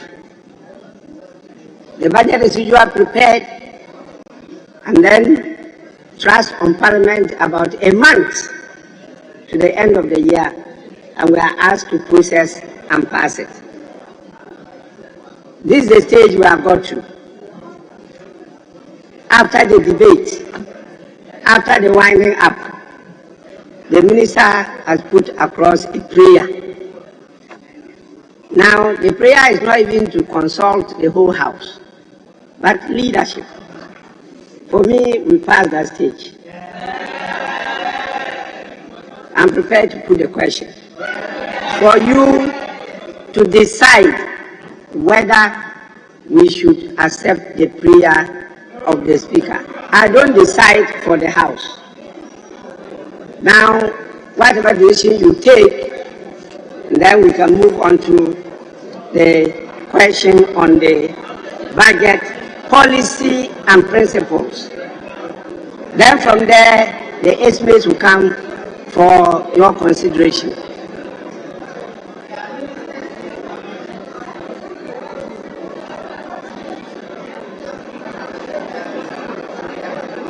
Honorable members,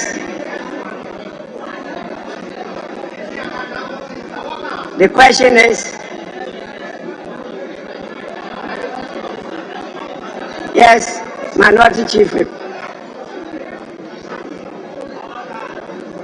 Mr. Speaker, with the greatest of respect, you said the debate is ended. We are going to put a question. We are not very clear what the question is going to be on. Is it on the request of the minister or for the approval of the budget? We didn't get that clear. We'll be careful if Mr. Speaker will reiterate what the question is going to be so that we are very clear before we respond. Thank you very much, Mr. Speaker. But if the question is not put, how can you be clear about the question? When I put the question, you'll be clear about the question. Those in favor of us granting the prayer of the minister for the House to give him the opportunity to engage further with the leaders, say aye. Those against, say no.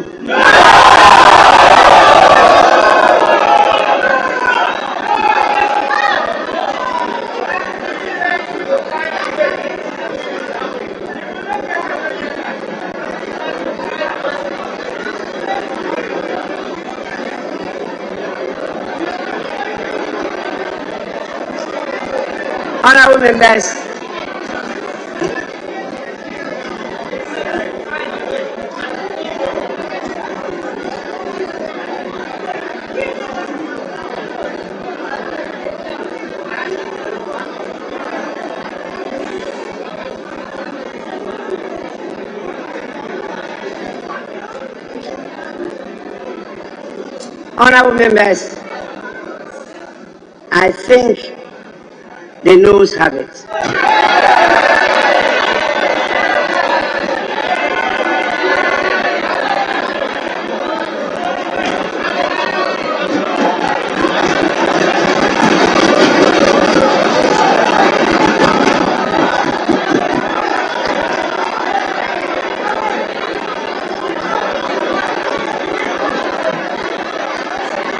Yes, Deputy Majority Leader.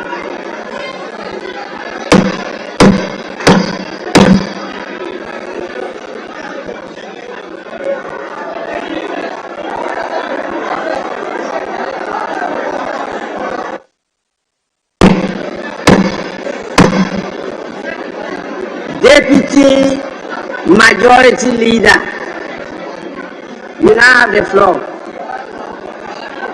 Mr. Speaker,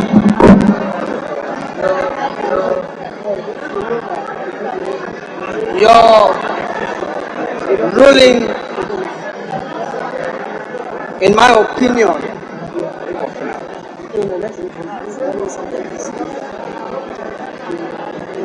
does not reflect the voice vote. Accordingly, Mr. Speaker, I shall contend that under Order 113 of our rules, the decision should, Mr. Speaker, be subjected to a division, Mr. Speaker. And Mr. Speaker, in terms, as per my application, and Mr. Speaker, fortified by the precedents,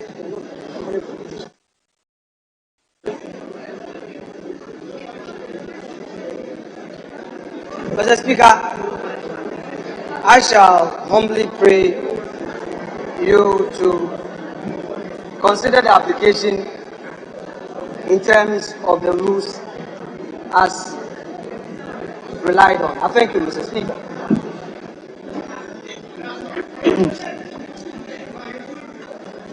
Honorable members, the ruling of the Speaker has been challenged under Order 113. Order 1131 says, when the question has been put by Mr. Speaker at the conclusion of the debate, the votes shall be taken by voices aye and no, provided that Mr. Speaker may, in his discretion, instead of declaring the result on the voice vote, call for a head count. 2, a member may call for head count or division if the opinion of Mr. Speaker on the voice vote is challenged. So the Deputy Majority Leader is right in his submission. He has challenged my decision and he's not asked for head count. He's called for division. The procedure for division is in Order 114.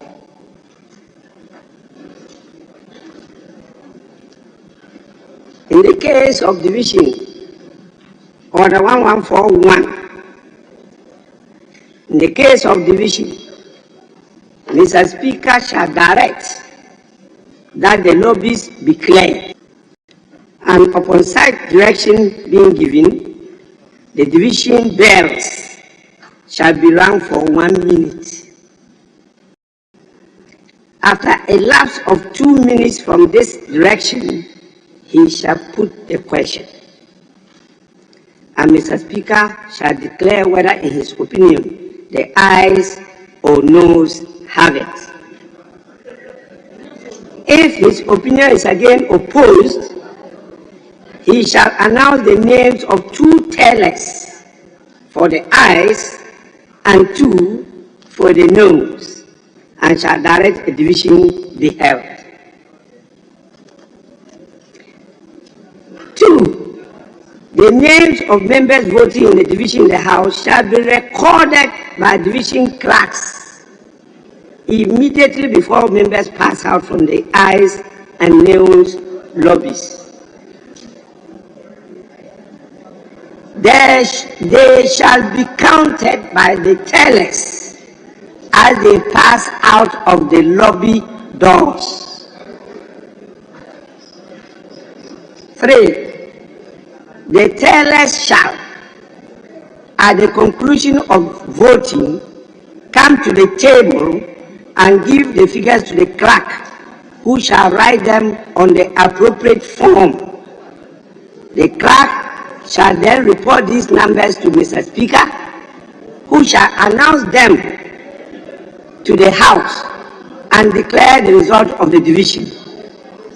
If the tellers disagree, the clerk shall report the fact to Mr. Speaker, who shall thereupon direct that another division be held.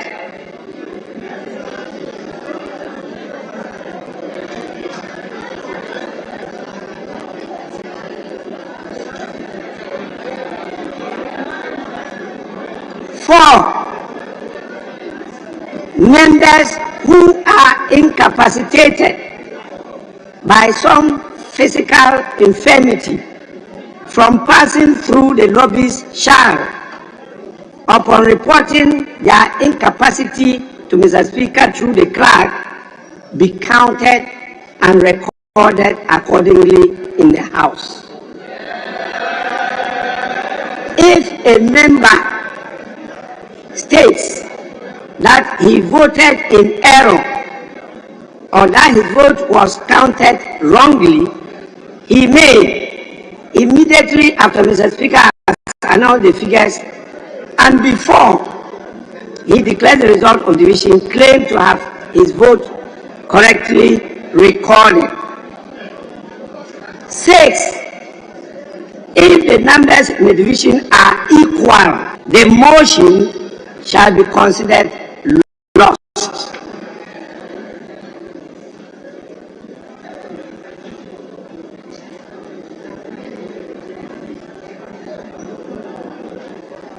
That is the procedure with division. Now, this house, which is an improvised chamber, really don't have,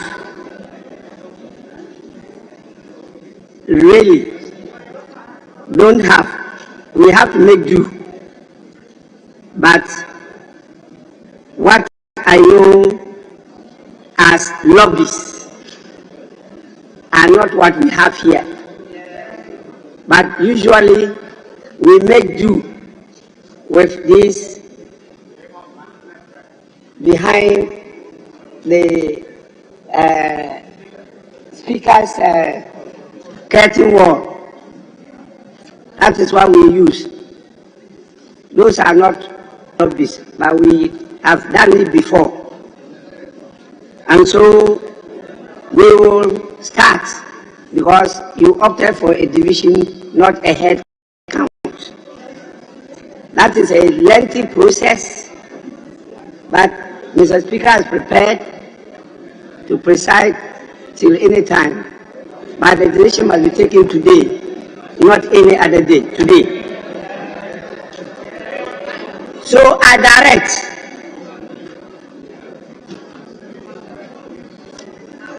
Honorable,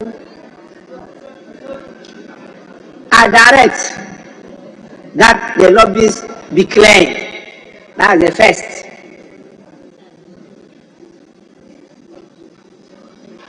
Table office, clear the lobbies.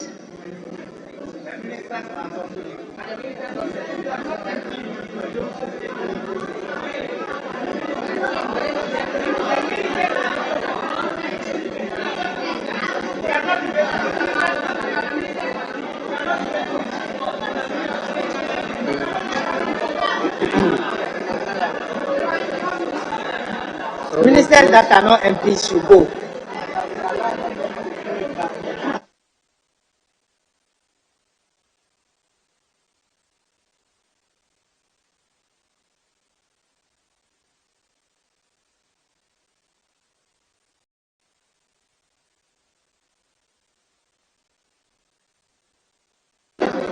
Honorable members, direct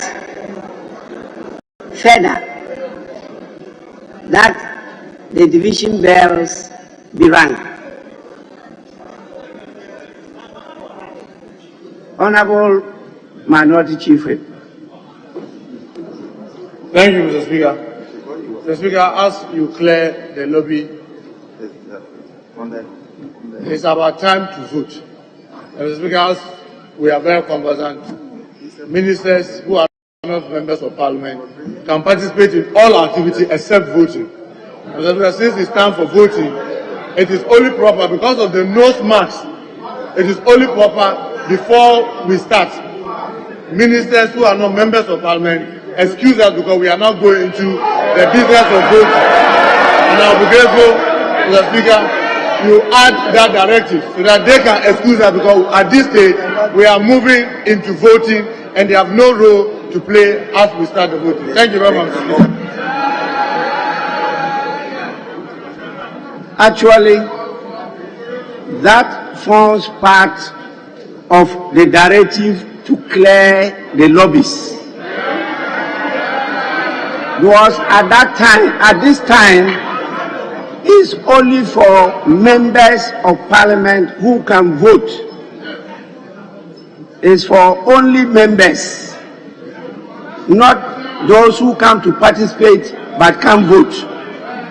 And so the next process after the division bells are rung is for me to put the question again to listen to the ayes and noes.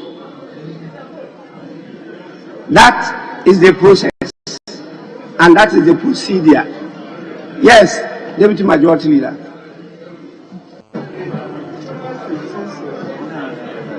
Mr. Speaker, I rise in terms of Order 111 of the Constitution. Article 111 of the Constitution. Article 111 of the Constitution. It is yes. Mr. Speaker, my colleague invited you to exercise a discretion, but he didn't invoke any order in our rules book, neither did he rely on the Constitution. But I am relying on the Constitution, Mr. Speaker, in contending that the fact that ministers and deputy ministers have no voting right does not suggest in any way, Mr. Speaker, with respect, that when we are voting, they must necessarily leave the chamber. Mr. Speaker, for the avoidance of that, I shall read the said article I rely on in extenso and verbatim. The Vice President, Mr. Speaker, with your leave, the Vice President, a minister or deputy minister who is not a member of Parliament shall be entitled to participate in the proceedings of Parliament and shall be accorded all the privileges of a member of Parliament, except that he is not entitled to vote or to hold an office in Parliament.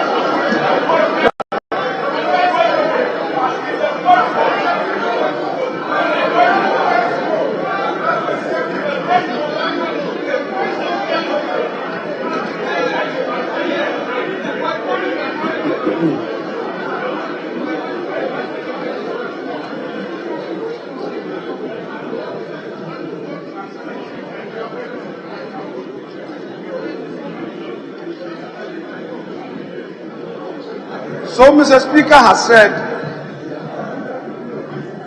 in granting my application that there's going to be division. We're going to vote.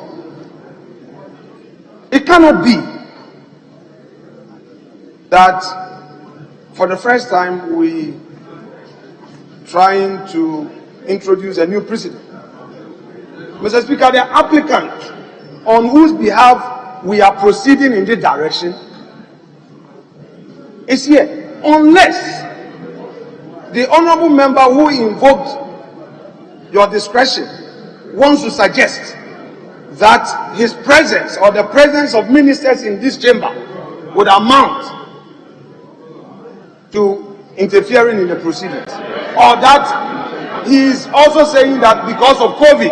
Mr. Speaker, if it's all about COVID, then perhaps we have defied your order, because Mr. Speaker even said we could monitor proceedings from our own offices, and chairs, the seats were reduced. So, Mr. Speaker, I am saying that the presence of the ministers will not in any way affect the voting in the chamber. It will not. They are not going to participate in the voting process. And when the rule talks about clearing the lobby, it was clear where they are seated. They are not seated in the lobby. They are seated in the chamber of parliament, the plenary sitting, where they are participating in proceedings. And Mr. Speaker, I so humbly submit. I thank you, Mr. Speaker. Honorable member, you got it all wrong. This is not the first time that the Parliament of the Fourth Republic has applied the procedure of division. This is not the first time. Once you challenge the voice vote, it means that what the speaker heard is different from what you heard. And so you think that what you heard is that the yes had it, not the noes. Or the other way around, the noes had it, not the yes. So it's a voice vote. So when you decide to take a division, the intention of a division is to make sure that in repeating the voice vote again, there should not be any doubt as to the decision being taken by only members who are entitled to vote. That is why the lobby, when you talk about the lobby, it doesn't only include strangers. It also includes those who can be part of the debate, but who cannot be part of the decision taking. That is why you have to again repeat the question and listen to the voice vote again. If not, there will be no use to listen to a voice vote after all this elaborate procedure. So, I stand by my decision. Those that are not members of parliament, please, you are part of those who should be cleared. So we get only members of parliament to participate in this decision. Very important.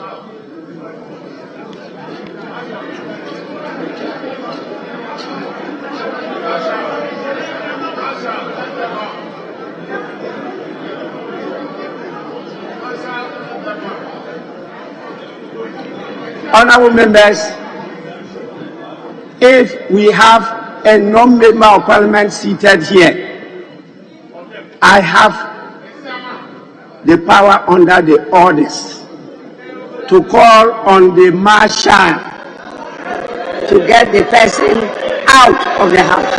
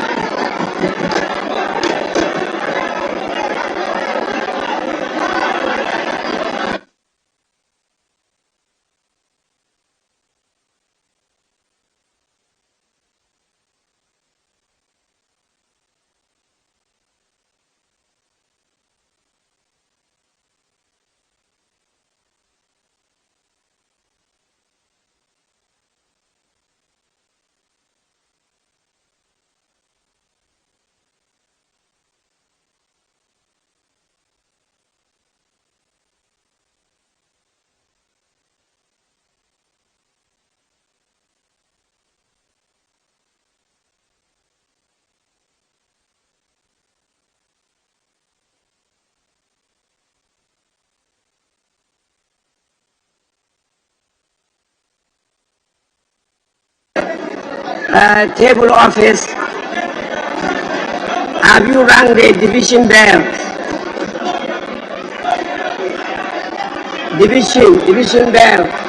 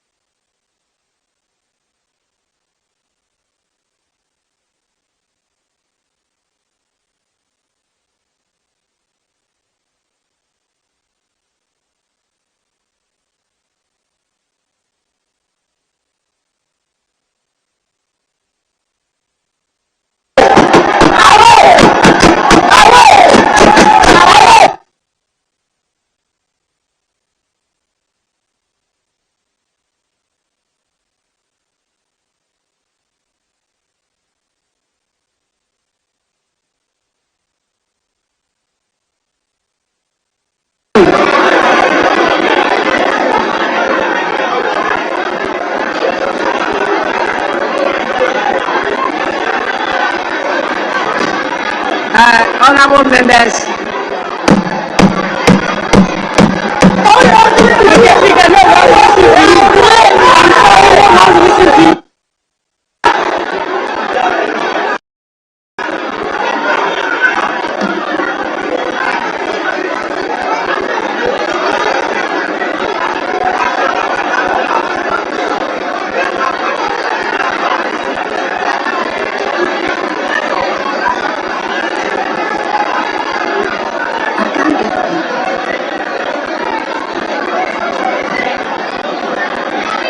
honorable members,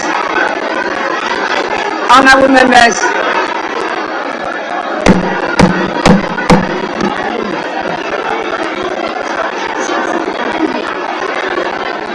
honorable members, may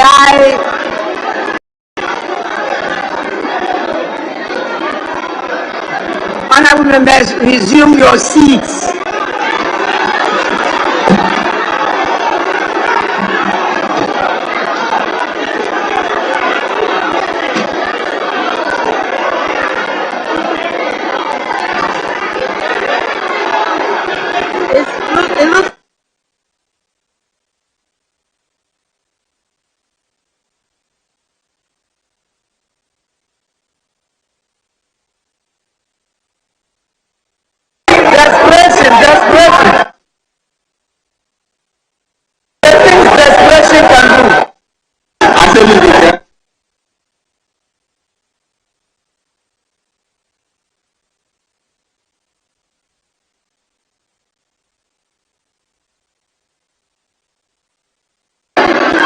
Honorable members, I want to. No! I said you can tell at least. If it doesn't go, we are not stopping. Simple. No leave. I said you can tell no leave. That is the public gallery.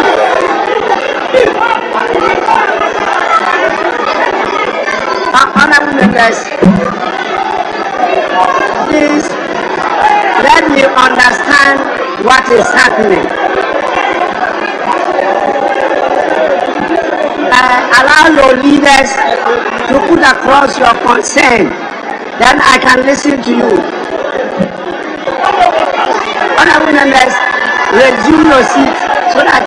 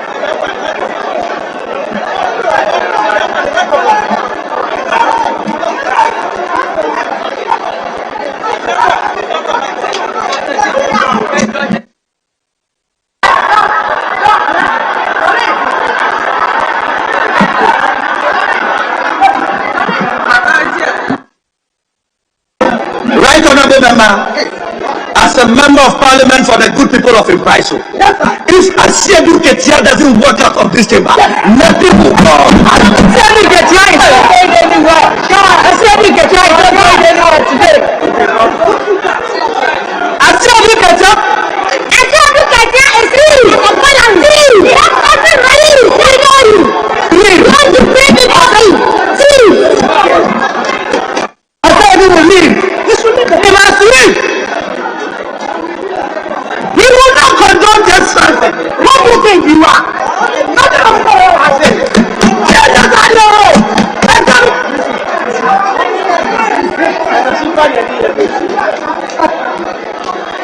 Honorable members,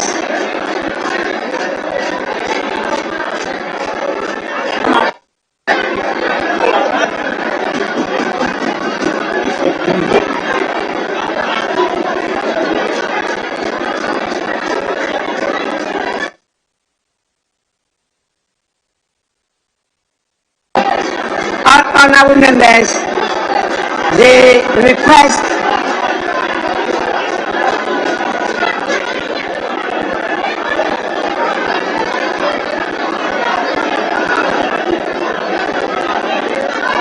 honorable members on the majority side, everybody should walk out. Let's walk out. Walk out. Walk out. Everybody, walk out. Let's go. Let's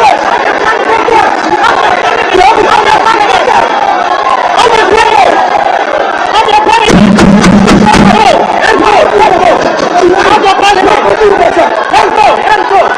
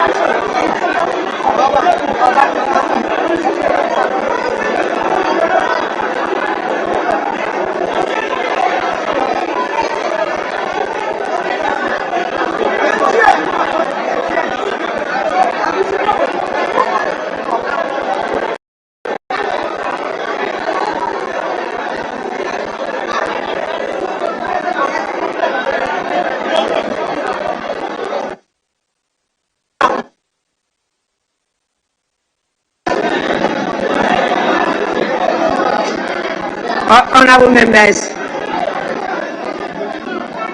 I refer you to Order 104.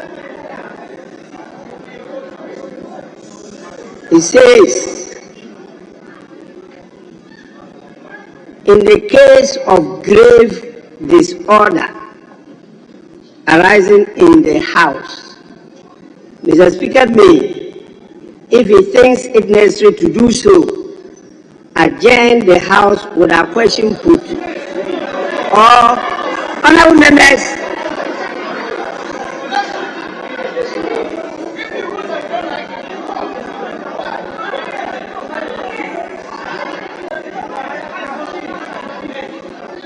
this is part of grave disorder. I repeat, you should have read it, so you know what it involves. So when I say read and you don't read, and I want to draw your attention to it, listen. At the end of the day, you have the opportunity to raise objection. Honorable Mama Yarga, I can't be wrong so far as this matter is concerned. Please sit down.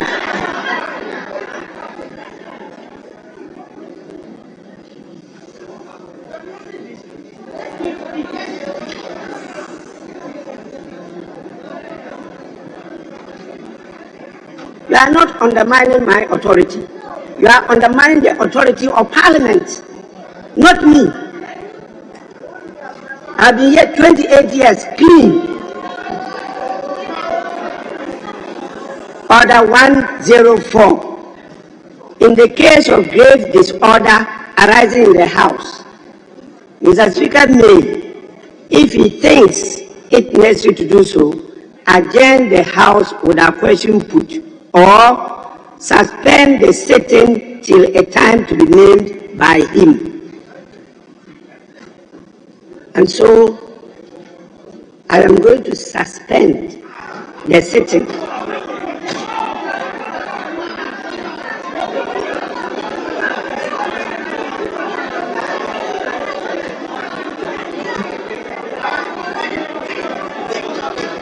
Yes. Thank you, Mr. Speaker. Mr. Speaker, with the greatest of respect, our colleagues walked out. Mr. Speaker, so many times this House, one side of the House had walked out for one reason or the other. Mr. Speaker, each time they do, business of the House continues.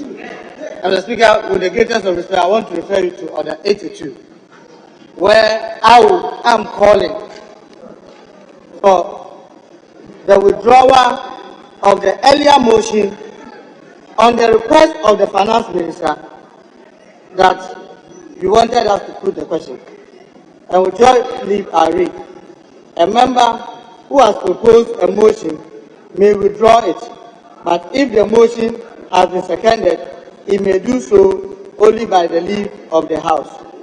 Mr. Speaker, I want to plead that. Which motion? I want, there was no motion. Please. He made a request. He made a request. Mr. Speaker, you followed the request with a question, and we were to move into division when our colleagues opposite walked out. Mr. Speaker, I want to plead with you that we stand down that request so that we can put the question on the budget statement, because we believe that the House started with over 270 of us. And we'll be grateful, Mr. Speaker, that you put the question to the budget statement so that this House will continue. Honorable Minority Chief, you don't know the state in which the Speaker is in. You haven't even listened to how many minutes I'm going to suspend the House.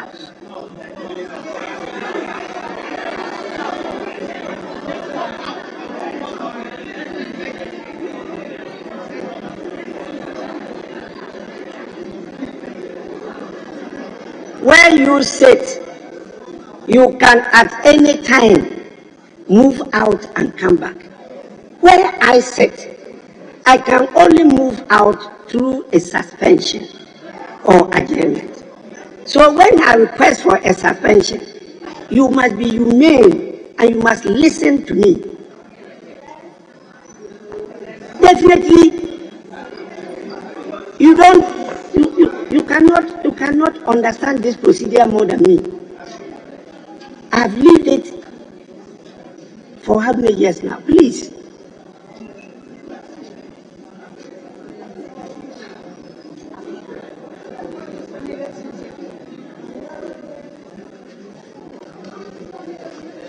I will suspend proceedings for 5 minutes.